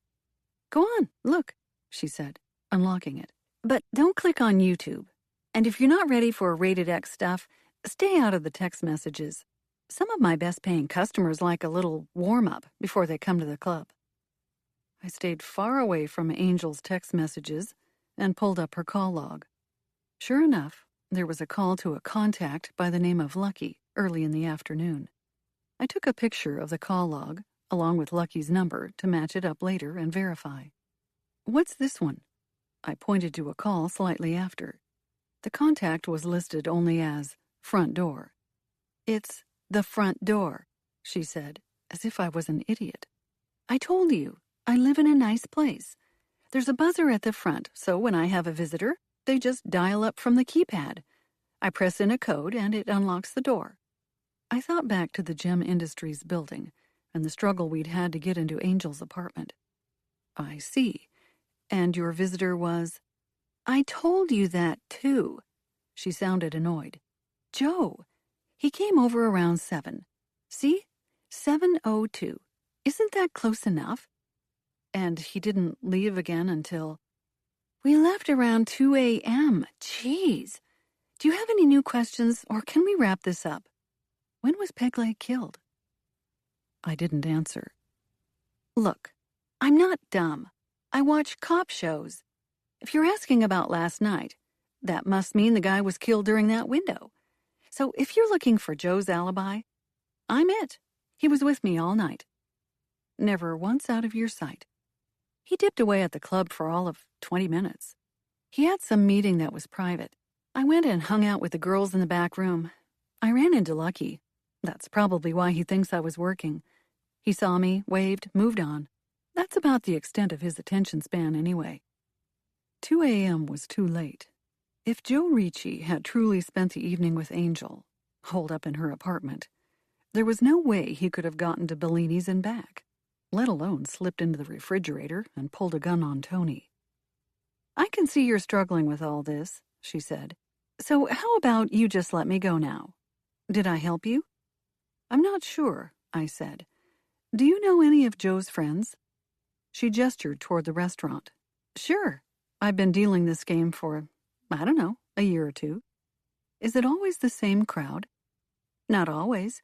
Sometimes there's one or two more, she said. Pegleg used to play a while ago, but he stopped coming around. A few of the others filter in and out. The regulars are Joe, Mo, Stinky, and Angelo. How long has Angelo been coming here? Now he's a suspect too? It's just a question. We started this particular game, I don't know, 3 years back. He was one of the initial guys, though I'm assuming they had games before. They all knew each other. Angel smoothed her eyebrows with a finger, looking deep in thought. I know you're all uptight and whatnot, I get it. You have to be in order to keep your tough gal cop facade. But these guys aren't bad guys. They just like to play a game of cards now and again. It seems like some of them, Joe in particular, have their fingers in a few pots. Sticky pots. Well, I don't know much about that, she said. But I guess a person's gotta make a living. A person's also gotta pay taxes and report all their tips, I said pointedly. If we're talking legalities here. Nobody reports all their tips, Angel said with an eye roll. Don't be stupid. The IRS is fine with it. I inhaled a deep breath. Don't go telling any other authorities that. Fine, she said, but it's true. I stood. For the record, I'm not as uptight as you might think. Okay, she said. Sure thing. So, am I free to go? How can I get a hold of you if I need to? I asked. We might have more questions. She wiggled her pink-cased cell phone. You can call me, like a normal person. I took her digits down. They were different than the ones Asha had been tracking. Is this your phone? I asked. One of them, she hedged. I like a variety. Just then, Jimmy poked his head out. You ready to switch? I showed Angel back into the room, then pulled Jimmy into the coat closet to join me and Russo. Angel just alibied out Joe. Jimmy's eyes widened. I thought Ricci was telling me a story. He claimed he spent most of the night at Angel's, that they left for only an hour. That hour being well after Pegleg was killed. I nodded. They went to Ladies of Luxury for an hour between 2 and 3 in the morning? Jimmy confirmed with another bob of his head. I thought he was spinning a tale. Well, it should be easy enough to check, I said. Angel said they ordered pizza. We can get the receipt on that. There was also a call from the front door buzzer that matches up. I'm betting you we can get some security footage on that. I'm betting you can get some. Jimmy gave me a knowing look. Then he shifted uncomfortably as he glanced over my shoulder and saw Russo listening in. Oops, I shouldn't have said that. I'm going to go talk to the rest of them. Jimmy disappeared into the restaurant and left me alone with Russo. The agent shoved his hands into his pocket. Was that supposed to mean something to me? He asked nonchalantly. Your pal Jimmy doesn't have much in the way of a poker face, and there was something he didn't want me to know. I suppose I forgot part of the story, I said. When we went to Angel's apartment earlier, we couldn't get inside. Not easily, at least. You called in a favor, I assume? The building's owned by Gem Industries. I see. It's not, I hedged. Don't read into it. It was business only. We heard a crash coming from inside her apartment, and we thought Angel might have been in danger. We worried Ricci had taken her, and Russo had both hands on my shoulders. He gave me a little shake to stop me from talking. I'm not reading into it. I'm secure enough for you to talk with other men and not get jealous. Uh-huh. Look, I know you're friends, or something, with Jim, Russo said. Do I love it? Not exactly. But I think he's a good enough guy. Don't worry about what I think so much. We're not even in a relationship. We're not? Do you want to be? No, not yet. I just meant we've been spending a lot of time together and we'll be in a relationship when you want to be. If you want to be. I'll let you tell me when that is. Russo winked.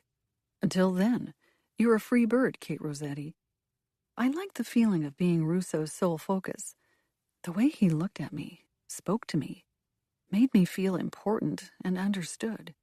Whether we were at a fine dining establishment or in the lobby of an old Asian restaurant in the middle of interviews, I found myself wondering if the relationship tag would be all that bad after all. You can decide that later, Russo said. For now, just do what you need to do so we can get out of here. So, you're the guy who's dating my daughter. The voice came from the doorway. I thought you smelled like a Fed. Both Russo and I faced my father, who leaned against the wooden frame, a smile on his face. It's nice to meet you, my dad said, extending a hand to Russo. I'm Angelo, Kate's dad. It's a pleasure to meet you, Detective Rosetti. Russo shook his hand. It seems as if your nose is as perceptive as ever. I'm Jack Russo. Agent Russo, I corrected. He is a Fed. He's also my date, which is none of your business. Of course not, my father said. I don't expect to come into your life after all these years and comment on your boyfriend. Though I can say, I never thought I'd see a Rosetti with a suit. Sit down, please, I said. We'd like to ask you a few questions. I've got nothing to say, my father said, but he sat anyway. I see you didn't take my advice not to come here. I didn't have a choice, I said. It was the first lead we had on Ricci and your dealer in there. Joe and Angel have nothing to do with Pegleg's murder, my father insisted. I already told you that. Right. But you also haven't given me an alibi for yourself. Nor did you alibi anyone else. I can't just take your word for it. My father shrugged, as if that were my problem. Cox, I said. Tell me more about him. My father looked up, surprised. You're actually looking into him? I can't comment on that. My father seemed pleased. Why do you look so happy? I asked. What about Cox has you thinking he might be involved? I'm just happy because my daughter's taking my advice. My father wore a cheery grin. I've wanted to be involved in your life for years, but it was never my place. It's nice to feel wanted. Most parents don't give their children insider advice for how to deal with dirty cops and murder cases. We're not the Brady Bunch just yet. My father's smile didn't budge, though he continued in a more serious tone. Cox worked in narcotics for a few years. He was suspected of taking in some drug money. But since they could never pin anything on him, they quietly shifted him over to finish out his career as a detective. He retired after the Sacchetti case, like I told you. Right. I still think that case was over a drug bust, my father said. I think Sacchetti was going to rat out Cox to the department, but Sacchetti ate it before anything could be said. Why is his name still coming up? My father shrugged. Cox got out of the force, but his pension isn't enough to pay for the Florida condo where he goes, or the boat he keeps docked on Lake Minnetonka. He was used to the cushy drug money. You think he might still have his hands in the pie? All I'm going to say is that if I wanted to look deeper into Cox, I might start with some of his old cases, especially his CIs. I doubt he got new connections after he retired. There's no statute of limitations on murder, I said. If he was responsible for the Sacchetti murder, we could still bring it on him. You never wanted to look into him yourself? I'm a dirty cop, my father said, raising his hands. Who's gonna believe me? Plus, Karma will catch up to him. I'll let her do her job. Any particular CIs you can think of? Sacchetti became pals with this guy, Ray Hammond, shortly before his death, my dad said. I thought it was strange. Ray's a known entity in the narcotics world. And you think that Sacchetti was buddying up to him? Undercover? I suggested, trying to befriend him in order to get information to share with his handler? My father nodded. I don't have any proof. Both Ray and Cox can cover their tracks better than most. Thanks, I said. One last question for you. Nope. My father stood, met my gaze. I'm still not giving you an alibi. I gave a frustrated exhalation. Well, it was nice to see you, Kate. Nice to meet you, Fed, my dad said, turning to Russo. I feel like it's expected I give you a pep talk. The good old, if you hurt her, I'll kill you line. Dad, I said, that's really not necessary. Oh, I know. He grinned, then gave Russo a friendly elbow to the arm. If you hurt her, she'll take you down herself. With a wink, my father turned and let himself back into the main restaurant. I stood alone with Russo, turned apologetically toward him.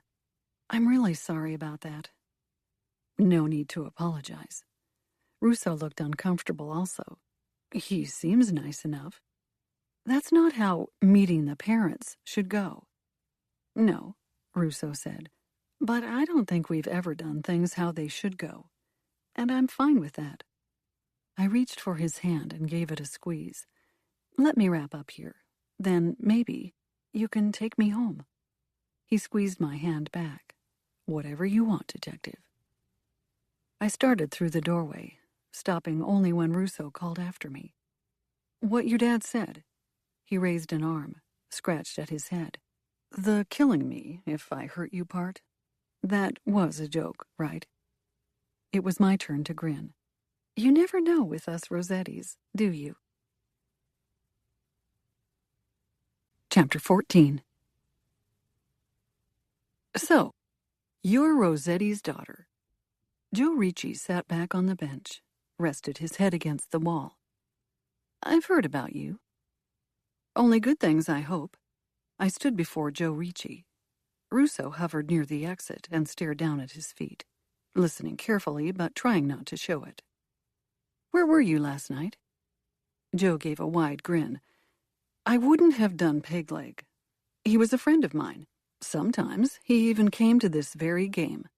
Then again, I'm sure your dad told you all about that. My father and I don't have a relationship, I said. He doesn't tell me anything. I suppose you expect me to believe that you just stumbled into the game tonight. He didn't give us any information about the game, I said. I told you, I don't have a relationship with my father. He wouldn't snitch on his friends, I should know, because I tried to convince him otherwise. Joe raised his eyebrows. Mighty convenient. It's all I'm saying. There are others out there who know about you, I said. And your sneaky little online forum? Not so sneaky when you've got friends like mine. How do you think we knew none of you would be armed? Armed? Come on now. I'm a peace-loving guy. Joe's squashed nose flattened further as his lips spread into a leer. What weapons? I crossed my arms. Do me a favor. Leave my dad out of this. For not having a relationship, you're certainly defensive of your old man. I don't care about him. I care about justice. He didn't expose the game, so he shouldn't be punished for it. You sound cold. But we all know you're warm inside, Ricci said. You care about your old man. If it were anyone else, you think you'd care about what I think? I just care about justice, yeah. Well, the way I see it, your father made his choice. He's not the snitch, I said. We found... I stopped abruptly. The back of my neck warmed, and I could feel Russo's eyes on me. I exhaled, stepped into the doorway. Watch him, I muttered to Russo. I need some air. I made my way outside under the starlight. The chilly air sent a rush over my skin. I hadn't bothered to wear a jacket with my dress, so I shivered and ran my hands over my arms. Joe Ricci was right. I was getting riled up. I was arguing with a suspect. Losing my cool on the job wasn't acceptable. I needed to regain control, to separate the personal from the professional, whatever the cost to my father. It wouldn't be fair to Gail to throw her under the bus in order to save my father's reputation. I blew out a breath, returned inside. Where were you last night? Done pleading for your father's reputation? Ricci sneered. You know, if word gets out that he's a snitch, it won't end well for him. Last night, I said. Where were you? I told the guy in there that I spent the night at Angel's. We got a pizza, laid around. We went out to Ladies of Luxury around 2. Angel said you were meeting someone there. Who? None of our business, he said. What time was Pegleg killed? I stonewalled him. It's got to be earlier than 2 a.m., Ricci said, which means my alibi is solid. I'm assuming you have access to the security tapes at Angel's building. They'll show me there.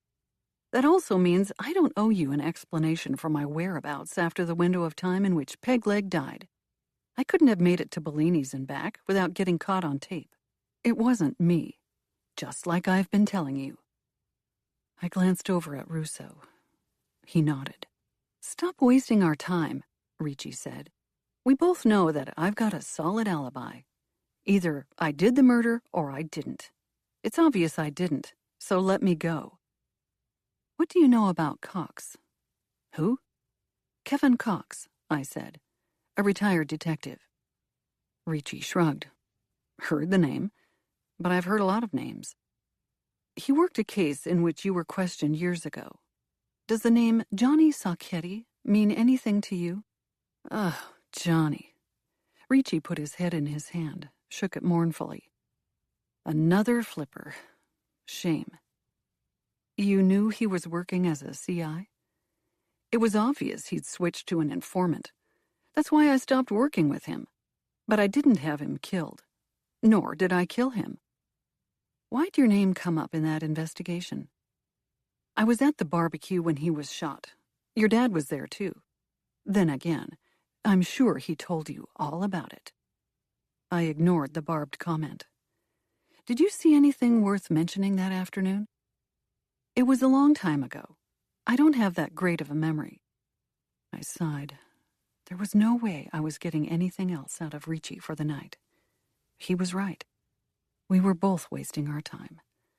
If his alibi was good, it meant he wasn't responsible for Tony Colombo's death.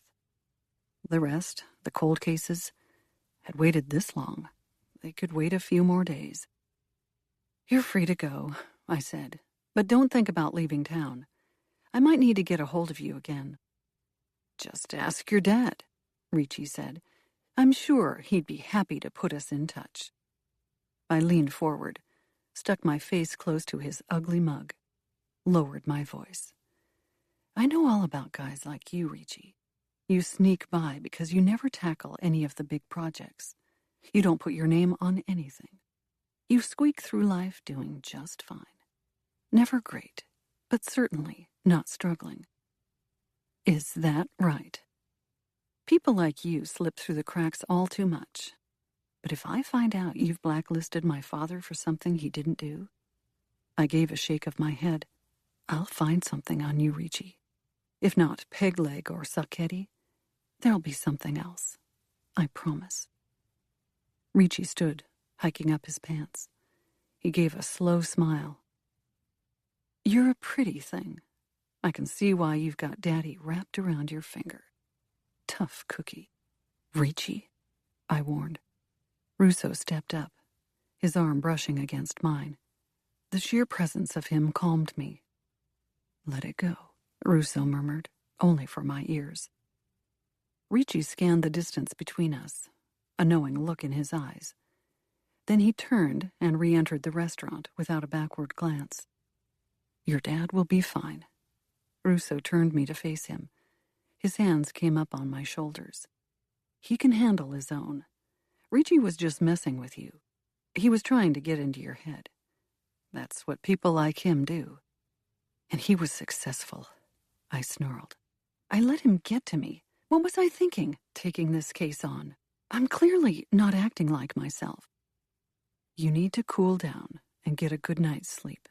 Let me take you home. We've got Mo in there, Stinky, 1 or 2 others. Let Jones handle them.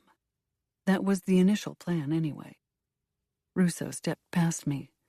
I'll let them know we're taking off. I sagged onto the bench and waited for Russo to return. For once, It was nice to feel as if someone else were calling the shots, to feel like someone was watching my back and had my best interests at heart. When Russo stepped into the lobby, I smiled up at him, then reached for his hand. "I'd like to stay with you tonight."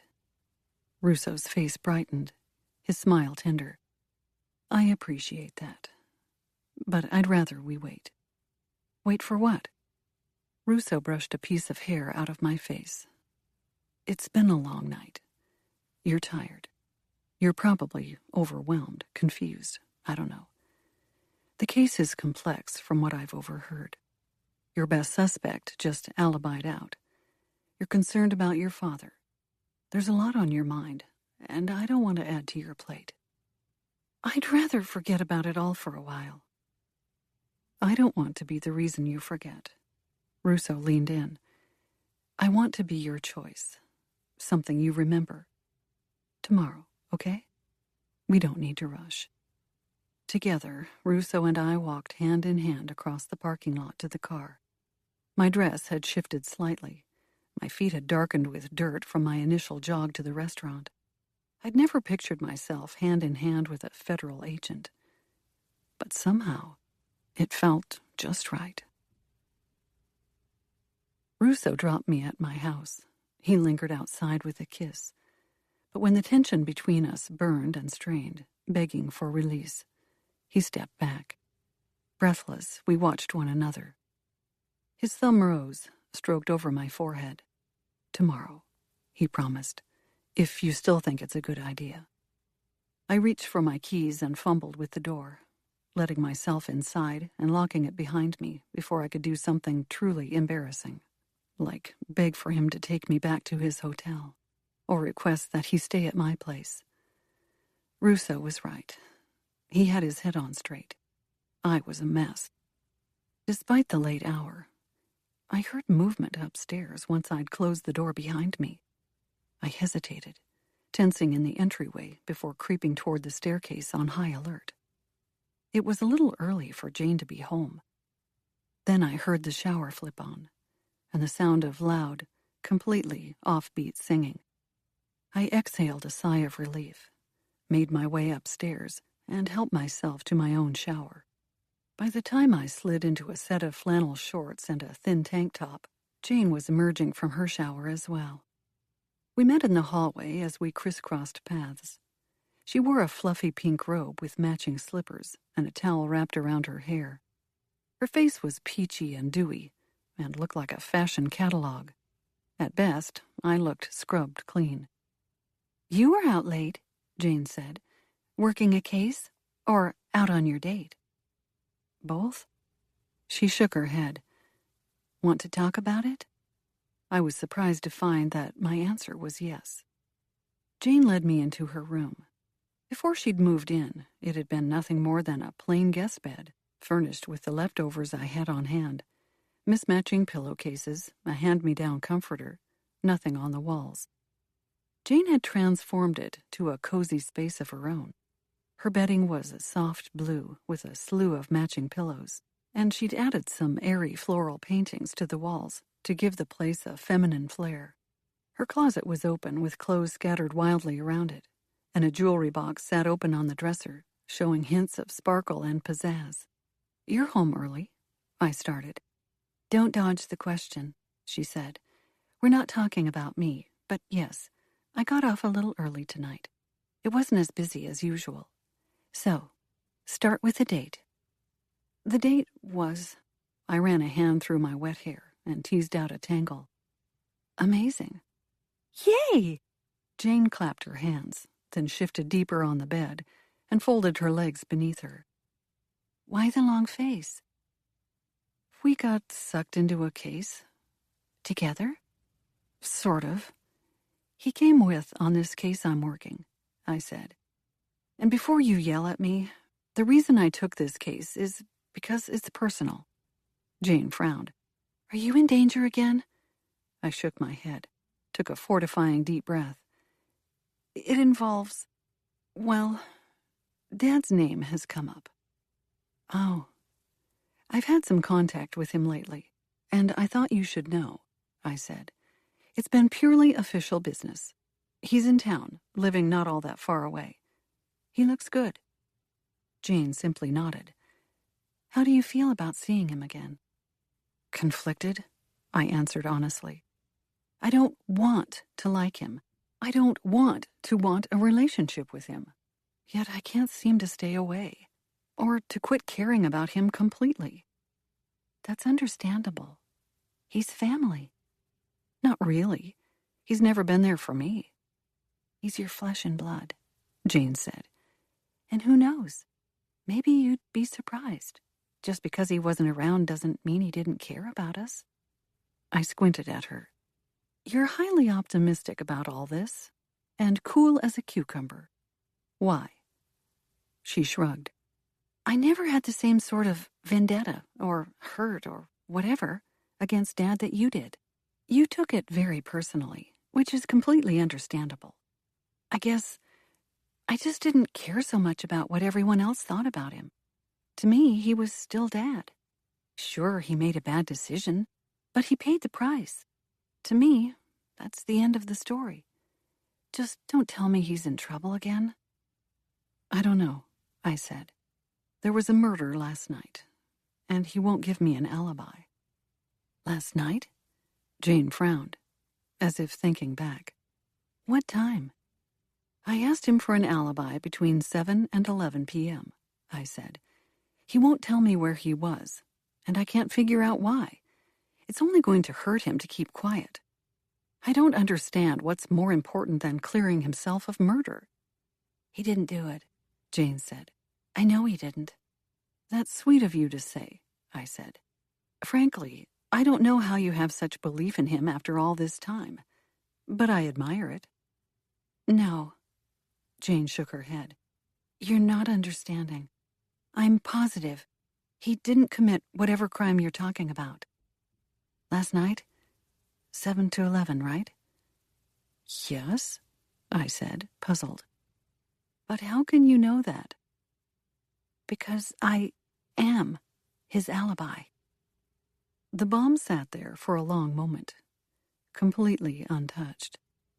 "Excuse me?" "I'm his alibi," Jane repeated. "I met Dad for dinner last night." I blinked. "He's trying to bring you into this too?" "No, of course not. I've been having monthly dinners with Dad for the last couple of years." "What?" My nails dug into the bedding. "And you never told me?" "I did. I tried to tell you in the very beginning. You didn't want to hear anything about it." "That's ridiculous." "Come on, Kate. The first time I told you I wanted to get in touch with Dad, you asked why I'd ever want to do that." I was upset. "You still are upset. He left our family. I think I have a right to be upset." "You do," Jane said softly. "And I have the right to forgive him and try to mend a relationship with the only father I'll ever have in this life." Silence took over the room. I fumed inside, upset at this new development. It felt like a betrayal of sorts. Not only had my father betrayed me all those years ago, but my sister had been secretly meeting him behind my back for years. Still, another part of me knew that this wasn't Jane's fault. She was the only one in our family of 3. Me, my mom, and her, to ever mention my father in normal conversation. She'd reference times from the past with a fondness.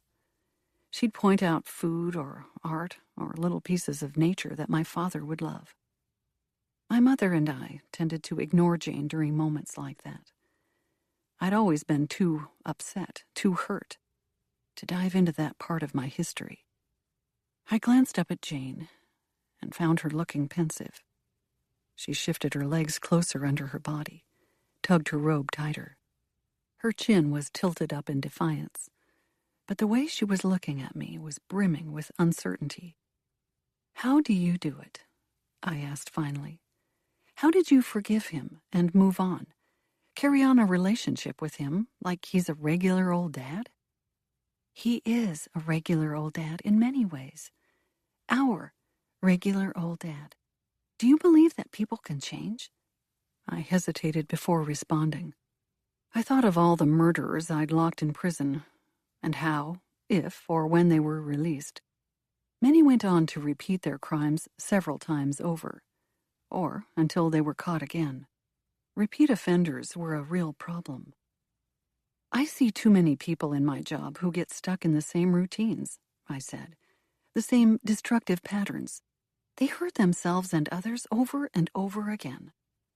Some, yes, maybe even the majority, but certainly not all. I thought back to my evening with Russo. Something in me had shifted recently, something that had drawn me toward a relationship, something that had changed in me, made me question everything. My need for independence, my love for the job. For years, I'd kept plenty fulfilled by simply piling my plate full of work. And yet now, I found myself longing for something more.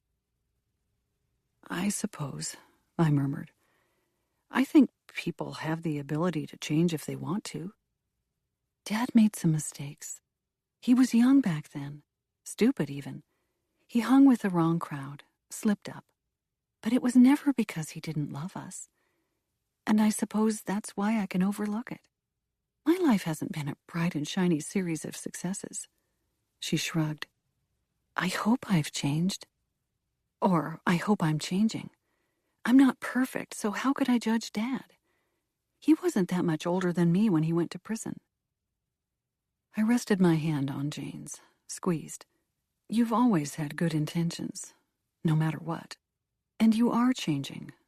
I'm proud of you. I guess maybe that's why I have empathy for Dad. I know how life can sometimes take a turn for the worse. I never intended to lose my job, or date assholes, or get thrown in jail.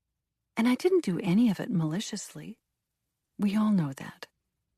I'm just saying, maybe I'm more like Dad than you think. Jane pulled her hand away from mine. You're more like Mom.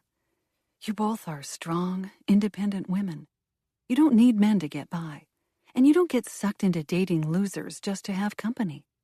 Mom started her own business, raised 2 girls by herself. You put yourself in danger every day on the streets to make our world a better place. Me? I just hang in there and hope for the best most of the time. Sometimes I sling drinks at the bar.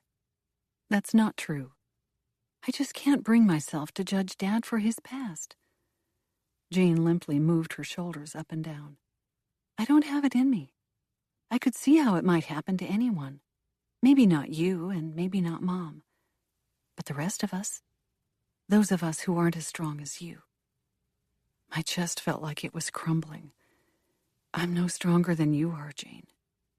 I meant it like a compliment, Jane said. I always have looked up to you, wished I was more like you. Even when I try to emulate you, it just doesn't work the same for me. I'm not built for it. I brought one of Jane's pillows to my chest, clenched it tighter. I'm so sorry you feel that way. I'm so far from perfect, it's not funny. Actually, I've always wished I was more like you. How is that at all possible?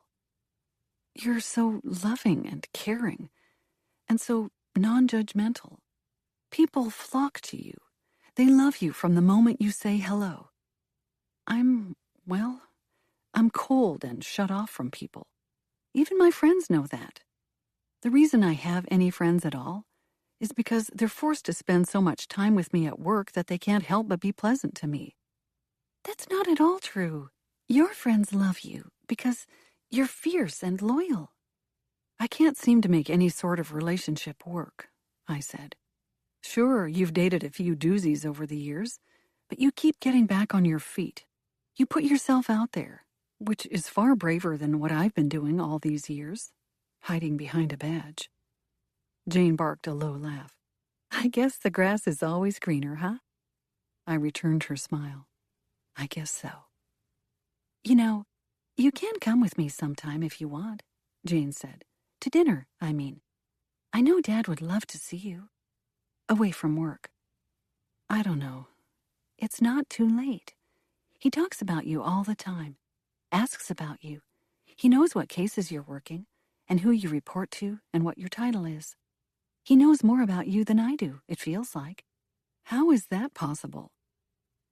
You're his daughter, and he loves you. He follows your career. Did you know he came to your high school and college graduation? And that thingy where they swore you in as a police officer?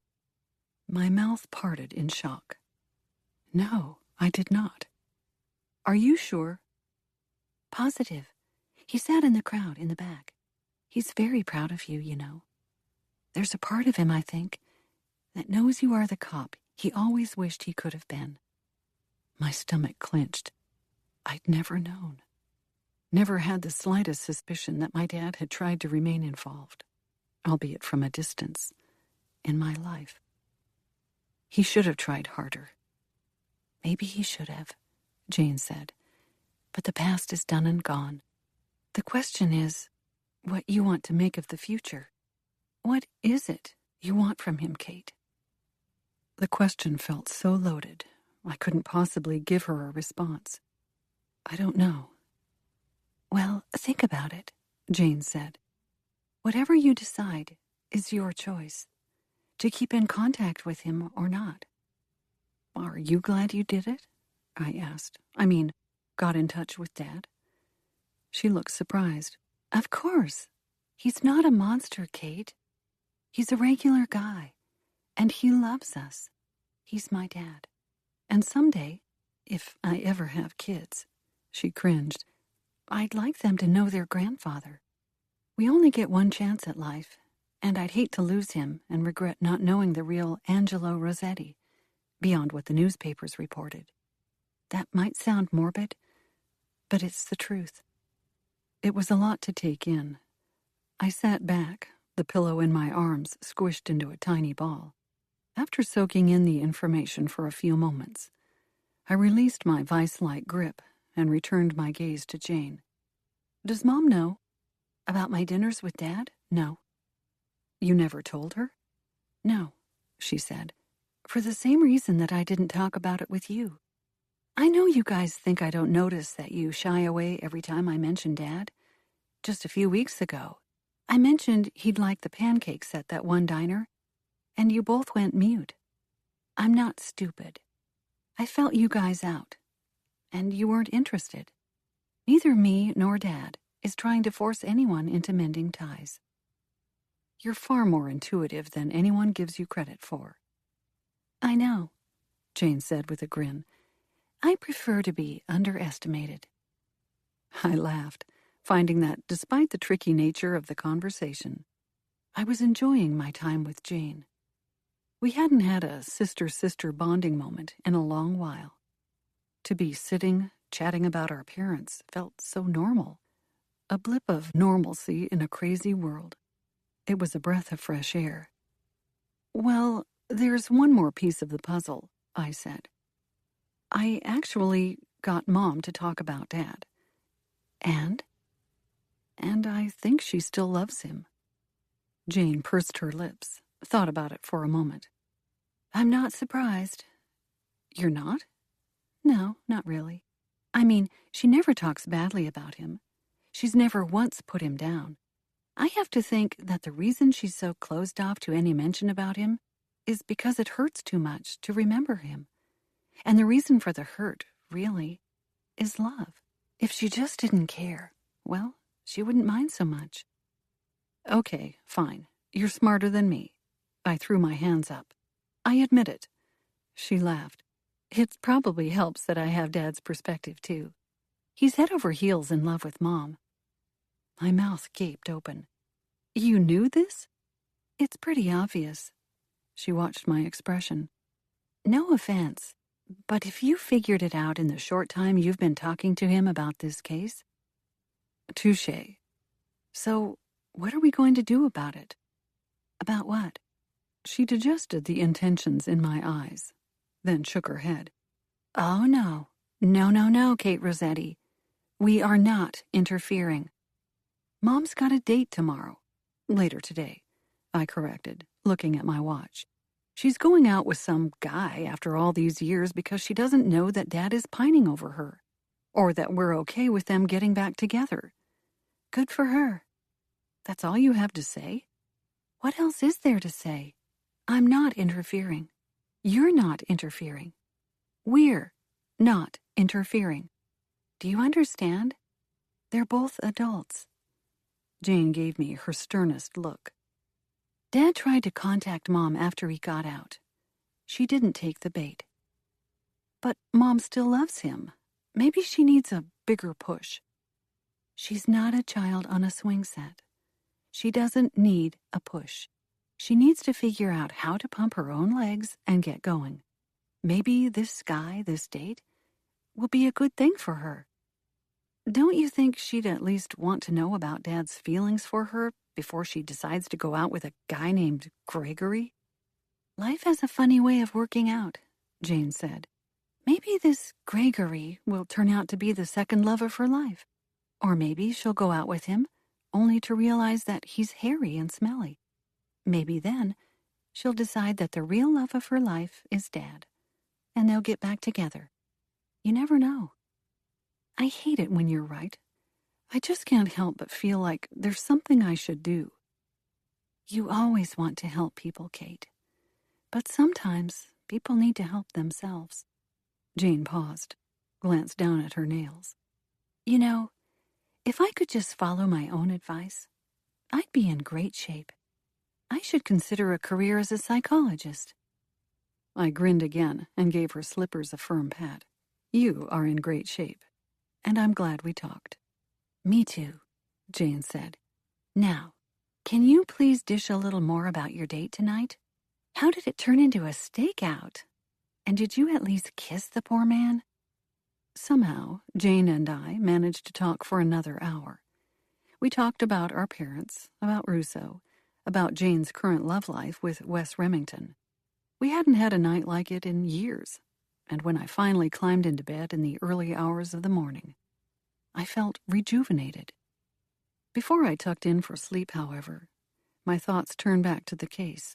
I ran through a list of things I needed to accomplish the next day, and paused when I remembered the security footage we'd need to successfully place Angel and Joe Ricci at her apartment during the time they'd claimed to be there. A warrant would take some time to get. I had a better idea. It was far too late to call, so I sent Jem a quick text asking if he'd be able to send Asha the security footage the next day. I included the exact date and time that we'd need to see. Before I plugged my phone in the charger, it beeped with a response. Jem, you can come by my office sometime tomorrow, and I'll show you the footage. If you'd like it sent to your office, I'll need a warrant. I decided not to respond, namely because I wasn't sure how to react. The tone of the message was incredibly formal for Jem, and while I was relieved to see he wasn't still trying to get in touch with me, it made me wonder if I'd been too harsh in pushing him away completely. All he'd ever really done was try to help me. All I'd done in return was take advantage of his services and then push him away. Just because I wasn't interested in him romantically didn't mean I couldn't be nice enough to him, friendly. Moreover, if I wanted to see the tapes, I had to play by his rules. The ball was in my court. He had the tapes, and I needed a warrant. Or I needed to play nice. I messaged him back. Kate, thank you. I'll be in touch tomorrow with a time that works. I silenced my phone before I could get sucked into any more messages, any more emails, any more work, and climbed into bed. My thoughts turned to Rousseau, wondering if he'd still be up, if he had been thinking of me, if he'd had a decent time during our date, or if I'd ruined everything. A moment of panic washed over me. My fingers trembled as I suddenly wondered if I'd ruined everything. Jane's words, "Have you kissed the poor man yet?" skittered through my head. What sort of man was okay with being dragged on a stakeout with a piece of cake instead of a bottle of champagne and a romantic night in? I flew out of bed, reached for my phone, and opened up my messaging app. Kate, Just thinking about you. I hope you had a great time tonight. I know I did. I hung on to the phone for a second, waiting for a response. Then I remembered that it was the wee hours of the morning. I'd showered, chatted up my sister for a while, and perused my work emails. Russo was probably long since asleep. I was just crawling into bed again, resigned to wait for his response until morning, when my screen lit up. Russo, I had a fantastic time, thinking about you, and looking forward to tomorrow. Sweet dreams, Rosetti. Chapter 15. I couldn't say I'd had particularly sweet dreams. In fact, I'd slept so deeply that I hadn't dreamed at all. However, when I woke the next morning, I had an extra bounce in my step, and I shyly attributed it to the fact that Russo had sent me a wake-up text that had put an instant smile on my face. We'd agreed to meet for lunch, and I was already looking forward to it. I planned to maximize my time before lunch. If I was lucky, I could get a good start in the morning and take off for the afternoon. There'd been no real break on the case overnight, and there appeared to be no imminent threats to anyone's safety. Following up on cold leads could wait until Monday. What couldn't wait until Monday was a visit to the precinct to talk to Asha. On the way, I swung by my mother's cafe. I dragged Asha into the office 2 weekend days in a row, so the least I could do was bring her a pastry for her troubles. I was instantly thrown back into reality when I saw my mother. She stood behind the counter, but that was the only normal thing about the situation, where she usually wore black yoga pants or jeans and a cute top. Today, she had on a dress underneath her apron. Her eyelids had been darkened with eyeshadow and her lashes streaked with mascara. Her lips were cherry red and her cheeks were tinted pink. In her ears, she'd secured 2 large hoops, and her hair had been curled into loose waves that made her look 10 years younger. "Mother?" I said slowly, approaching the counter. "Is that you?" She tisked, then lowered her gaze from mine and stared at the floor. "What's that supposed to mean?" "You look great," I said. "I take it you're getting ready for your date?" She glanced up, clasped her hands together, and gave me a pleading stare. "Please don't make me go." "Ma, nobody's making you go. You can cancel." "That's so rude." "It's internet dating. People do it all the time." "How would you know? You wear weapons on your dates instead of earrings." "That's not true. Sometimes I wear both." "I want to go." My mother twisted her hands around. "I mean, I think I want to go. I don't know if I want to go. Do I want to go? Tell me, Kate." "You're panicking," I said. "It's natural. It's your first date in years. That I know of." "It's the first time since your father left us that I felt ready." My mother looked into my eyes, searching for something there. "Sure, I went out on 1 or 2 dates over the years, but I was never truly ready, and naturally, those dates went nowhere. I was nowhere near as nervous as I am now, and I think it's because I know that this Greg might be the one." "You can't possibly know that. You've seen his profile picture and a few stats." "But he could be. The possibility is there. Maybe I'll go on this date, and we'll fall madly in love, and get married. And that's the end of it." "That doesn't sound so bad." "I don't know." "You're putting way too much pressure on yourself," I said. "Lots of my friends have done internet dating. The chance of your first date being the one is very slim." "I don't know if that's a good thing, or if it's depressing." "It's a good thing. Your only responsibility is to go out and have a nice evening," I said. "Enjoy it. Take things easy. Don't put any pressure on yourself or him. If it's meant to be, it'll all work out." Aren't you full of sage advice this morning? I guess Jane rubbed off on me. Jane? Never mind, I said. Can I please have my usual? And Ash's too? You're making that poor girl work another weekend.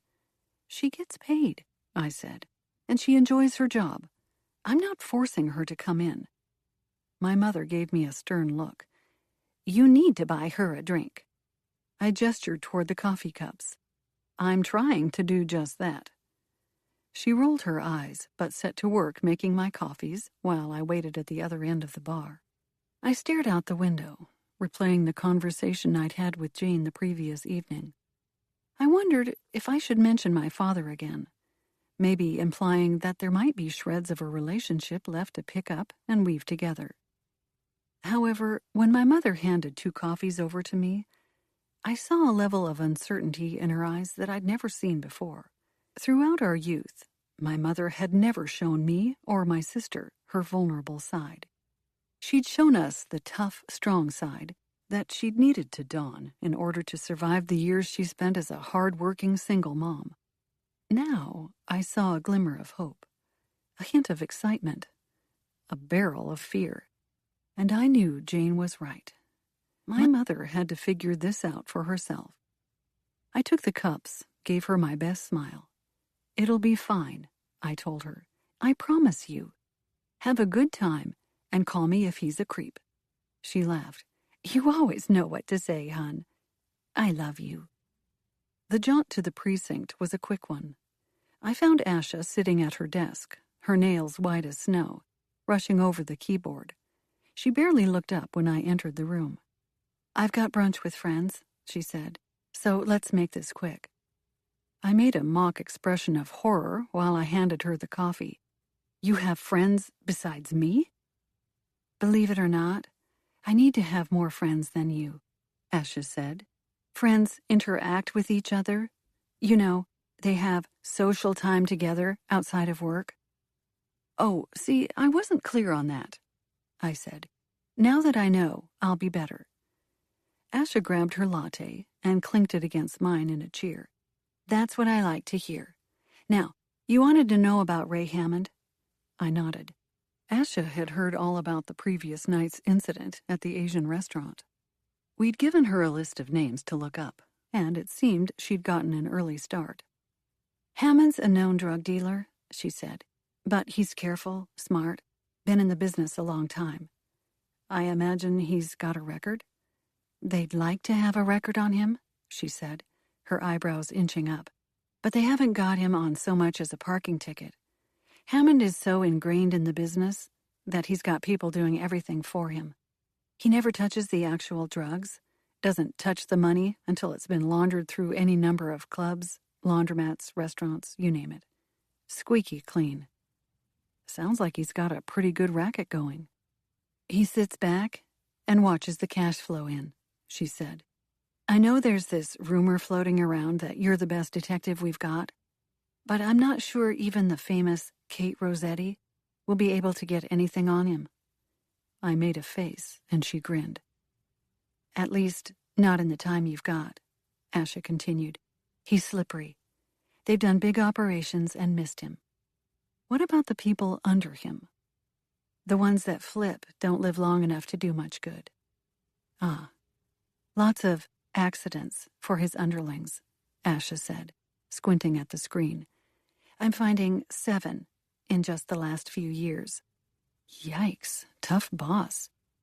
Not someone I'd like to work for, she said. But there's no chatter about him on the streets or on the forums. Seems like he's got some loyal employees. And I'm guessing Hammond treats the good ones well. He pays them enough so they don't flip. They know if they do, they'll lose their comfy lifestyles. Not to mention, they'll end up dead. Sounds like a raw deal. Yep. So, do you know where I can find him? Her eyes widened. All that, and you still want to talk to the guy? Just a quick chat. She gave a shake of her head. You're a little nuts, detective. No offense. I'm not sure a truly sane person could do this job, I said. Most sane people would have taken their date back to the hotel room, along with the slice of cake last night. There are so many comments I'd like to make about that, but I'll refrain. Asha raised her coffee. It's too early, and it's Sunday. Speaking of Sunday, I'm trying to make up for my botched evening by treating Russo to lunch this afternoon. Can I get that address for Hammond so I can get it over with? He won't be at home. Ash's eyes were glued on the screen. Not if his receipts are to be believed. What do you mean? Every day, 9 a.m., he's at a diner on Grand Avenue. I blinked. Are you joking? He likes his waffles. You're kidding. She shook her head, spun her screen around. We've got receipts for him like clockwork. Most days of the week, that's where he starts his day. Well, I'll be, I said. Breakfast it is. The Grand Café was a small place tucked onto the corner of one of St. Paul's main drags. It was next to a pizza place and a used bookstore that had been advertising a going-out-of-business sale for the last 3 years. Parking was an atrocity since there was no attached lot and the city streets were packed.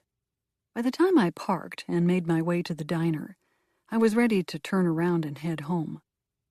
Once I finally made it inside, a young hostess informed me that I could wait outside with everyone else. She also told me that the wait time was 30 to 45 minutes, which didn't work for my schedule.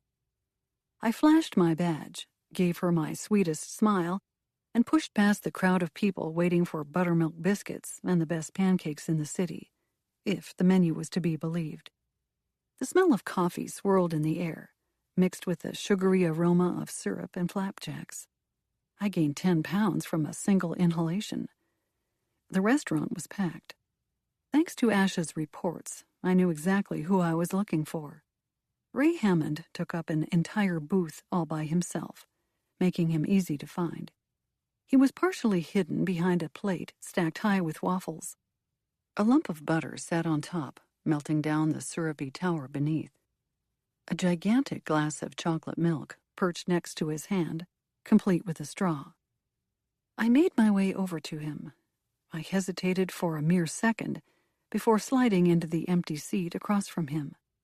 It seemed that, for just a brief moment, the room stilled. Servers glanced over at me. Baristas whispered, probably wondering who the idiot was that had disrupted Ray Hammond's breakfast. Even the other patrons shifted uneasily and glanced over their shoulders, sensing a disturbance, even if they couldn't quite place it.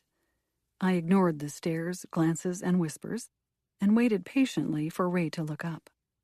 He was a big man, probably a few years older than me. He had broad shoulders and wore his weight well. Ray's hair was cut short, and he wore an unassuming outfit of track pants and a white, oversized tee. One earring glinted beneath the sunlight streaming through the window. Ray didn't look up. Aside from a twitch in his jaw, he didn't acknowledge my presence. He shifted the napkin in his lap, picked up his fork and knife. Carefully, as if performing surgery, he smeared the butterball so that little globs of yellow slid into each and every square divot. Then he dumped more syrup on, waited for it to soak through. Finally, he sliced off a piece, took a bite. His eyes closed, and he chewed so slowly, I wondered how the waffle didn't disintegrate before he swallowed. Eventually, the waffle must have dissipated from his tongue, because he leaned forward and took a huge slurp of milk. Suddenly, he glanced up at me and gave me the widest, sunniest smile I'd ever seen. Damn, those are some good waffles. You want to try a bite?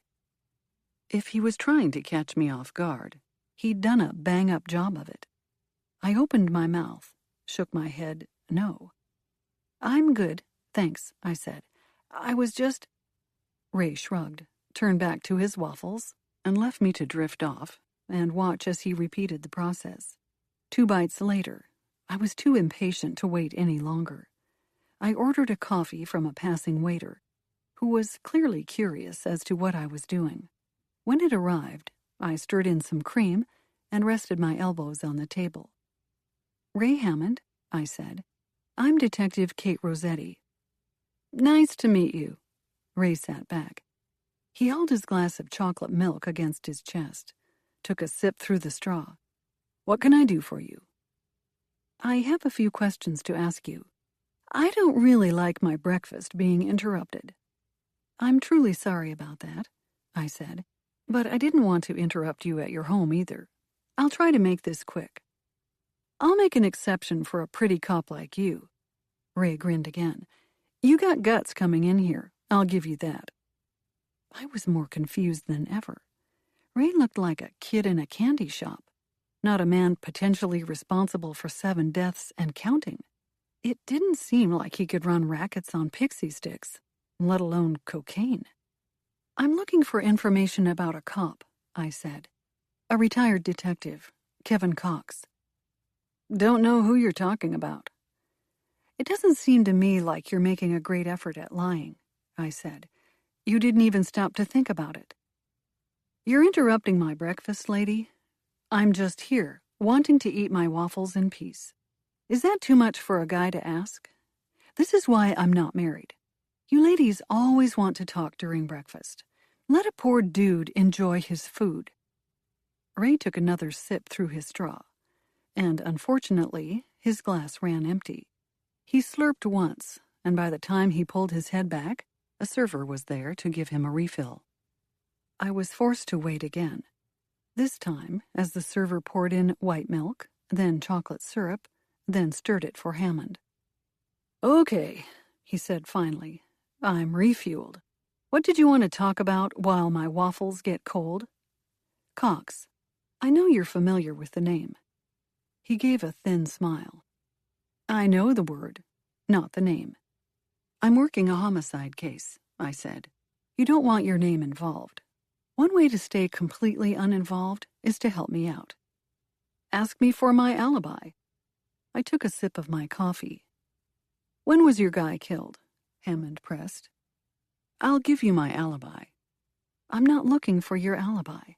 I don't think you had anything to do with this case, but I think you might be able to help me find out who did." "What if I don't feel like it?" "Then I will come after you." "Am I supposed to be scared?" Hammond stirred his milk with a straw and took a sip. "You're cute if you think that worries me." I sighed. "I wish you wouldn't make this difficult. I'll be back, Ray. You could make this a lot easier by giving me a little information." "You want information? Get an order of the waffles. To go. I'm done talking now. My food is getting soggy, and nobody likes a soggy waffle." I took another sip of my coffee, then slid out from the booth and threw down a 5 to cover my beverage. "Enjoy your breakfast," I said. "They don't serve waffles in prison. Not like this, they don't. And I doubt they make your chocolate milk on the spot either." Ray gave another winning grin. "I like you, sugar. See you around." I left, frustrated at myself for the wasted trip to the diner. I'd parked a mile away, learned nothing, and had been so upset I'd left without food. My stomach growled. When I got to my car, I fumbled for a granola bar. As I chomped it down in angry bites, I texted Jim to see if he was available. His reply was prompt. "Jim, I'm at the office. I'll let Ms. Karp know to send you up." I rescued my car from the meter and took off down Grand.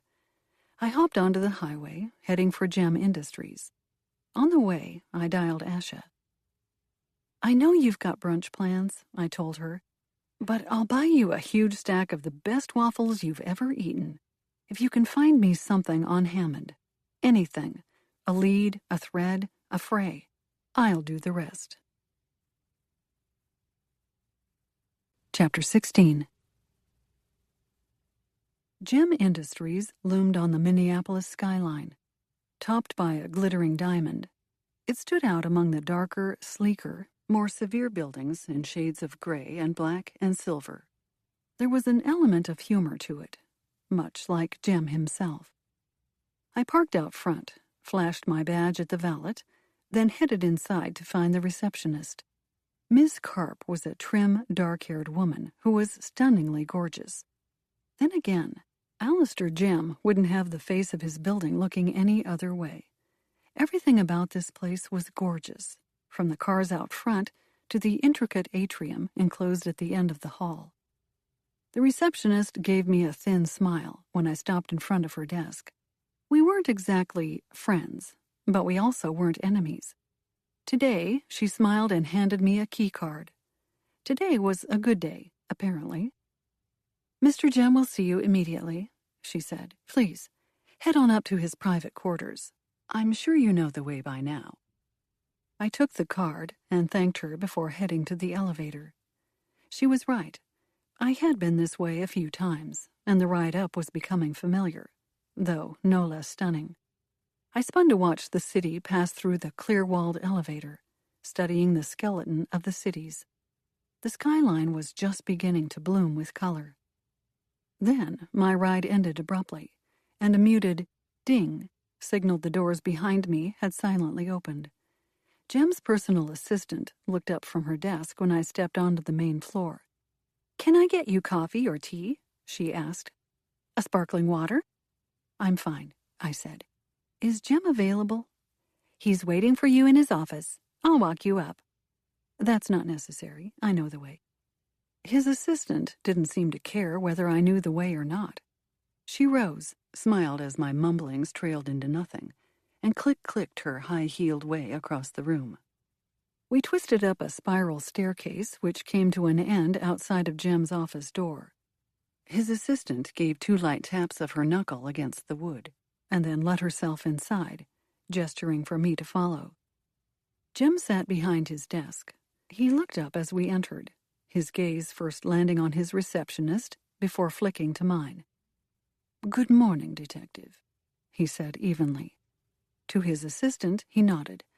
"That'll be all. Thank you." "Tea? Coffee?" she pressed. Jem looked to me, but I shook my head. He waved a hand at her. "I think this visit will be quick." Once Jem's assistant had excused herself, I stepped deeper into the room. The billionaire looked pleasant enough, but something, a hint of the normal playfulness, was missing from his expression. "Is everything okay?" I asked Jem. "You seem upset." I hadn't intended to make this visit personal, but the words flowed out of me and felt natural.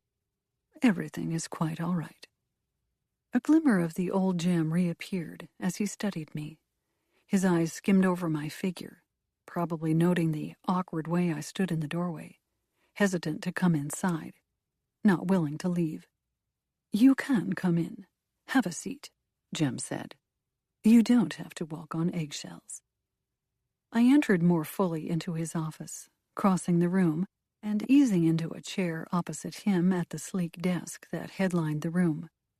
There were no cords anywhere to connect the mouse and monitors. There were no wires, nothing, except a thin mouse and keypad, and a huge screen. Jem flipped the huge screen around so that both of us could view it. "I've pulled the files you've asked for." I should have been happy that we were getting straight to business. Jem was friendly enough, more cooperative than he needed to be. Yet something felt off. A hint of guilt worked its way into my gut, though I couldn't figure out why. "Hannah Trails lives in the building you visited yesterday, one of my new places. I'm quite proud of it. What did you think?" "Of what?" "The building." Jem grinned, his normal smile back in place. "Did you like it? The design?" "It was very nice." Jem frowned. "Nice?" "That's a compliment, last time I checked." "I can't help but feel as if it's not up to your taste." I shrugged. "It's great. I just don't pay much attention to details for that sort of thing. I mean, I'll never be able to afford to live there, so what's the point?" "Never say never." "I'm a cop. I have a cop's salary," I said. "I'll always be a cop. The best a cop can do is a decent family house in the suburbs. Unless—" I considered my father, then Kevin Cox. Unless a cop supplements with another source of income, which I don't plan to do. You could always come work for me, Jem suggested. I assure you that I pay quite well. I have no doubt about that. I can always use more security on my team, and an applicant with a resume as long as yours would be welcomed into the fold. Cushy security job? I gave him a smile. That's not really my speed, although I do sincerely appreciate the offer. I thought you might say that, though you should keep in mind the offer's good for quite some time, if you should change your mind. Thank you, I said. I do appreciate it. My mother would love it if I came to work for you.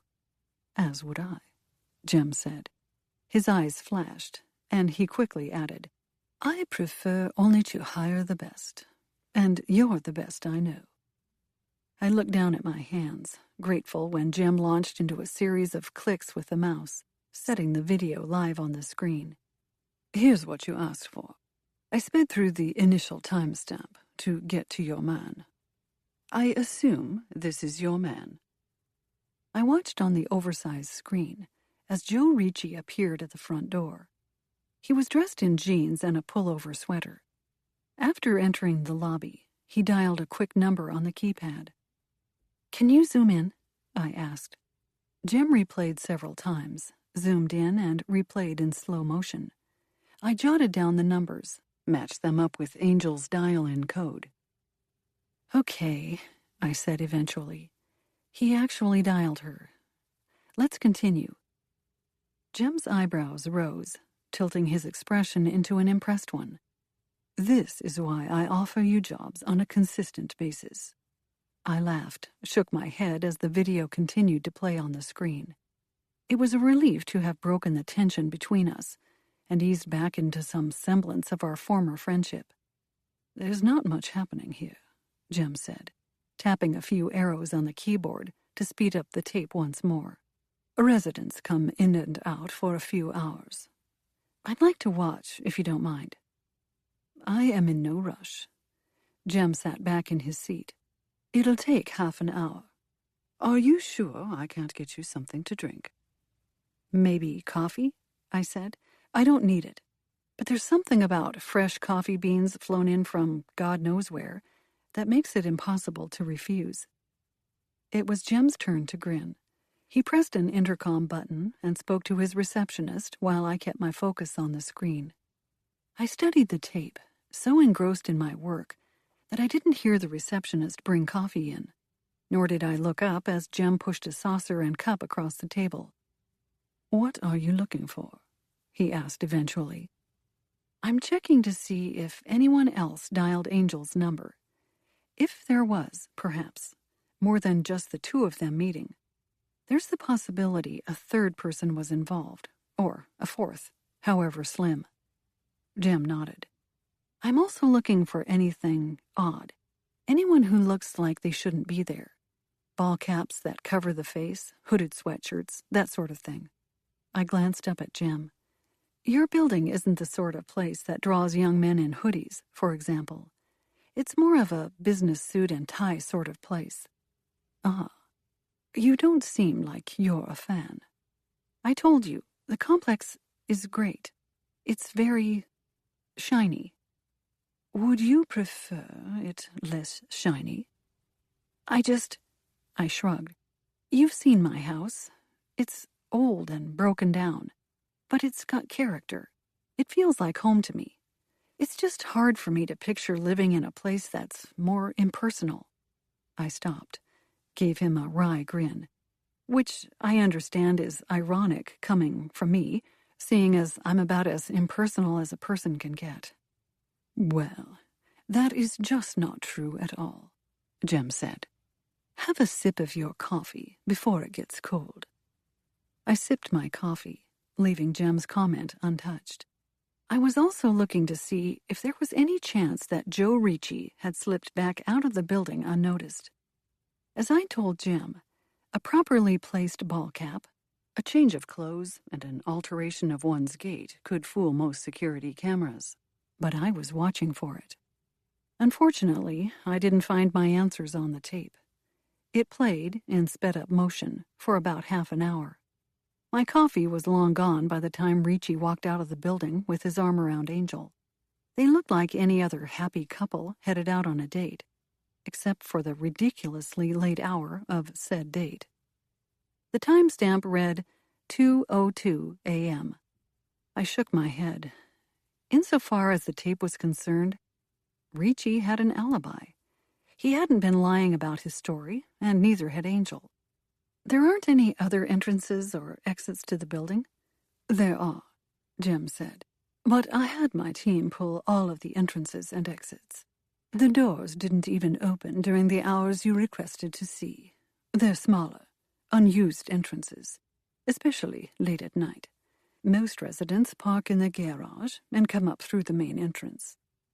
There's no other way Ricci could have gotten in and out without being seen? Jim looked to me. You really want it to be this guy, don't you? What are you talking about? This Ricci guy. What if he really did just spend the night with his girlfriend? Is that so hard to believe? I was just so sure it was him, I said. He fit the bill. He looked good for another similar case a while back. I know for a fact that he's into some illegal things. That's been confirmed. But no evidence. Nothing we can get him on. Maybe you focus on the other illegal activities and unraveling those first, Jim said. If you can get him on something like that, the rest might fall into place.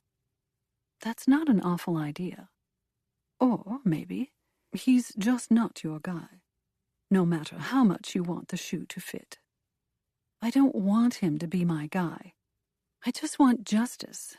I want to find the man or woman responsible and put them in prison where they belong. Whoever killed this man murdered a father of 3 boys. Pegleg might have had his flaws, but he deserved to live, to face them in trial like anyone else. Pegleg. A ghost of a smile graced Jem's lips. You do catch some of the strangest cases. It's a long story, I said. He had a parrot. Okay, then. Jem lapsed into silence. He looked down at his coffee cup, then back to me. Is there anything else I can help you with today? No.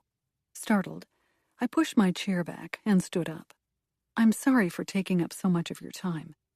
I never mind your visits, Detective. In fact, I've been meaning to remind you that my offer still stands. About the security job? That, and the one about dinner. He folded his hands across the desk and looked at me. As friends, of course. I've been wanting to thank you for your help at the Valentine's Day party. I haven't been able to get a hold of you since then. I've been busy, I said, then glanced down at my shoes. I saw your call the first time, but when you never called back, I figured it was easiest to leave things alone. I'm sorry. You don't have to apologize, Jem said. Though I assure you, it's just a friendly invitation. In fact, if there's someone else you'd like to bring along, that's completely fine. The dinner is a thank you, nothing more. Jem, I carefully considered my words. I don't know why I feel obligated to tell you this, but I'm sort of seeing Jack Russo. Not, officially or anything. But we are trying it out, seeing where things go. I know, Jem smiled. Or, I should say, I figured as much. I saw the 2 of you together at my event. Even I have to admit, it makes sense. That night, you said something. Forget it. Jem brushed off my awkwardness with a flick of his wrist. I was just talking aloud, so Rita wouldn't do anything rash. I exhaled a sigh of relief. I was hoping you'd say that. Jem coughed, looked down. Then, that's all it was. You and the agent, you seem like a good pair. That's why I stopped calling you now. I wanted to respect your relationship. That's very noble of you. It's a curse. Jem smiled. In all honesty, I respect the guy. I like Russo. He's a suit, but I can't hold it against him. I'll back off. For now. I puzzled on this. I thought you just told me that what you said on Valentine's Day was a lie. Exactly. Jem cleared his throat. If my feelings aren't reciprocated, then you can forget what I said. That's not fair. You still have feelings. Jem shrugged. Ones I won't act on.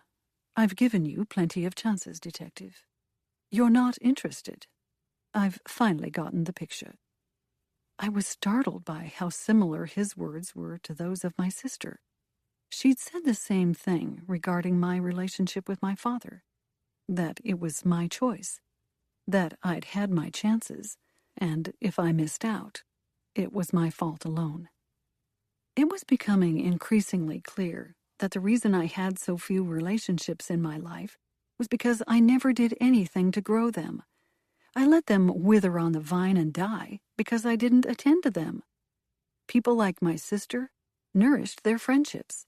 They took chances, watered their vines, watched as their flowers bloomed and fruit ripened, and they reaped the reward.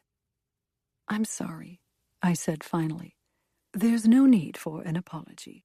I'm just stating the facts, Jem said. I'm respecting the distance it seems like you wanted. I couldn't do much other than nod. If, however, you'd like to remain friends, to get dinner, I'd welcome the opportunity. Jem spread his hands. And you can bring the agent. I still haven't shown him around my garage. That's kind of you to offer, but I started to turn him down on reflex, but I cut myself off mid-sentence. I'll think about it. I'll ask Russo. Jem gave me a true smile. I'm glad to hear it. Jem walked me to the elevator, gave me a brief handshake as the doors opened. It was still strange to me how swiftly his persona had changed. As I descended downstairs and returned to my car, I couldn't help but note the guilt that was returning over the way I'd pushed Jem away. However, the fact of the matter was that I'd chosen Russo. I could only be with one person, and the agent had been my choice. Only time would tell if I picked the right man. Chapter 17.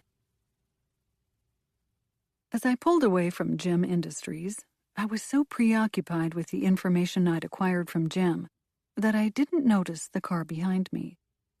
I was also annoyed with myself for letting Jem's comments get to me.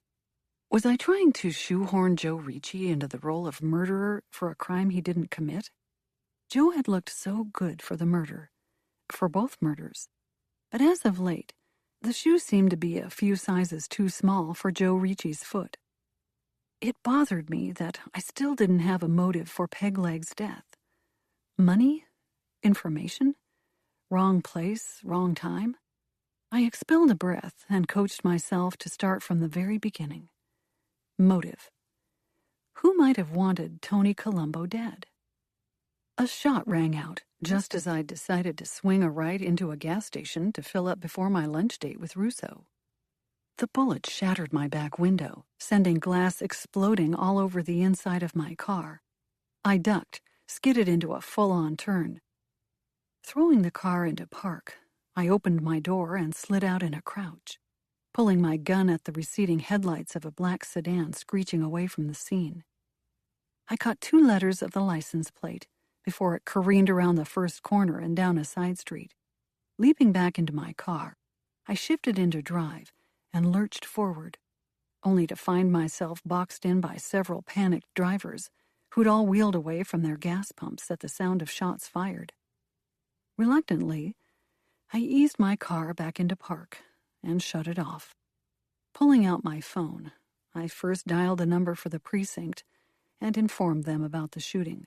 They confirmed that a team was on their way out to meet me. Next, I dialed Russo. About that lunch date? He groaned. What's come up? I'm still going to make it, I promised. "But I think I'll need a ride. How do you feel about picking me up from a gas station in Minneapolis?" There was a beat of silence on the other end of the phone. "Well, I imagine there's a good story behind this. I'll tell you when you get here." Russo arrived 20 minutes later. A slew of officers were already at the scene, roping it off and checking for anything the shooter might have inadvertently left behind. Aside from the bullet, which they dug out of the asphalt, I doubted they'd find much of anything. The driver of the black sedan had come up behind me while I'd been distracted, and he'd aimed to kill. If I hadn't turned when I had, there was a good chance the bullet would have connected with one of my body parts instead of the ground. I'd already reported the numbers I'd caught from the license plate to the cops. I'd no doubt that Asha was already processing them, but I wasn't holding my breath it'd return anything. The car would either be stolen or rented to an alias. Both would likely lead us to dead ends. Well, well, well. Russo strolled onto the scene, his hands shoved in his pockets. He gave an intrigued raise of his eyebrows at the crime scene tape, then the mangled pane of glass where my window had been. "Care to share?" "There's not much to it," I said, easing to his side and taking in the now empty gas station. The only civilians around were looky-loos standing outside the caution tape. I left my last appointment and was distracted thinking about the case. It was a lucky thing my gas light flicked on, because I hung a right into the parking lot, just as the shooter pulled the trigger. Who would have thought running on empty would have saved your life? I always knew there was a reason I drove the tank down to E. Russo grinned. "I'd just like to note the fact that I'm handling this all very nonchalantly." "You are," I admitted. Not all boyfriends would be as cool as a cucumber about their girlfriend getting shot at during church hours. My shoulders stiffened at his terms. "When did we transition to boyfriend and girlfriend?" Russo grinned easily. "I was just testing it out. If it's premature, I can call you my lady friend." I relaxed as he hooked an arm around my shoulder and pulled me toward him. He planted a kiss on my forehead, still grinning. "What brought you to this side of town, anyway?" I glanced up at him and cleared my throat. "I had a meeting at Gem Industries to go over some video footage." "Oh?" "Gem owns the apartment complex where our primary suspect claimed to be during the time of the murder." "Did your suspect's alibi check out?" "Looks that way," I said. "Somehow, I'm not totally convinced, but I couldn't find anything on the tapes to support my gut instinct." "I'm thinking you might be onto something. If not with the video footage, then something else," Russo said. "You wouldn't have someone shooting at you if you weren't getting close to some answers. That's another thing most boyfriends wouldn't say." "Your words, not mine." "By the way," I took a step back and surveyed Russo. "Jim invited me to dinner, as friends, to thank me for my help with the last scrape he got into." "Did he now?" Russo's expression was guarded. The very fact that he had to guard anything at all told me what I needed to know. "I also mentioned that I was involved with you," I said. I explained that we were going to see where things went. His eyes glimmered, perhaps a smidgen brighter. "Interesting. He invited you along. He likes you." "I like him," Russo said, "and his cars." "You're hopeless." He shrugged. "Jim and I have what I'd like to call an understanding. Mutual respect. Pick your words, it's all the same. I was thinking it might be nice of us to go. Are you inviting me along as your actual date?" Russo crooked an eyebrow. "Dare I say, like a boyfriend?" "Don't jump the gun," I said. "But yes, as my date. Jim's been nothing but helpful to me, and I think it might be time for me to reciprocate his friendship. But I'd like you to be there, too." "It would be my pleasure. I'm only in town through tomorrow, so I'll see what we can do." I turned from Russo and looked to the cop in charge of the scene. "Do you need anything else from me? I'm going to take off if not." They cleared me to leave. I found Russo with his car already running. He grinned as I climbed into the passenger's seat, then laughed when my stomach growled. Hungry? All that adrenaline gives me an appetite, I admitted. Unfortunately, I'm not feeling anything fancy. I had quite a morning, and frankly, I just want about a foot of sandwich. Sandwiches it is, Russo said, peeling out of the parking lot and flicking on the blinker. I figured we'd make lunch quick anyway. I've got a little surprise for you. I groaned.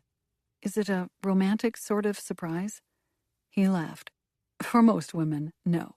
It would be quite unromantic, and might earn me a slap to the face.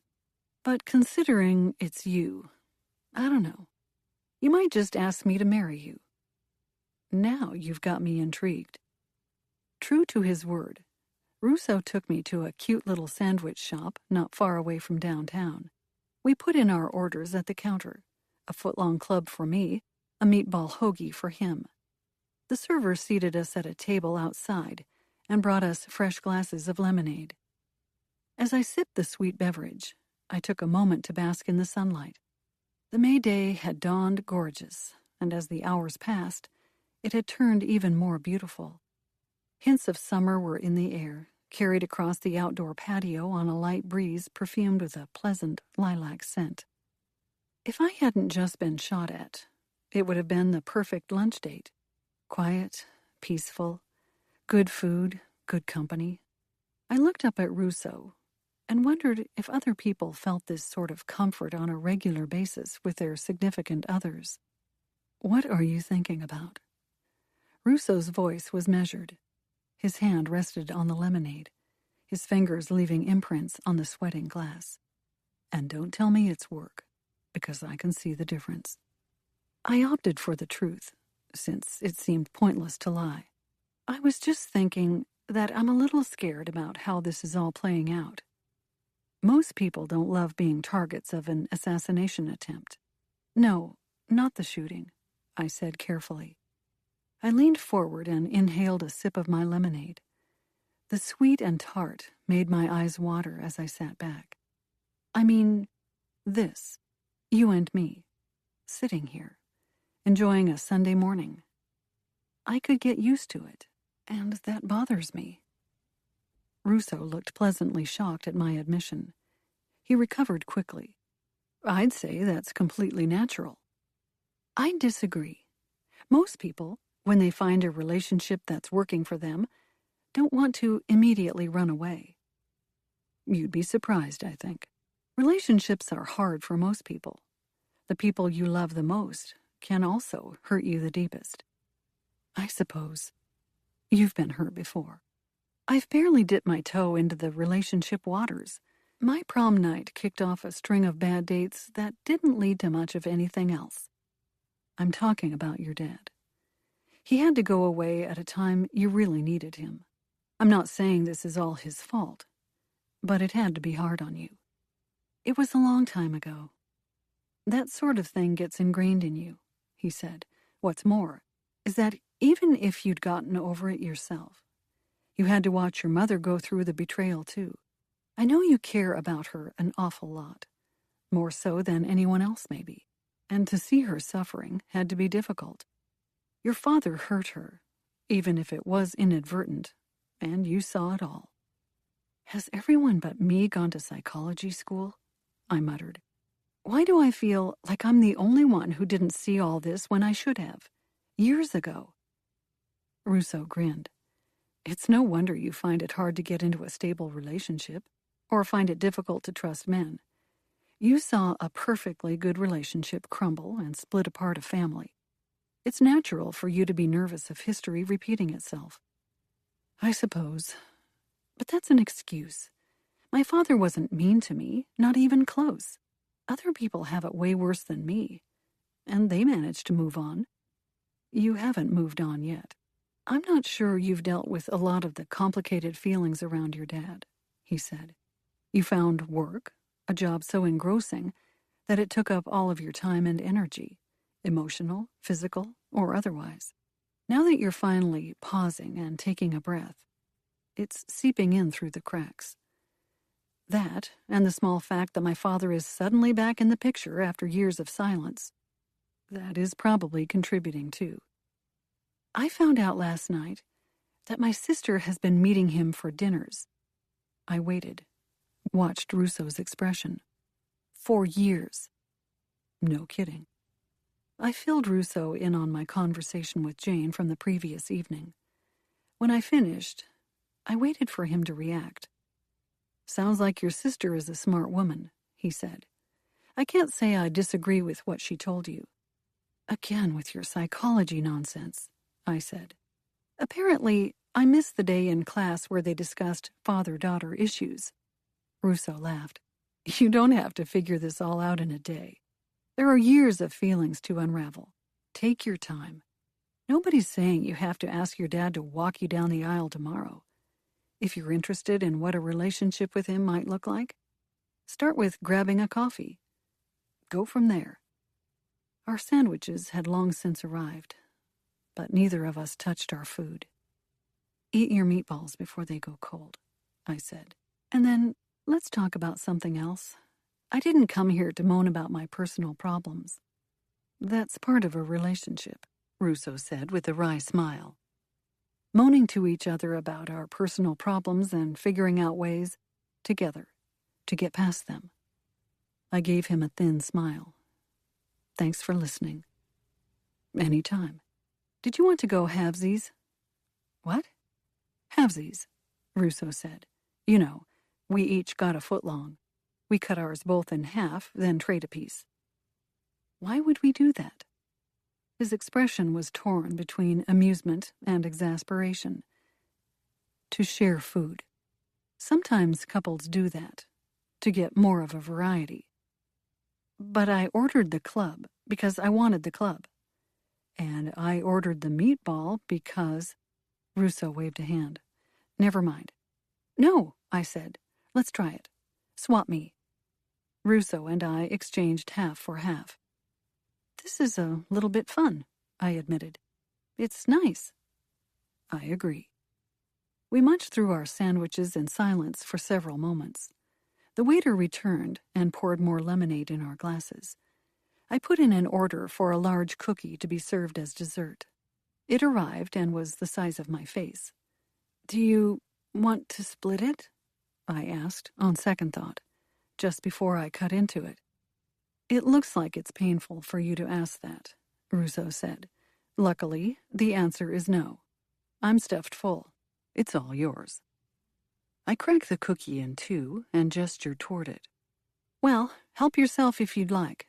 By the way, didn't you say you had something to tell me?" Russo winked. "I do, but it's dangerous." "Why? Because I might be so thrilled I'll propose on the spot?" "Exactly." I wrinkled my nose and popped a bite of cookie into my mouth. I was ravenous. Getting shot at did crazy things to my appetite. "I don't think you have to worry about that," I said. "Marriage isn't in the cards for me." "Never?" I stilled. A hunk of cookie posed in my fingers. I don't know. I haven't considered it lately." "Interesting." "What about you?" I asked. "You've been married before. I think, if anything, that would make you wary of doing it again." Russo shook his head. "Quite the opposite. I wouldn't mind being married, to the right person. Even marriage to the wrong person had its perks. I can only imagine that being married to the right person would be extraordinary." I didn't know what to say in response. My appetite had suddenly disappeared, and I let the cookie fall back onto the plate. Russo's keen eyes picked up on the movement. "I'm not asking you to give me an answer now. I was just curious. Is marriage a deal breaker to you?" I asked curiously. "If I never wanted to get married, would things still have a chance of working out between us?" Russo leaned forward, clasped his hand over mine. "Stop looking for ways out of this relationship. I like you. You like me. Let's leave it at that for now." "But I don't want to waste your time, or mine." "I happen to like wasting time with you, unless there's someone else you'd rather be wasting time with." "No," I said quickly. I didn't mean that. I just meant that it seems pointless to start a relationship, knowing it will end. We'd be setting ourselves up for failure.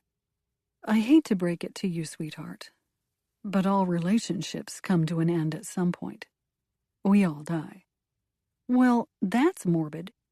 Maybe it's worth trying not to take everything so seriously. Give it a chance. Have some fun. That's all I ask. I suppose it's a little premature to be discussing marriage when we haven't even, I lowered my voice, slept together. The server cleared his throat just then. He picked the most inopportune time to appear. Check, please, I muttered. The server scurried away, head bowed. Russo was grinning when I finally pulled my head out of the proverbial sand and looked at him. I'm glad you're amused, I said.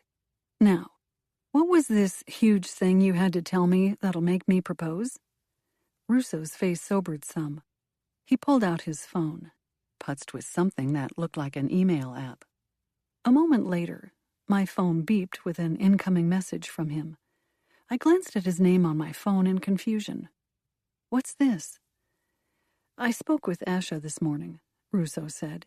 Before you ask, no, I wasn't trying to interfere. She called me. Why'd she do that? You forget. I'm a Fed. I have access to some systems that even she doesn't have access to. Oh? In this case, she was looking for some information on Ray Hammond. I wasn't able to help with her specific question, unfortunately, but I did do some poking around on my own time. And? My fingers trembled in anticipation. I'm assuming you're looking for dirt on him, Russo said. Leverage of some sort. That would be ideal. Open it. Russo nodded toward my phone. I think that might help. I pulled up the message, scanned through the copied and pasted information. By the time I looked up, I was grinning. I think you're right. So, Russo said, his hands extended. Should I be expecting a ring? It's pretty good, I said, standing up and pushing the plates out of our way. But to get me down the aisle, you'll have to do better than this. Russo secured his hand behind my back. I like a challenge. You and me both, I said, which is why I'm ready to nail Hammond. What do you say we take a trip to the finer side of St. Paul? Chapter 18.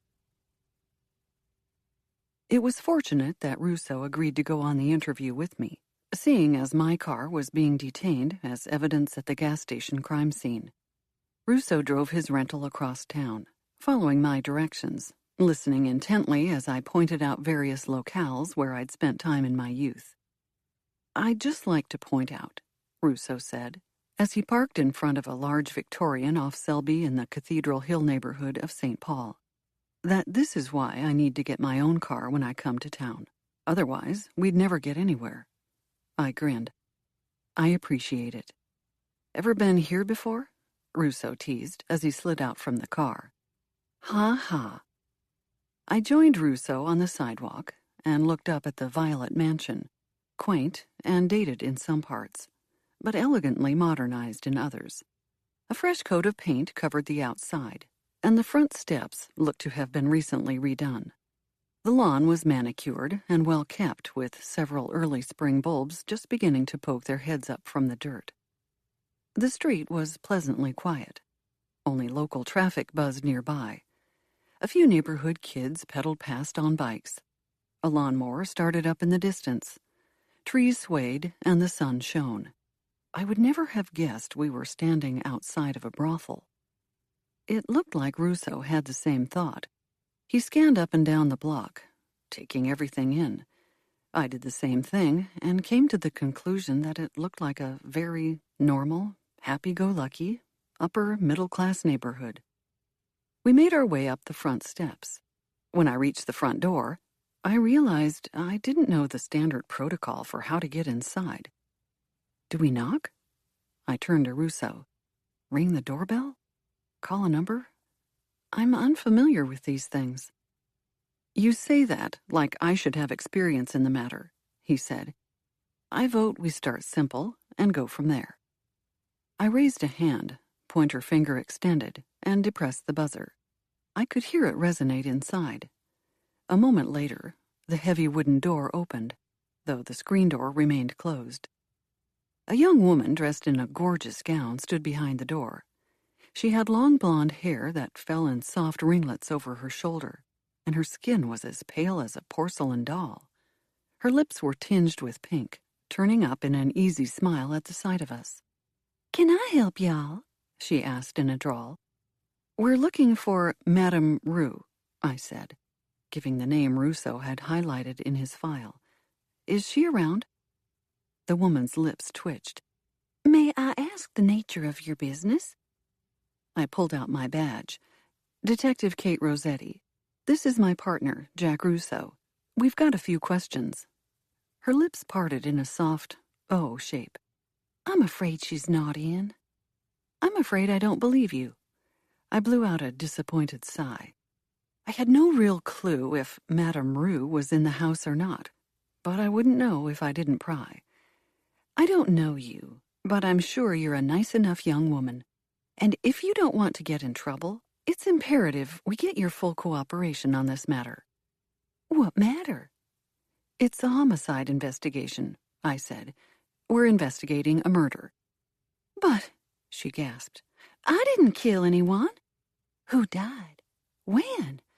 I'm sure the madam didn't either. She's firm, but she's very nice. She's a good person." "That might be true, but we still have to ask our questions. And just because you turn us away today doesn't mean we won't find our answers. We'll be back, and that would be very inconvenient. I guarantee if we come back, it won't be just Madame Rue we've got questions for, if you catch my drift." The woman hesitated. "We're not supposed to let anyone in without an appointment." "How about you squeeze us in?" I suggested. "If all goes well, this won't take long. We'll be in and out of your hair before you know it. I promise you that delaying it will only make things worse." Russo gave a perfunctory nod next to me. The woman glanced between us, and something on our faces must have convinced her that we were telling the truth, or close enough to it. She spun, her cream-colored silk dress flowing behind her regally as she made her way deeper into the house. The front door remained ajar, which I took to be an invitation. Russo tugged the screen door open and entered first. I followed close behind. The interior of the house was colored by majestic wood banisters and a matching floor that was accented with deep maroon rugs, complete with golden threads trimming the edges. A chandelier hung from the ceiling and sparkled in all directions as sunlight streamed through the front door. A moment later, the sunlight was extinguished as another woman appeared from a hallway near the coat closet to close the front door. She had sleek black hair that was offset by an exotic headband of jewels that hung low on her forehead, circling her head like a crown. Her gown was an emerald green in a gorgeous velvet fabric that reminded me of a lush forest. "Are you?" I began, then stopped abruptly as the woman disappeared mid-sentence back into the doorway from which she'd come. I gave Russo a raised eyebrow of confusion. The house was beginning to feel a bit haunted. Overall, Russo's file on Ray Hammond had been thin. Like the local authorities, the feds didn't have much on the man. Hammond was suspected to have his hands in a lot of big-ticket activities, but nothing had been proven. The only thing we had a tenuous link to was an alleged penchant for a certain high-class escort service run by one Madame Rue. Pegging Hammond on a prostitution charge wasn't ideal, but it was the best we had for a starting point. He might not be terrified of the charge. He had money and lawyers, and he'd fight it in court. But it might be enough of a headache that he'd want to avoid the situation entirely in exchange for a few breadcrumbs on Cox. To what do I owe this pleasure? My neck snapped upward as I glanced at the beauty posed on the staircase above us. I placed the woman to be somewhere in her 60s, though extraordinarily well-preserved. She wore a sharp black dress with a pearl necklace and matching studs. Her graying hair looked to be untouched by product or dye, and was swept back and pinned near the nape of her neck. "I'm Detective Kate Rosetti, and this is my partner, Jack Russo," I repeated. "We were hoping for a few minutes of your time." "Of course. You'll have to excuse me, however, as I don't know what you've come to discuss." "It's a homicide investigation," I said. "Is there somewhere more private you'd like to go?" Madame Rue swept down the staircase with her head held high. She looked like she'd stepped out of an old black-and-white movie, crossing an Audrey Hepburn character with Cruella de Vil. As she neared, a whiff of expensive-smelling perfume floated over us. She flicked her finger, gesturing for us to follow. Madame Rue led us into a small sitting room off the main entrance. A pot of tea and 3 mugs sat waiting for us. I briefly wondered if the first woman who'd greeted us at the doorway had set everything up in anticipation of our chat. "Wow," I said. "What fantastic service you have here." Madame Rue waited until Russo and I had sat in a primrose-patterned love seat that squeaked under our weight. She took a seat on a pink velvet chaise lounge. "I take pride in hospitality for our guests," she said. "Service is the name of the game in our industry." "And what industry is that?" "The B&B industry, of course." Madame Rue smiled. "We have all 5 stars on Yelp." "I'm sure you do," I said. "And I'll tell you what. I won't ask what it is you really do, so long as you cooperate with me. As I said, I'm happy to help. You'll have to indulge me, however, and explain what exactly it is I'm cooperating on." "A man was killed a few nights ago," I said. "We're looking for information on the suspect." "We don't give out information on our guests," Madame Rue said. "Not without a warrant. If we did, it wouldn't reflect well on us. We value privacy here at the Victorian House." "I'm sure you do," I said. "God forbid you get a low review on Yelp." Russo gave a thin smile, but Madame Rue didn't seem quite as amused. To bridge the silence, Russo pulled out his badge first, then a photograph of Ray Hammond. "Madame Rue," he said, laying a heavy emphasis on the madam. "We weren't entirely truthful. I'm not Detective Rosetti's partner, per se. I'm Agent Russo, here on official FBI business. We're working up a countrywide prostitution case at the moment, and I thought you might be interested in hearing about it." "I don't know how that has anything to do with me." Jack gave her a polite smile. "So, you won't mind if I come back with a warrant for your ledgers? Set up a few of my guys out front in big black SUVs around the clock. Maybe a few photographers to snap photos. They won't even come inside. They'll just ask your clients a few questions, that sort of thing. Your clients won't mind, will they?" Madame Rue's mouth went into a thin line. "You have nothing on me." "And frankly, I don't want anything on you," Russo said. "But just because I don't have anything doesn't mean I can't get something. And even if we don't, that doesn't matter.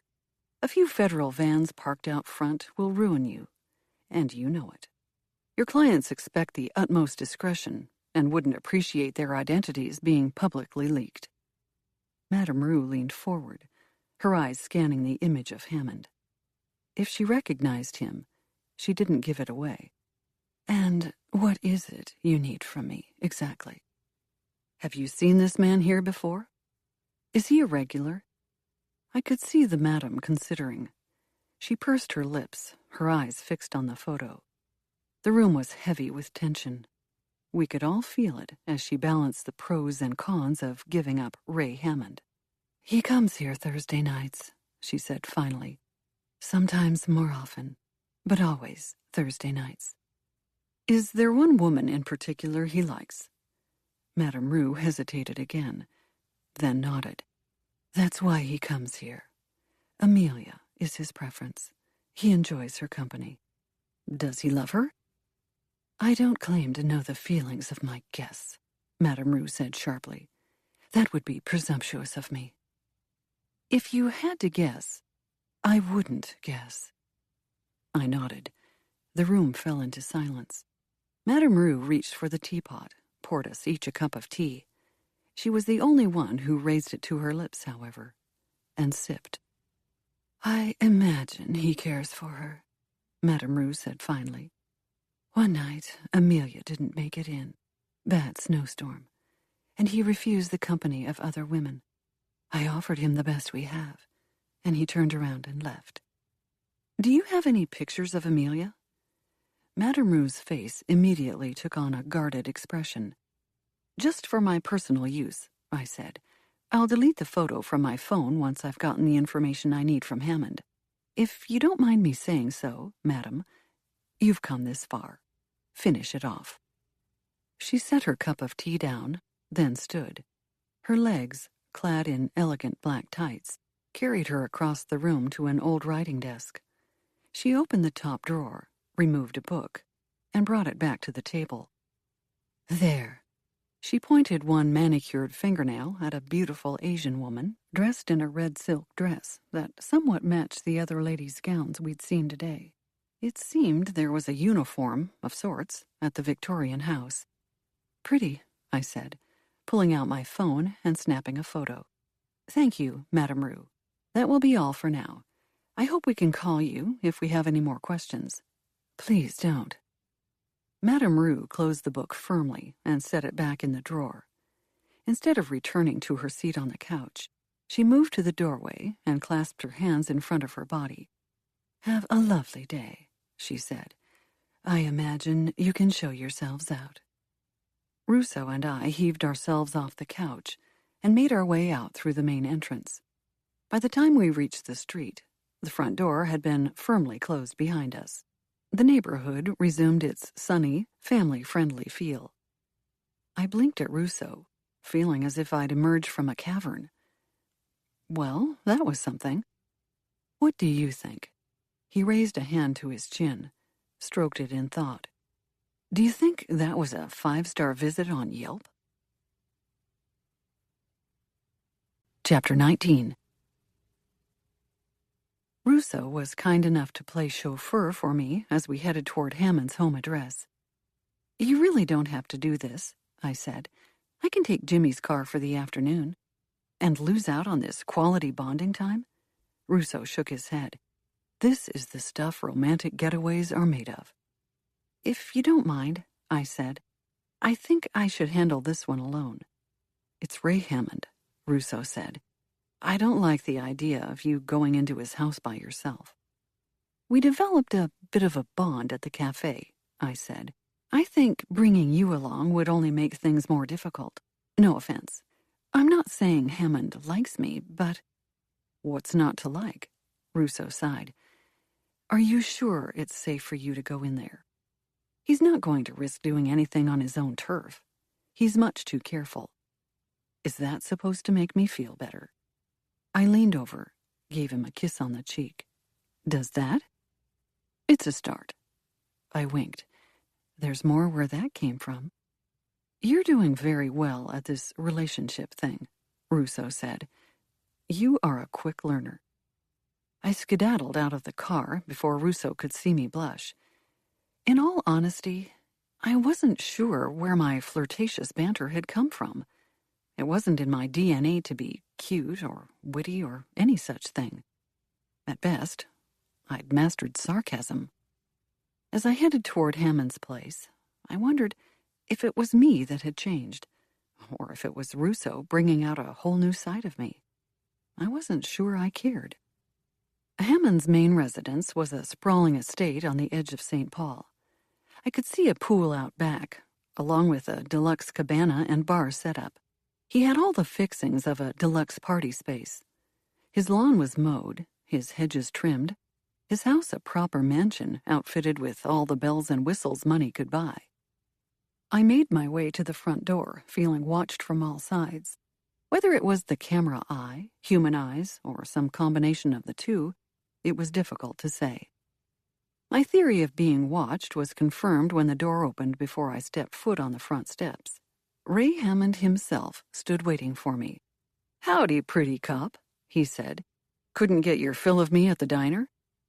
Something like that, I said. Do you have a minute to chat? Why do I feel like you never give me a choice in this matter? He grinned again, waved me in. You should have brought your suit. We could have gone out back. Isn't it a little early to be opening the pool? Nah, I heat that baby right up until it's practically boiling. Plus, I've got the hot tub cooking already. But with these temps, we could just sunbathe. I bet you hide a pretty nice body under all them cop clothes. I glanced down at my attire, thinking I looked just fine in my cop clothes. Russo didn't seem to mind them either. But then again, he really hadn't minded the dress from last night. Maybe I would need to get Lassie's help on a slightly upgraded wardrobe in the coming weeks if I was planning on spending an increasing amount of time around Russo. What can I do for you? Hammond asked. You want something to drink? Beer? Wine? Chocolate milk? I'm okay, I said. This shouldn't take long. Don't mind me then. Hammond opened his fridge, pulled out a huge glass and a carton of chocolate milk. He poured himself a serving, then got out one of the childish, tall, curly straws that I hadn't seen since middle school. What is it with you and straws? I asked. You got a problem with straws? He asked. As a matter of fact, I like these curly-Q ones. Plus, they're reusable. I'm saving the world. Don't you know you're not supposed to use plastic straws anymore? Ray Hammond, saving the world one plastic straw at a time. That's about right, he said. Now, I hate to rush you out of here, but I've got friends coming over. And you don't look like you've got your party pants on. Nope, I left those at home, I said. And I'm guessing your sort of friends aren't the type who like to see cops at their parties. Now, what's that supposed to mean? We both know what that means, I said. I'll let you have your little party, but I would appreciate a few words on one certain cop, Kevin Cox. I told you, you've got the wrong guy, he said. I don't know anyone named Kevin Cox.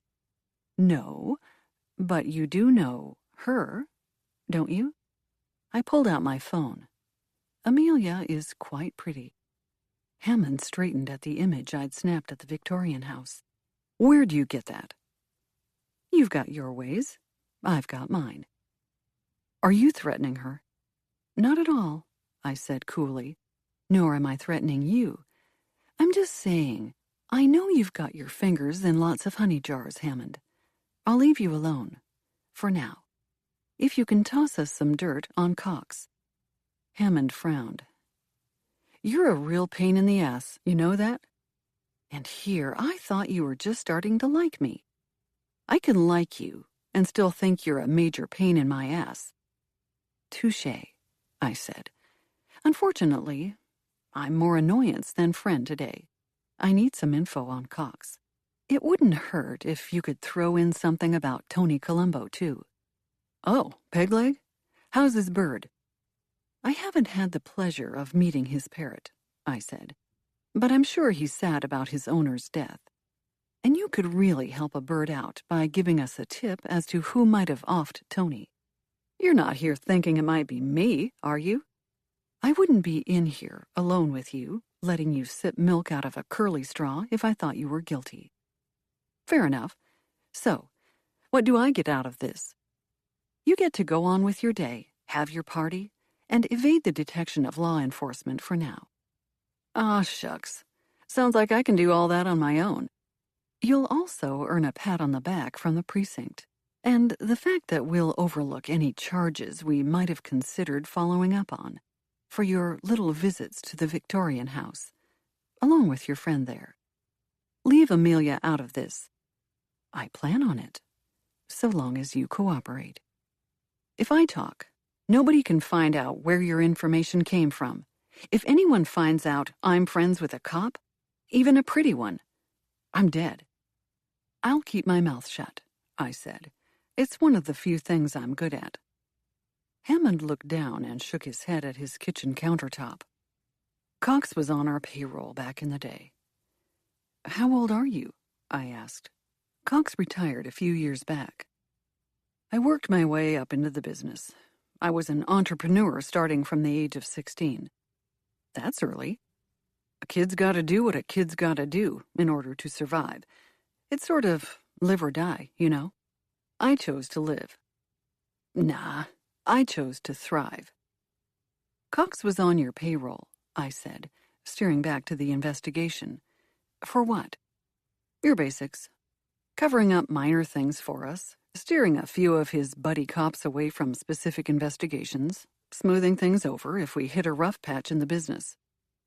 Was he ever involved in more? You mean running drugs or girls? I don't know what I mean. That's why I'm asking you. I think the dude pocketed some cash, Hammond said. He's sitting on a pile of it now, rich old schmuck. He didn't get all that from us. I think he was getting about $5,000 a month, same as Tony, from us. That's not too bad, in addition to his salary as a cop. No, but it ain't enough to be buying up second or third properties along with big-ass boats. He got a little money from somewhere else. I'm sure he did a few drug busts, pocketed a few stacks of cash before turning the rest over to evidence. I don't know it for a real fact, but I know it for a fact. I paused to consider Hammond's tongue twister.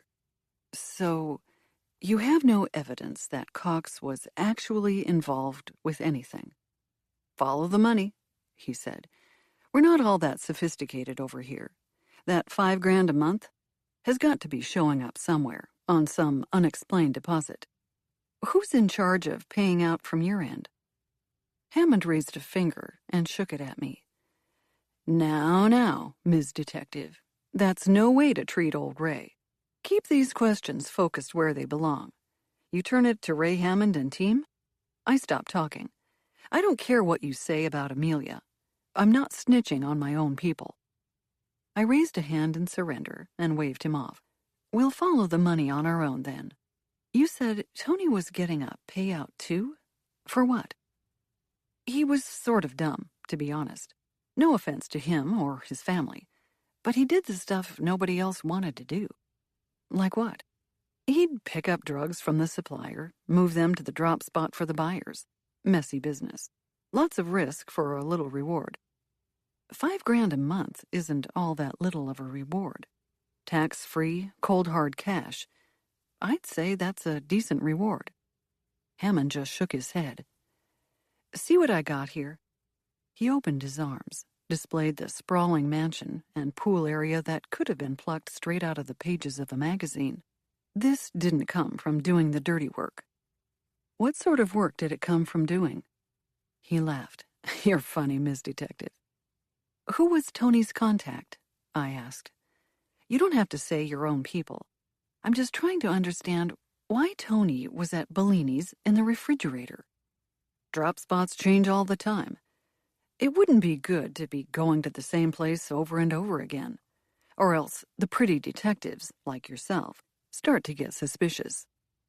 So, Bellini's was the drop spot for the day? I'm not saying yes, but I'm not saying no, Hammond said. I'm not involved with that aspect of the business.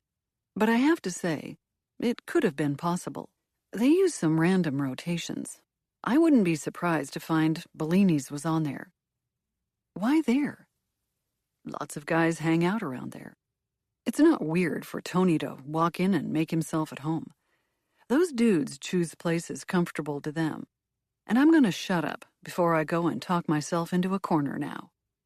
I gave him a thin smile. You're doing good, Hammond.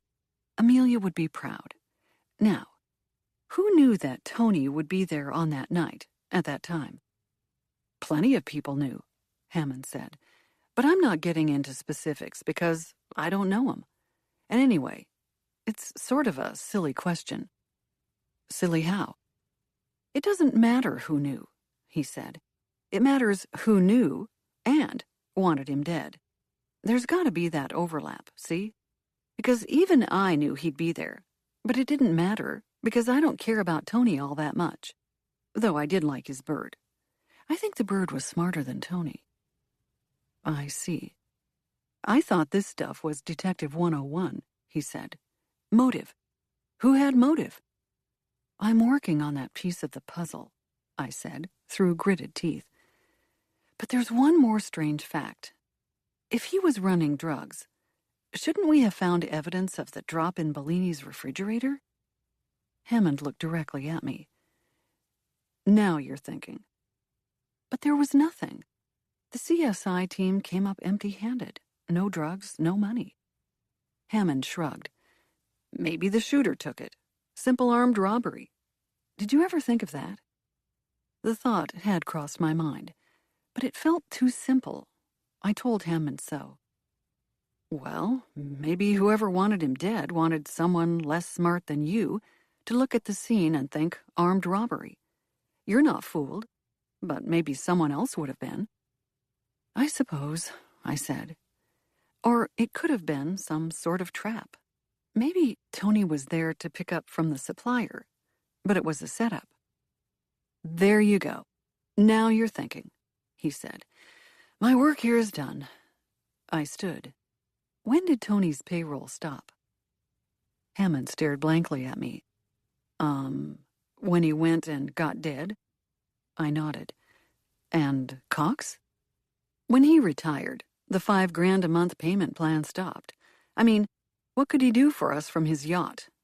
But if you ask me, there's still got to be some money flowing his way. Just not as regular. And not from me. Thanks, Hammond, I said. Enjoy your party. Are you sure you don't want to stay? I wish I could, I said. Some other time. Hammond walked me to his door, chocolate milk in hand. He took a slurp as he led me outside. Good luck, Ms. Detective. Hope you find who done Pegleg. For the sake of his bird. You and me both. I found Russo standing outside, leaning against the car with his eyes closed and his face tilted toward the sunlight. My footsteps crunched against the gravel, but he didn't open his eyes until I was beside him. Oh, good, he said dryly. You survived. Hammond's not so bad. That's fantastic to hear. I've got to get a hold of Asha, I said. Hammond confirmed that both Cox and Tony were on payroll. Cox? Russo raised an eyebrow. You realize what this could mean. Exposing a dirty cop? Yeah, I know, I said caustically. Of anyone, I know what this means, thanks to my dad. The difference is that Cox is already retired, and he doesn't have a wife and 2 little kids at home. He's got all his wealth tucked away, and I've got the sneaking suspicion that even if he's exposed, he won't be hurt all that bad. Do you think he's good for the Sacchetti murder? I don't know, I said. It was so long ago, and it's hard to know what, and who, to believe. No statute of limitations on murder, Russo murmured, as we climbed in the car. Just saying. As much as I wanted to dig deeper on Cox and expose him, I had to focus on my primary murder investigation. Tony Colombo. If Cox hadn't murdered Tony, I'd have to let him go until I wrapped this case and could reopen the Sacchetti file. One step at a time, Russo said. You're getting there. You need to stop doing that. Doing what? Saying things like you know exactly what I'm thinking. It's creepy. You're like a mind reader. It's a special talent, he shot back. It's what got me the job at the Bureau. I pulled out my phone and dialed Asha. I explained to her what I'd learned from Hammond. He seems to think that if we follow the cache, we'll get to our guy, I said. Have you had time to look at the ledger Jody Colombo gave us? I've been going over it like crazy, Asha said. And I'll tell you what. I happen to agree with your waffle-loving friend. This ledger is ridiculously detailed. There are deposits listed by day, time, everything but the name and bank account info. And sometimes, Pegleg did include that. Any chance some of those $5,000 deposits have a name attached? That's the odd thing. Ash's voice drifted off. There aren't any $5,000 deposits.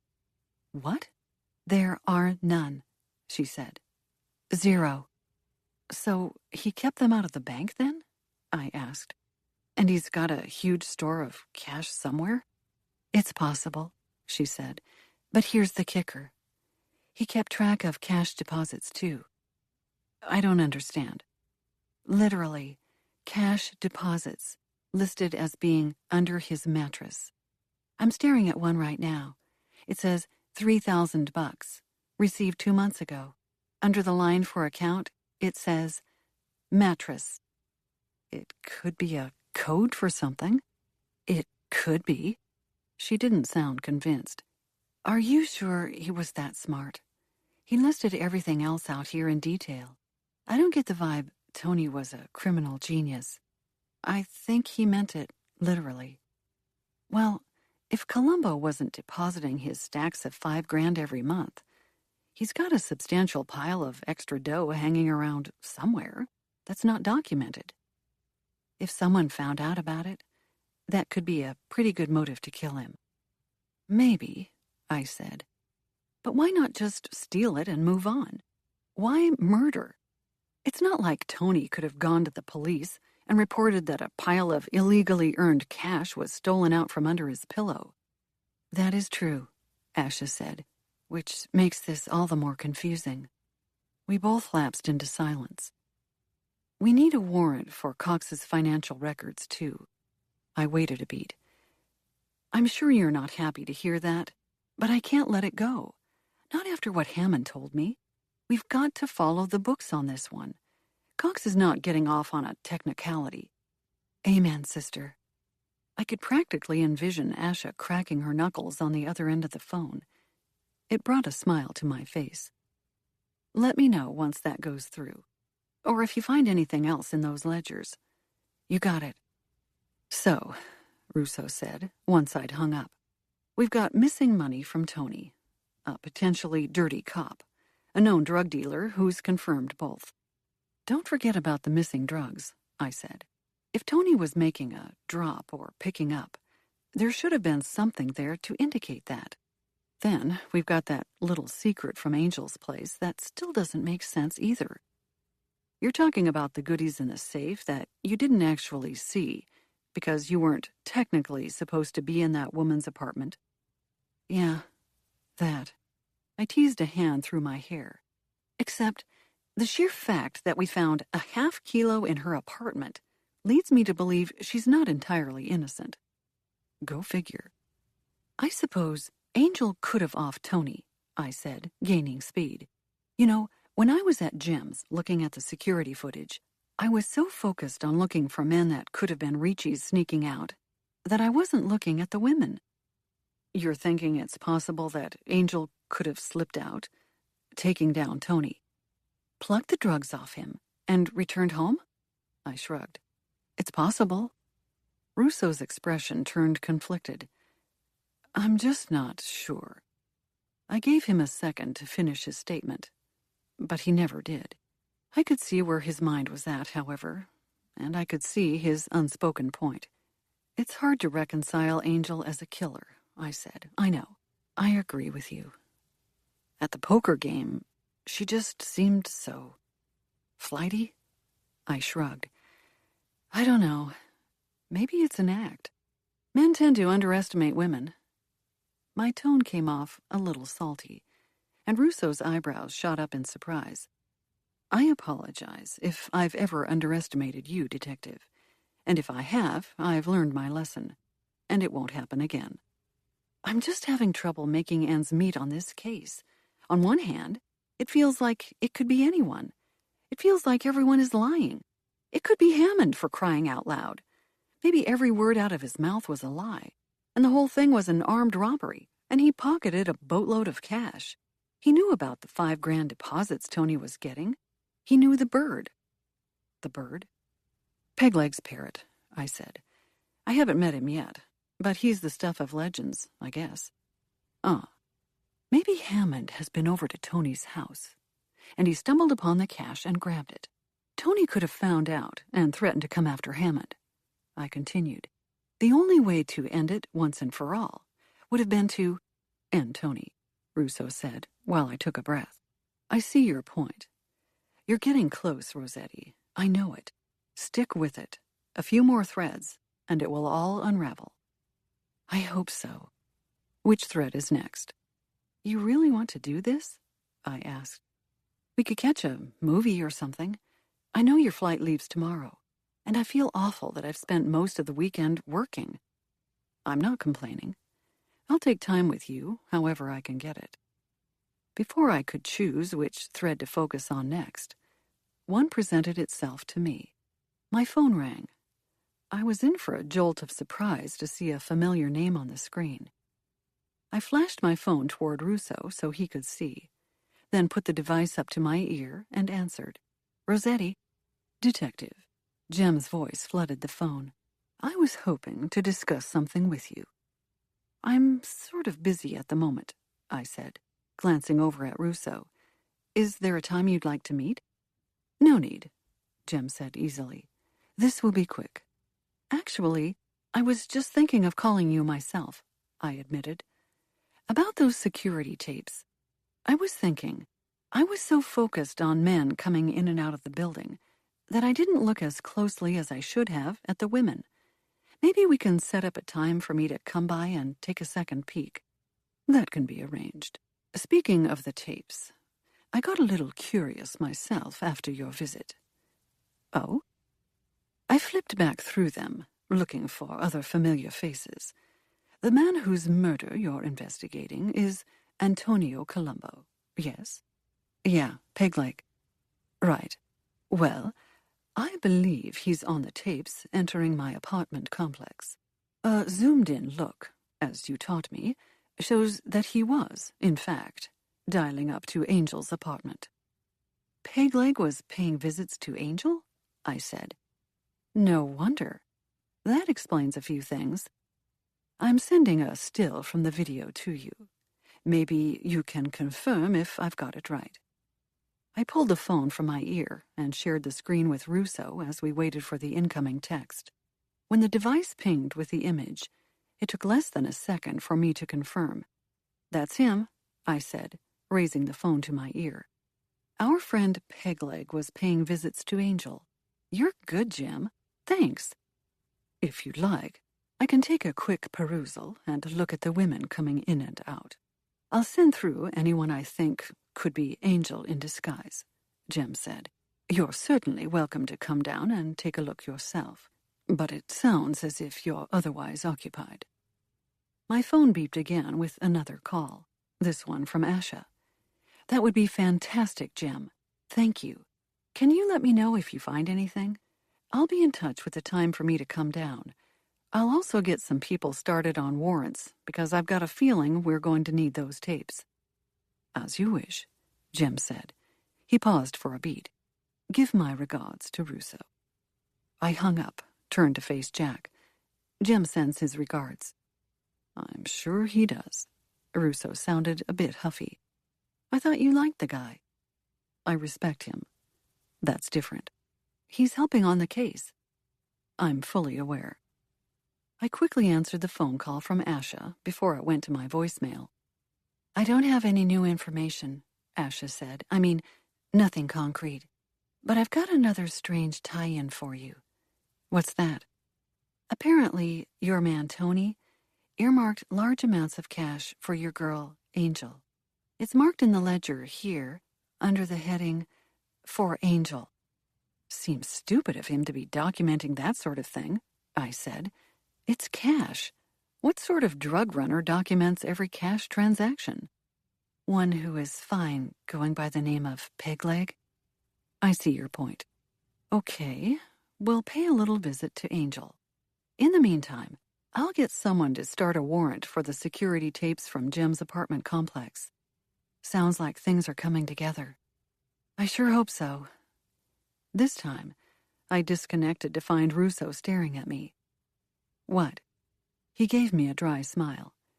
"Things are coming together all right, but we still haven't addressed the small fact that you got shot at this morning." "Well, I don't know who shot at me," I said, "but I've got the feeling it's related to the case. The way to keep myself safe is to get the murderer off the street." "But who could have actually done it?" "I don't know. Anyone," I said. "One of Hammond's guys. Someone we shook down. It might have even been Cox. Maybe he doesn't want to take the chance of my reopening the Sacchetti file. Would you do that? Reopen that cold case if you could? I didn't answer. Ah, he said. So, it could be anyone. How do we make sure this person doesn't hit their target the next time around? We get to them first, I said. And to do that, I think we need to pay a little visit to the ladies of luxury. Tony must have met Angel somewhere, and I'm guessing there's a good chance he ran into her at Ladies of Luxury. We've already talked to Angel, Russo said. You think we'll get more out of her? I intend to find out.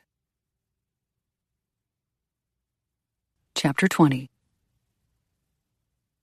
Lucky was sitting behind his desk when we arrived. He didn't bother to stand up, nor did he look surprised when Russo and I let ourselves into his office. His eyes fixated on me. What do you want? Thanks for the warm welcome, I said. Believe me, if I didn't have to be here, I wouldn't. Tell me about Tony Colombo, and I'll make this quick. Tony Colombo? Also known around these parts as Pegleg. Oh, Pegleg. Right. What about him? How often did he come here, and who did he see? Lucky looked genuinely surprised. I don't know what you're talking about. We know he was friends with Angel. You're telling me he never came here and dropped cash on her? I don't know what you're talking about, he said, his voice raising. Pegleg never stepped foot in here. He was married. You're telling me no married man has ever stepped foot in this club before? Lucky scoffed. What I'm saying is that Pegleg was married, if you know what I mean. He didn't stray. It sounds like you know the guy. I mean, I do know him. We played poker together now and again. We ran in some of the same circles. I'm sure you know how that goes. You're not all that far off from these circles either. I checked you out. I know who you are. I'm sure your dad knows Pegleg too. He does, and so do I said, which is why I'm not liking the fact that you're lying to me. You're talking a bunch of baloney. Lucky outright laughed. Pegleg would have been dead years ago if he'd touched Angel. Everyone knows she's Joe Ricci's girl. I mean, sure, Angel works the floor, and I'm sure she has her own thing on the side. But Pegleg and Ricci were too close. Ricci wouldn't have shared.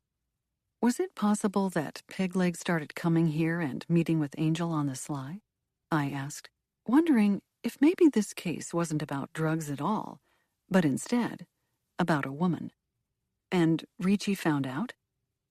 If you're asking whether I think Ricci shot Pegleg over a girl, I think the answer is no. I'm not saying Ricci isn't capable of doing it, but I don't think he would have bothered. Pegleg was dumb, but he wasn't that dumb. I chewed on that for a moment. My gut tended to believe Lucky, but then what did those ledgers mean? Where was the cash going? And why had he recorded it improperly? It made sense that Tony would use some sort of code that would make the ledger harder to read if it landed in the wrong hands. But it didn't make sense that he'd cover it up by earmarking large amounts of cash for a stripper. He hadn't needed to record it at all. Any chance Angel's working today? I asked. I'll keep it brief, but maybe she could add some clarity to this. I'll get her, he said after a pause. But don't get your hopes up. I'm telling you, whoever leaked this information is taking you for a ride. Lucky left me and Russo alone in the office. I turned to the agent. Nobody gave us this information except the ledger. I need to get my hands on that ledger. Something's not right with it. Russo didn't get the chance to respond because, at that moment, the door to Lucky's office opened and in strode Angel. At first glance, I figured her to be on her way to work. She wore bright pink sweatpants and a pair of Ugg boots despite the warm spring temps outside and lack of snow on the ground. Her face was free of makeup, giving her a startlingly fresh look. She tugged at her messy bun and released her hair in waves.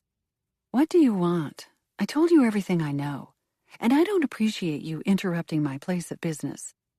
It turns out you're a hard woman to get a hold of if we let you get too far out of sight, I said.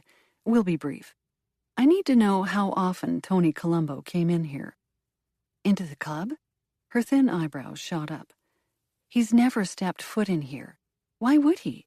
Tony loved his wife and kids. He didn't want to meet here. So, you did meet with Pegleg, just not at the club. Sure. He came to my place a few times. I blinked, surprised she'd come clean with that fact so quickly. Why? I told you. There was nothing romantic about it, she said. Tony was faithful to his wife. He came by on business. What sort of business? I don't want to say. It's not relevant. He's dead. Everything is relevant. She rolled her eyes. I'm not getting in trouble over this. I wasn't involved in Tony's death. I'm sorry he's gone, frankly. He was nice enough, honest enough for the business. Could Joe Ricci have found out that Tony was paying you visits and assumed it was romantic in nature? Maybe gotten a bit jealous? Joe? Jealous? Yeah, right. She snorted a laugh. Not a chance. And no, he didn't assume anything. Joe's the one who set me up with Tony. He knew exactly what we were doing. Which was? She went silent. You have my alibi. I was home with Joe during the time of Tony's murder. Leave me alone. I leaned forward. I won't detail how I know this, but let's just say that we know what's in that little safe in your fancy apartment. You went into my apartment? She screeched. You can't do that. It's illegal. I didn't say that, I said. But thank you for confirming my suspicions. I'll tell you what, Angel. I'm going to forget about that brick that's likely sitting in your apartment for now. Give you a chance to turn your life around and make some different choices. If you keep going down this path, someone will catch you in the future. If you cooperate, I'll give you my word that I'll try not to let that person be me. That sounds like a threat. What were you and Tony working on together? He had your name in his ledger, along with cash payments. She gave me a quizzical look. Why would he write that down? I don't believe it. He wasn't that stupid. Maybe he liked to keep detailed records. That makes no sense. No way did he write that stuff down. Even his bird wasn't that stupid. Either way, you've just confirmed there was some sort of business deal happening between the two of you. Let's focus on that. She blew out a breath, glanced at the door as if someone were eavesdropping on the other side. I'm not even supposed to be involved. It started little by little. Did Joe Ricci get you into this? I'm not throwing anyone under the bus, she said. I'll tell you how me and Tony were involved, and that's it. No other names. And that's the best you'll get. Fine. Turns out, nobody expects a stripper to also have a brain. But I do. And it turns out, I wasn't so bad at being a middleman. The people I work with, they're careful. She paused, glanced down at her nails. I swear, it only happened a handful of times. I wasn't trying to get into the industry. I was planning to get out. You'll have the opportunity after you help us today. Some of the, goods would be dropped off at my house. Tony would come and pick them up. The people we work for are way, way smart. I don't even know most of their names because that's the way they like it. What did Tony do? He'd run the stuff to the drop spot, I imagine. It's not like we talked much, she said. He'd come in, pick it up, drop off my money, and leave. I don't know how he got paid or who he talked to on the other side. With multiple middlemen, the goods become harder and harder to track. It sounds like whoever is in charge has woven a large web. You can say that again. Angel's eyes widened. When I heard about Tony's death, I got a little spooked. Then last night at the poker game, let's just say this week I've been rethinking some things. My gig here at Ladies of Luxury isn't so bad after all. I'm going to steer clear of the rest of it. That sounds like a good plan to me, I said. But how do we know that you didn't follow Tony to Bellini's and get a little greedy? She let out a high-pitched cough. "I thought you said you weren't looking at me for the murder." "I wasn't. But you said it yourself," I said. "You've got a brain. You're a smart girl. Maybe you figured you'd get a nice little chunk of the pie, off the books, if you nabbed it from Tony." "That's not true." "You could have made a good chunk of change, then backed off for a while," I said. "Nobody was looking at you." She crossed her arms and narrowed her gaze at me. "How'd I do it then? Joe Ricci's my alibi. There's security footage putting me at home. My car was at home." "I'm not sure," I said. "That's why I'm not bringing you into the station yet. But don't get any ideas about disappearing on us now, Angel. If it was you at Bellini's, I'll find out." "Yeah, good luck," she said flippantly. "I appreciate the thought, though. It's nice you think I'm smart enough to have pulled it off. I'm just not interested in taking the rap for a murder I didn't commit." I backed toward Lucky's door. I'm not interested in anyone taking the fall for a murder they didn't commit. That's why, when I make the arrest, I'm going to be positive I'm right. I strode out of the room first, leaving the door open so Russo could follow. Lucky had to jump out of the way as I stormed past him. "What'd she say?" he called after us. "I swear to you, Tony never came in here." Russo and I made it outside and into the car before I spoke. "I believe him," I said of Lucky. "In fact, I mostly believe them both. If you believe Angel didn't do it, then why'd you lean so hard on her?" "I've got to do something," I said, exasperated. "I've got to shake the tree and see what falls. Maybe she'll panic, not wanting to go down for a murder she didn't commit. If she knows anything about it, she might run to the person actually responsible and demand they do something. Rough up Joe Ricci or his buddies. Just what we want," Russo said. "A roughed-up Joe Ricci." Russo pulled away from the curb, and I directed him toward the highway. "Do you mind if we stop by the precinct?" "The Ledger?" "The Ledger," I confirmed. "What about the security tapes from Jem?" Russo asked. "Are you still thinking there's a chance it could have been Angel somehow sneaking in and out of her apartment?" "I think anything's possible," I said. "But I can't believe I'm saying this. Ray Hammond was right. About waffles?" "That," I said, "and about the money. We've got to follow the money." Chapter 21. We arrived at the precinct to find it quietly busy.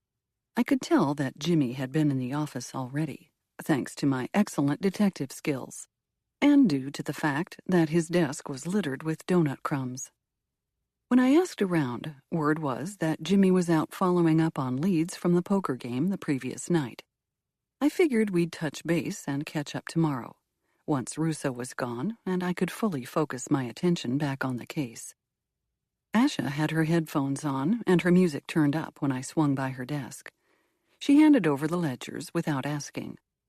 "By the way," she called as I turned to leave, "whatever happened with your mom's, new hire?" "She's going on a date with him." I checked my phone for the time. "She's probably getting ready now. Sorry again about the false alarm." "Happy to help," Asha said with a grin. "It's good for her. She needs to get out." I gave a nod, but didn't reply. Russo was watching me as I led the way to a conference room where I spread the pages and notebooks on a large table before us. He waited until we'd sat down, coffees in hand, before speaking. "Do you have a problem with your mother being out on a date?" "No," I said. "Why?" "You didn't seem too happy when Asha mentioned it." "It's just strange for me to watch," I said. "After all this time, and finally, my mother starts to date the same weekend that I meet up with my dad. On top of it, I learn they both have feelings for one another. They're adults, Kate. They can figure things out for themselves." "I know, but I hate being in the middle of it." "You're putting yourself in the middle. Nobody has asked you to do anything about it. They don't expect you to do anything except listen." "It feels like a secret." Russo took a deep breath. It's just a first date. There's no harm in a first date. I crooked an eyebrow. Unless you're on that first date, Russo said with a grin. Then there's the risk of deadly harm via guns, explosions, and kidnappings. I grinned back. Help me look through these notes. So, is this what a second, third date looks like? Russo waggled his eyebrows. Should we order in food? Light a candle? You know, the first option actually sounds pretty good, I said. Chinese? Chinese it is. 2 hours and 3 servings of Kung Pao chicken later, I found myself nibbling on a pot sticker while pulling a ledger closer to me, one that was dated a few weeks back. This is the entry that caught Ash's eye, I said, pointing it out to Russo. See? $3,000 bookmarked for Angel. Must have been payment to her for letting a half kilo sit in her apartment for a few hours, Russo said. If we believe that she's a middleman in all this, as she claims. It's not a bad hourly rate. It's dangerous work, her keeping it there. She could get serious prison time if she were caught. That, I agreed. And they need to make it worth her while to stay quiet. I tapped my finger against the desk. The thing that's bothering me is that Tony wrote this whole thing down. Lots of people have said he wasn't the brightest bulb. No, I admitted. But even Angel said Tony wasn't that stupid. Why would anyone document their illegal transactions? In his defense, Russo said, it never became an issue until he died. Maybe it was some sort of insurance. Him keeping track? I don't know. I spotted something of interest and gestured Russo over. Wait a minute. Look at this. Are you seeing what I'm seeing? What am I looking at? Carefully, I lined up several sheets of paper, one after another. I set chopsticks next to each line that denoted a payment to Angel. All of those, I said. Do you see a pattern? Eventually, Russo cursed. Good eye. Someone added those entries after Tony died, I said. But why? Were they hoping it would confuse us? I studied each carefully crafted line in the ledger. Whoever had gone through these entries and doctored them up had done an impressive job. If we hadn't pored over the notebooks with magnifying glasses, we'd have missed it. Ironically, Ray Hammond had been right when he'd told us to follow the money. We've got to find out who had access to these ledgers, I said, plucking up my phone and finding the number for Mrs. Colombo.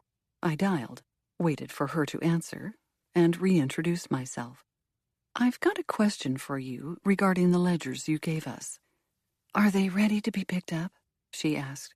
There's no rush for them. I was wondering where you've been keeping them since Tony died. Funny you should ask that. I never saw them while my husband was alive. They were dropped off at my house the morning after Tony died, she said. That's why I even thought to give them to you. Dropped off? I looked over to Russo. Who dropped them off? Mo, she said, the mechanic. Apparently Tony had a desk at work, and they were cleaning it out. Pretty fast for them to be cleaning it out. I suppose you're right. I didn't think much about it because I just learned my husband had died. So I dumped them upstairs in the closet and didn't remember them until you came around asking for his things. Thank you, Mrs. Colombo. Detective, I was actually going to call you this afternoon. I'm not sure it's relevant, but I did find something else earlier today. I was going through Tony's stuff, wondering if there might be more that could help you find who killed him. You found something? I'm not sure. I found something. A phone in a duffel bag. It was at the back of our closet. When I was taking out his shirts, I spotted the bag, but didn't recognize it. The phone is completely dead, though. I tried to turn it on, she added sheepishly. I don't think I have a charger for this sort of thing. I'd love to swing by and pick it up. Will you be around tonight? My kid has basketball from 5 to 7, she said. You can come by after that. Or, if you'd like it sooner, you can swing by the gym. Where's the gym? She gave me the name of a local school. That's close, I said. I'll swing by and pick it up before practice ends. Great. She heaved a sigh of relief. I hope it helps. Have you found anything promising on your end? We're working on it now, I assured her. I'll keep you posted.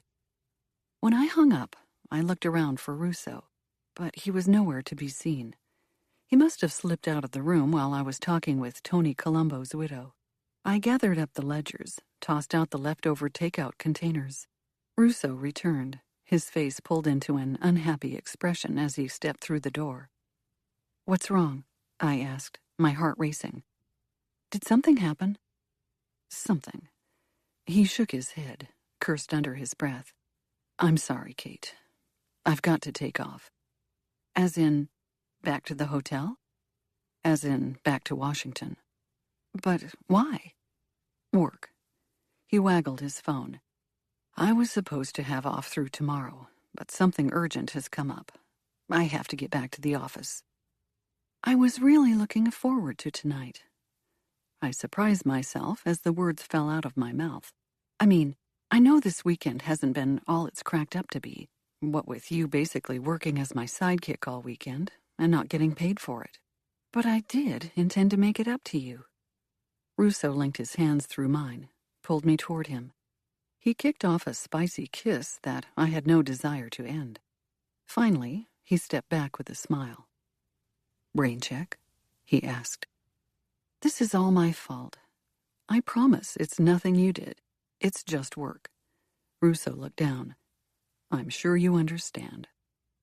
I studied the ledgers on the table and sullenly nodded my head. That I do. Don't be so down. We'll do another weekend together sometime soon. And have this happen all over again? I asked. Can we really make this work with both of our schedules? We won't know unless we give it a real try, Russo said, and I intend to give it my best shot. Are you in? I let myself sink closer to him, oddly comforted by his warmth as his arms came around me in a hug. I'm in. He kissed my forehead. This is hardly goodbye. I'll call you tonight after I land. We'll set something up for later this month. You could come visit me, or I'll pop back over. I have plenty of miles. I would like that. This is just a hiccup. It doesn't mean anything. Russo squeezed my shoulders. Plus, you have to wrap this peg-leg business up. I know you were looking forward to tonight, but let's be honest. If the case starts to crack, there is no tonight for us. I suppose. Just do me a favor, he said. Rope in Jimmy. Don't be cavorting around the cities by yourself, talking to the likes of Hammond and Ricci without a partner. I won't, I said. I've got one more errand to run tonight, and then I'm turning in. I'll get a fresh start tomorrow. That's my girl. Russo planted another kiss on my forehead, followed by a lingering one on my lips. Then he was gone, leaving me alone once again with piles and piles of work. I had a date with a widow tonight, and then an empty bed waiting for me at home. I eased into the chair, wondering if I'd blown it. And the more I thought about it, the more I wanted to give him a call and ask him to stay. I'd already grown used to Russo's company. I'd begun not only to like it, but to find it pleasantly comforting to know someone was waiting to hear from me, no matter the hour. I suddenly knew what I had to do. I checked the clock, saw I was just in time, and made the call. Hey, Ma, I said, once she answered. How's it going? I'm practically dead from hyperventilation, she said. I think I'm going to cancel. Gregory will be here in half an hour, and I can't do it. Tell Melinda to prepare the autopsy table for me. I'd like a warm blanket, too, please. The metal always looks so cold. Actually, you can do it, I told her, and you should. This? Coming from you? Are you feeling okay? I've been thinking about it, I said. "You deserve someone who makes you happy. I don't know if it's Greg, but I think you should give him a shot." "Well, well, well." My mother's voice softened. "If you can do it, then maybe I can too." Chapter 22. Fortunately, the precinct had approved a rental car for me until my other vehicle could be released from evidence. I picked it up, then killed some time before meeting Mrs. Colombo by grabbing another latte. When I pulled into the school's parking lot, it was just after 5. The lot was nearly deserted, seeing as it was a Sunday. I parked and made my way inside. The building looked like a standard elementary school. Long brownish hallways with low ceilings and slick floors, flanked by lockers and decorated with student artwork on the walls. I passed a set of restrooms and found the gym to be at the far end of the classrooms. I turned inside and stopped abruptly. The lights were on, but the gym was empty. I took a step further into the gym. A steady sense of trepidation crept down my spine. I had my hand on my gun when I heard the voice. "Put it down," Jody Colombo said. "I'll shoot. I swear to you. I'll kill you, just like I killed him. Put the gun down." She approached from around a cloth divider hanging across a stage area at one end. Her hands were both pressed around the handle of a gun. Its ugly black nose was pointed directly at my chest. "Now," she repeated, "put it down." The look in her eyes told me she wasn't messing around. She flicked her arms at me, her finger dangerously close to squeezing the trigger. "Do it, or I shoot." I held one hand up in surrender. "I'm doing it now." I pulled my gun from the holster. I set it on the floor, then gave it a kick backward, away from both of us. "Move inside the door, further, away from the gun." Mrs. Colombo twitched again, giving directions with her weapon. "Get in the center of the basketball court." I moved to where she pointed, keeping both hands raised. "I take it basketball was canceled tonight?" "There was no practice," she spat, obviously missing my sarcasm. "Shut up. I can't believe you're making me do this." "I'm not making you do anything." "You're making me kill you." "Is that what your husband did too?" I pressed. "Did Tony make you kill him? What did he do?" "He's an idiot," she said. "He was an idiot, throwing everything away for her." "For who?" "The girl, the woman. I know you've talked to her. I'm not an idiot." "I don't know who you're talking about." "Angel," she said, in a mockingly high-pitched voice. "I thought he would never be one to stray. He said he loved me, loved the boys. I believed him too. He did all the right things, said all the right words. Then I found out about her." "You've got this all wrong," I said. "Tony wasn't having an affair with Angel." "Yeah, right. That's what he said. But I know better. He went into her apartment multiple times, alone, at night." "Oh, for Pete's sake," I said. "You're the one who added the entries into the ledger.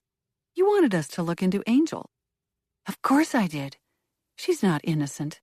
I hope you nailed her for something. She's the one responsible for this awful mess. You should be arresting her." "Why'd you kill your husband?" "How would you feel if you were in my shoes? I'm carrying 20 pounds of extra weight, dealing with 3 young boys. I run the house, keep hot meals on the table for Tony. I gave up a life for him, my independence. But you don't know what that's like, do you? You have all of that. You have your freedom." "I thought you loved Tony." "I did love him. That's the problem. I liked being married to him. But then he went and messed it all up. I lied about the ledgers, too. They've been at my house the whole time. I helped him keep the books. So imagine when I discovered that Tony had been socking away an extra $5,000 a month and not telling me about it." The $5,000 that Hammond had mentioned. He hadn't been lying after all. The only reason he wouldn't have told me about the money was if he was using it on her, she snarled. So, yeah, I added some bogus entries. It's my husband's ledger. It's not a sin to stretch the truth. No, but it is a crime to kill him, I said. How do you get into Bellini's? She frowned. I walked in. It's not exactly like it's a highly guarded state secret. I met a friend for happy hour as a cover. She left after a couple of drinks, and I hung around the bar until Tony arrived. How do you know he'd be there? The idiot told me, she said. He told me he was meeting friends for a late dinner, but when I made a few calls, none of his friends were meeting him there. I figured he was meeting her. But she wasn't there, I said. Yet you killed him anyway. I didn't know what to do, Jody said uncertainly. Maybe he was meeting her. I didn't know. So when he went into the refrigerator to grab something for one of the Bellinis, I just walked in after him. Nobody blinked twice. I couldn't stop myself. You had a homemade silencer on your gun. I'm married to a guy named Pegleg, she said. A girl picks up a few tricks. You didn't even try to talk to him? Mrs. Colombo twitched her nose, as if she had to itch. Oddly enough, she looked the part of basketball mom with her black yoga pants and zip-up Lululemon hoodie. Her hair was pulled into a ponytail, her expression painted with disgust. I knew everything I needed to know, she said. Tony was sleeping around on me while I held the fort down at home. I gave up everything for him, and he couldn't even be loyal to me. Tony wasn't there to meet Angel, I said. Tony wasn't having an affair with her. I don't believe you, she said.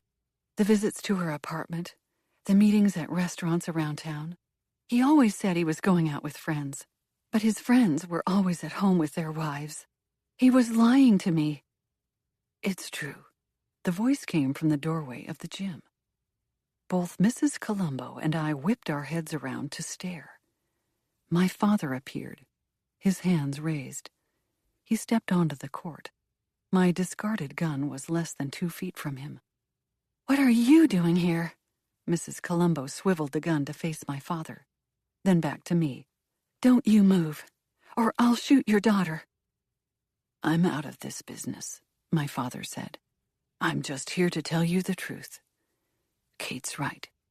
Tony wasn't sleeping around on you. But the money was from a group of guys Pegleg started working with a few months before he died, my father said.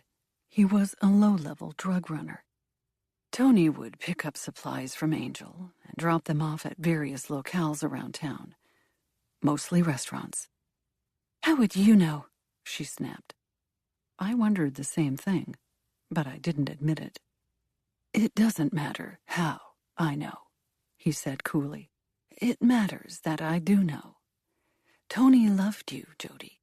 He wasn't going anywhere. He was working the extra shift to buy you a new place. There was a plot of land the two of you had your eye on. Isn't that right? She inhaled a breath. How do you know? Because he told me. Tony was a friend of mine, and we talk like friends do. He loved to tell me about you and the boys. This extra job he picked up. He did it for you. For the kids. He was saving up to buy the plot for your birthday. Mrs. Colombo audibly swallowed. He wouldn't have kept a secret from me. My birthday's next month. He was working with a real estate agent, my father said. You can ask the guy who was drawing up the paperwork. Tony was all set to sign on the dotted line next week. That doesn't explain the girl. She was just a middleman working for the same guys as Tony. Angel got the first leg of the drop. Then Tony'd go over to her place and pick up the goods. After he'd delivered it to the final destination, both of them got a cut. Pretty good money for not a whole lot of work. Though, in retrospect, it wasn't worth it, seeing as it got him killed. By Tony, her lip trembled. You're saying... You know what I'm saying, Jody. My father lowered his arms in a settling sort of gesture. Put the gun down. This doesn't have to end badly. Jody looked like she wanted to believe my father.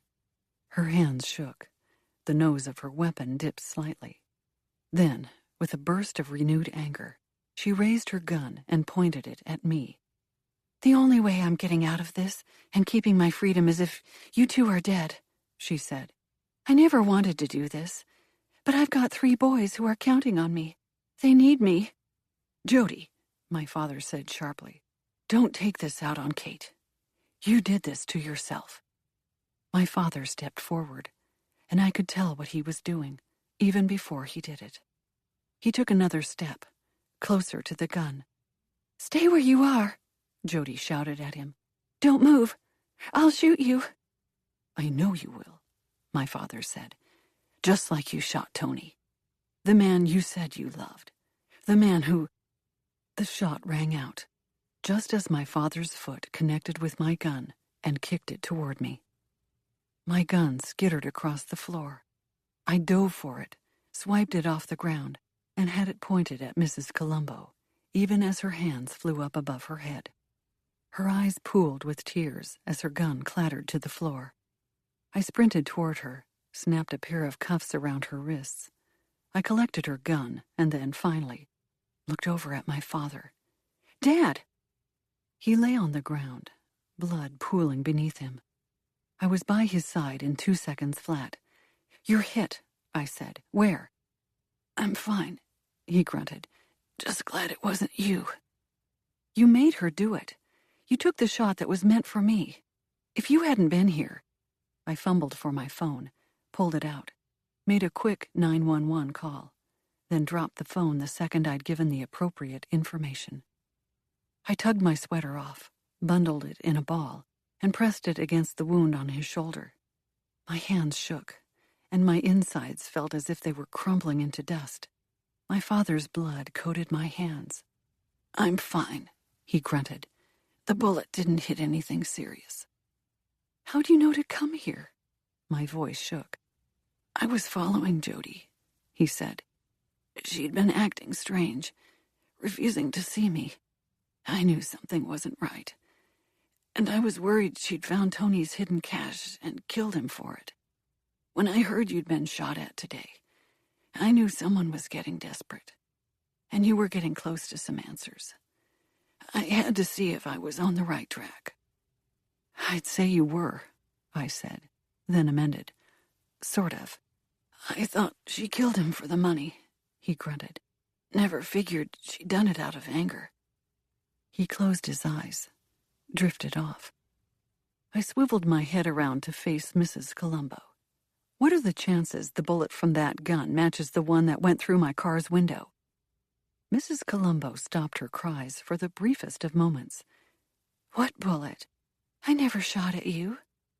Earlier today, I was at church with my kids, she said. I didn't have time to shoot at you. I turned back to my father, a question lingering in my mind. But he was unconscious. Sirens screamed in the distance. Minutes later, the gym was flooded with cops. Several took Mrs. Colombo into custody immediately.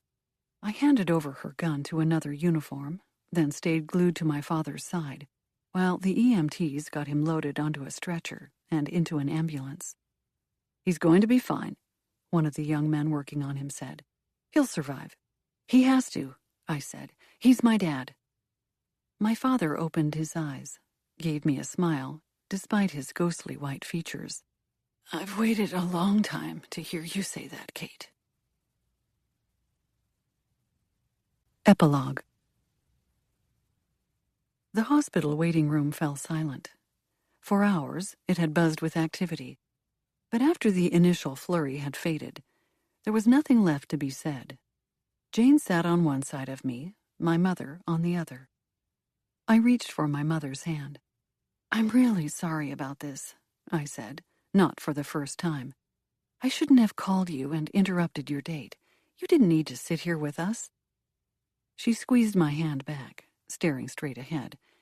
I wanted to know. You did the right thing, calling me. I wasn't sure why I'd done it, but after the EMTs had carted my dad off to the hospital, Jimmy had driven me over to be with him. He'd waited with me until Jane arrived. Not long after, my mother had arrived too, and Jimmy had excused himself. "Ma," I ventured carefully, "did you come here tonight to be with us? Or did you come to see Dad?" A faint smile appeared on her lips. "Is there no way it could be both?" "I just wondered. I loved your father for a long time. Maybe a part of me still does," she murmured. "And I love you girls, too. In some odd way, I suppose we're still a family." I cleared my throat. "You know, the bullet he took was meant for me. He stepped in front of it to save my life." "I'm not surprised. Your father is a good man. I think he still has feelings for you." Jane glared at me. "I think she should know," I argued. "I don't want to be in the middle of anything, and it felt like I was keeping a secret. She should know I've been talking to Dad." "Honey," my mother's expression melted into one of utter sadness. "Don't ever blame yourself for anything that happens, or doesn't happen, between me and your father. I understand, but you and your sister are adults," my mother said. "If you choose to carry on a relationship with him, I respect your choice. He's your father." Jane gave me a quizzical glance, then turned her attention to our mother. "In that case, I should come clean to you, too." "Jane, I know you've been meeting your father for years." My mother's eyes twinkled. "Your father and I might not be as out of touch as we let you think. At least, not when it comes to you girls." I blinked. "Excuse me?" "He wrote to me a while back," she said, "and asked if I minded that he was meeting Jane." "You knew this whole time," I said. "What about the deal with Greg, then?" "What about it?" my mother asked. "Your father and I are divorced. I've been on my own a long time, and I'm ready to look for love again, finally." "You've no interest in getting back with Dad?" It felt like a juvenile question, even as I asked it. "It's complicated," she said, as the doctor appeared and announced that we could see my father. The three of us trooped into the room. My father lay in bed, tubes hanging from him, screens beeping. He was bandaged and dressed in a gown. Though still pale, my father's eyes lit up when he saw us. "There are my girls." Jane went to him first, gave him a soft hug, careful not to touch his wounds. I was next, and opted for a gentle squeeze of his arm. My mother hovered in the background. "I'm glad to see you," my father said finally. "Thanks for coming, if only for the girls." My mother's eyes pooled with moisture. "I didn't come just for the girls." After a long silence, a tear dripped down my mother's cheek. She moved forward as if in a dream, bent toward my father, and pressed her lips sweetly to his forehead. I watched, unable to tear my eyes away until I felt a tug at my arm. Jane pulled me out of the room. One glance over my shoulder, and the sight of my parents together, if only for a moment, overwhelmed me. With a shock, I realized it was the first time my family had been together in decades. "I told you it would all work out, didn't I?" Jane said, with her own smile. I nodded, but there was still something niggling in the back of my mind. Something that, despite my happiness at seeing my father on the mend, and my family all in one room, wasn't quite right. If Mrs. Colombo hadn't shot at me earlier this morning, then who had? After a rough night of sleep, I dragged myself out of bed and into the kitchen. Jane and I had come straight home from the hospital the night before, though my mother had opted to stay by my dad's side. I poured myself a cup of coffee from the carafe and balanced the phone against my ear. "Your friend was right," Russo said over the line. "I hope you don't mind that I looked into things." I thought you had a case, I said. What are you doing poking into my files? I couldn't sleep last night, knowing I was across the country from you, Russo said, and that someone with a gun was still out there looking for you. Oh? Why don't you come to your front door? I'm confused. Do you trust me? Letting the phone drop away from my ear, I made my way to the front door. I held my breath, feeling the natural urge to reach for my gun. I refrained, however, and was glad for the restraint when I tugged the door open. Russo? I gasped. He held his phone up, then shut down our call as he stepped forward and pulled me into his arms. I missed you. It was, I calculated, hardly 12 hours since I saw you last. I know, Russo said. It was a long 12 hours. But I don't understand. Russo tilted his head behind him. His familiar black rental car was parked out front. Behind it was a police cruiser, though I couldn't see who was driving it. Only that a figure sat in the back seat. When you called last night from the hospital and mentioned that you didn't think ballistics would peg Mrs. Colombo as the shooter from the gas station, I did a bit of digging, Russo said. And like I mentioned earlier, your friend was right. Follow the money. Russo led me down the front steps. I halted once I got to the sidewalk. I recognized the face in the back of the cruiser. Cox? I gasped. What did you... Russo grinned at my speechlessness. Caught him at the airport this morning, preparing to flee the country. But we were able to tie a good chunk of Cox's incoming funds to criminal activity here in the cities, and beyond. It'll only be a matter of time before we can get someone to flip on him for the Sacchetti murder, if my gut instinct is right. You're joking, I said. It was Cox who shot at me? It made sense the more I thought about it, Russo said. Who could have done that, realistically? The shooter was moving. The target was moving. Not an easy shot, even for an experienced marksman. It would have been near impossible for Mrs. Colombo to come that close to hitting you without years of training and experience. But why? I wasn't even looking into him. Why would he take such a big risk? The Sacchetti case, Russo said. I have a feeling if you had decided to reopen it, the evidence wouldn't be kind to him. So you haven't booked him on murder. We've got enough charges from just the financial side of things to hold him for a while. The rest will fall into place, Russo said. I promise. Things always do. I stared at Cox for a long moment. He turned a set of pale eyes my way, staring at me with a hatred so intense it singed right through me. I turned away, and Russo, sensing my change in mood, gestured for the cops in the cruiser to haul Cox away. I don't know what to say, I said. You didn't have to come all the way back here for this. We could have made the arrest for you. How about thank you? Thank you, I said. You've done so much for me, and all I've done is blow you off to work the weekend. That's why I'm back, Russo said. I shifted my new case off to someone else. I've got 3 more days here. I was hoping, with any luck, that you'd be able to get some time off. Russo, I'm just asking you to dinner. Silence filled the air between us. I'll be honest, Kate. The real reason I came back wasn't to make the arrest. Selfishly, I wanted to see you. I missed you. I care for you. He put his hands on either side of my face, tilted it upward. If all it took was catching a dirty cop and locking him away in prison to get some of your undivided attention, well, I'll do that every day. You're worth it. I took Russo's hand, pulled him toward my house. I'll do you one better. What's that? I smiled, opened the door, and pulled him inside. Then I closed the door and locked it. Jane hadn't made it home yet, which meant we had the house to ourselves. I nodded upstairs.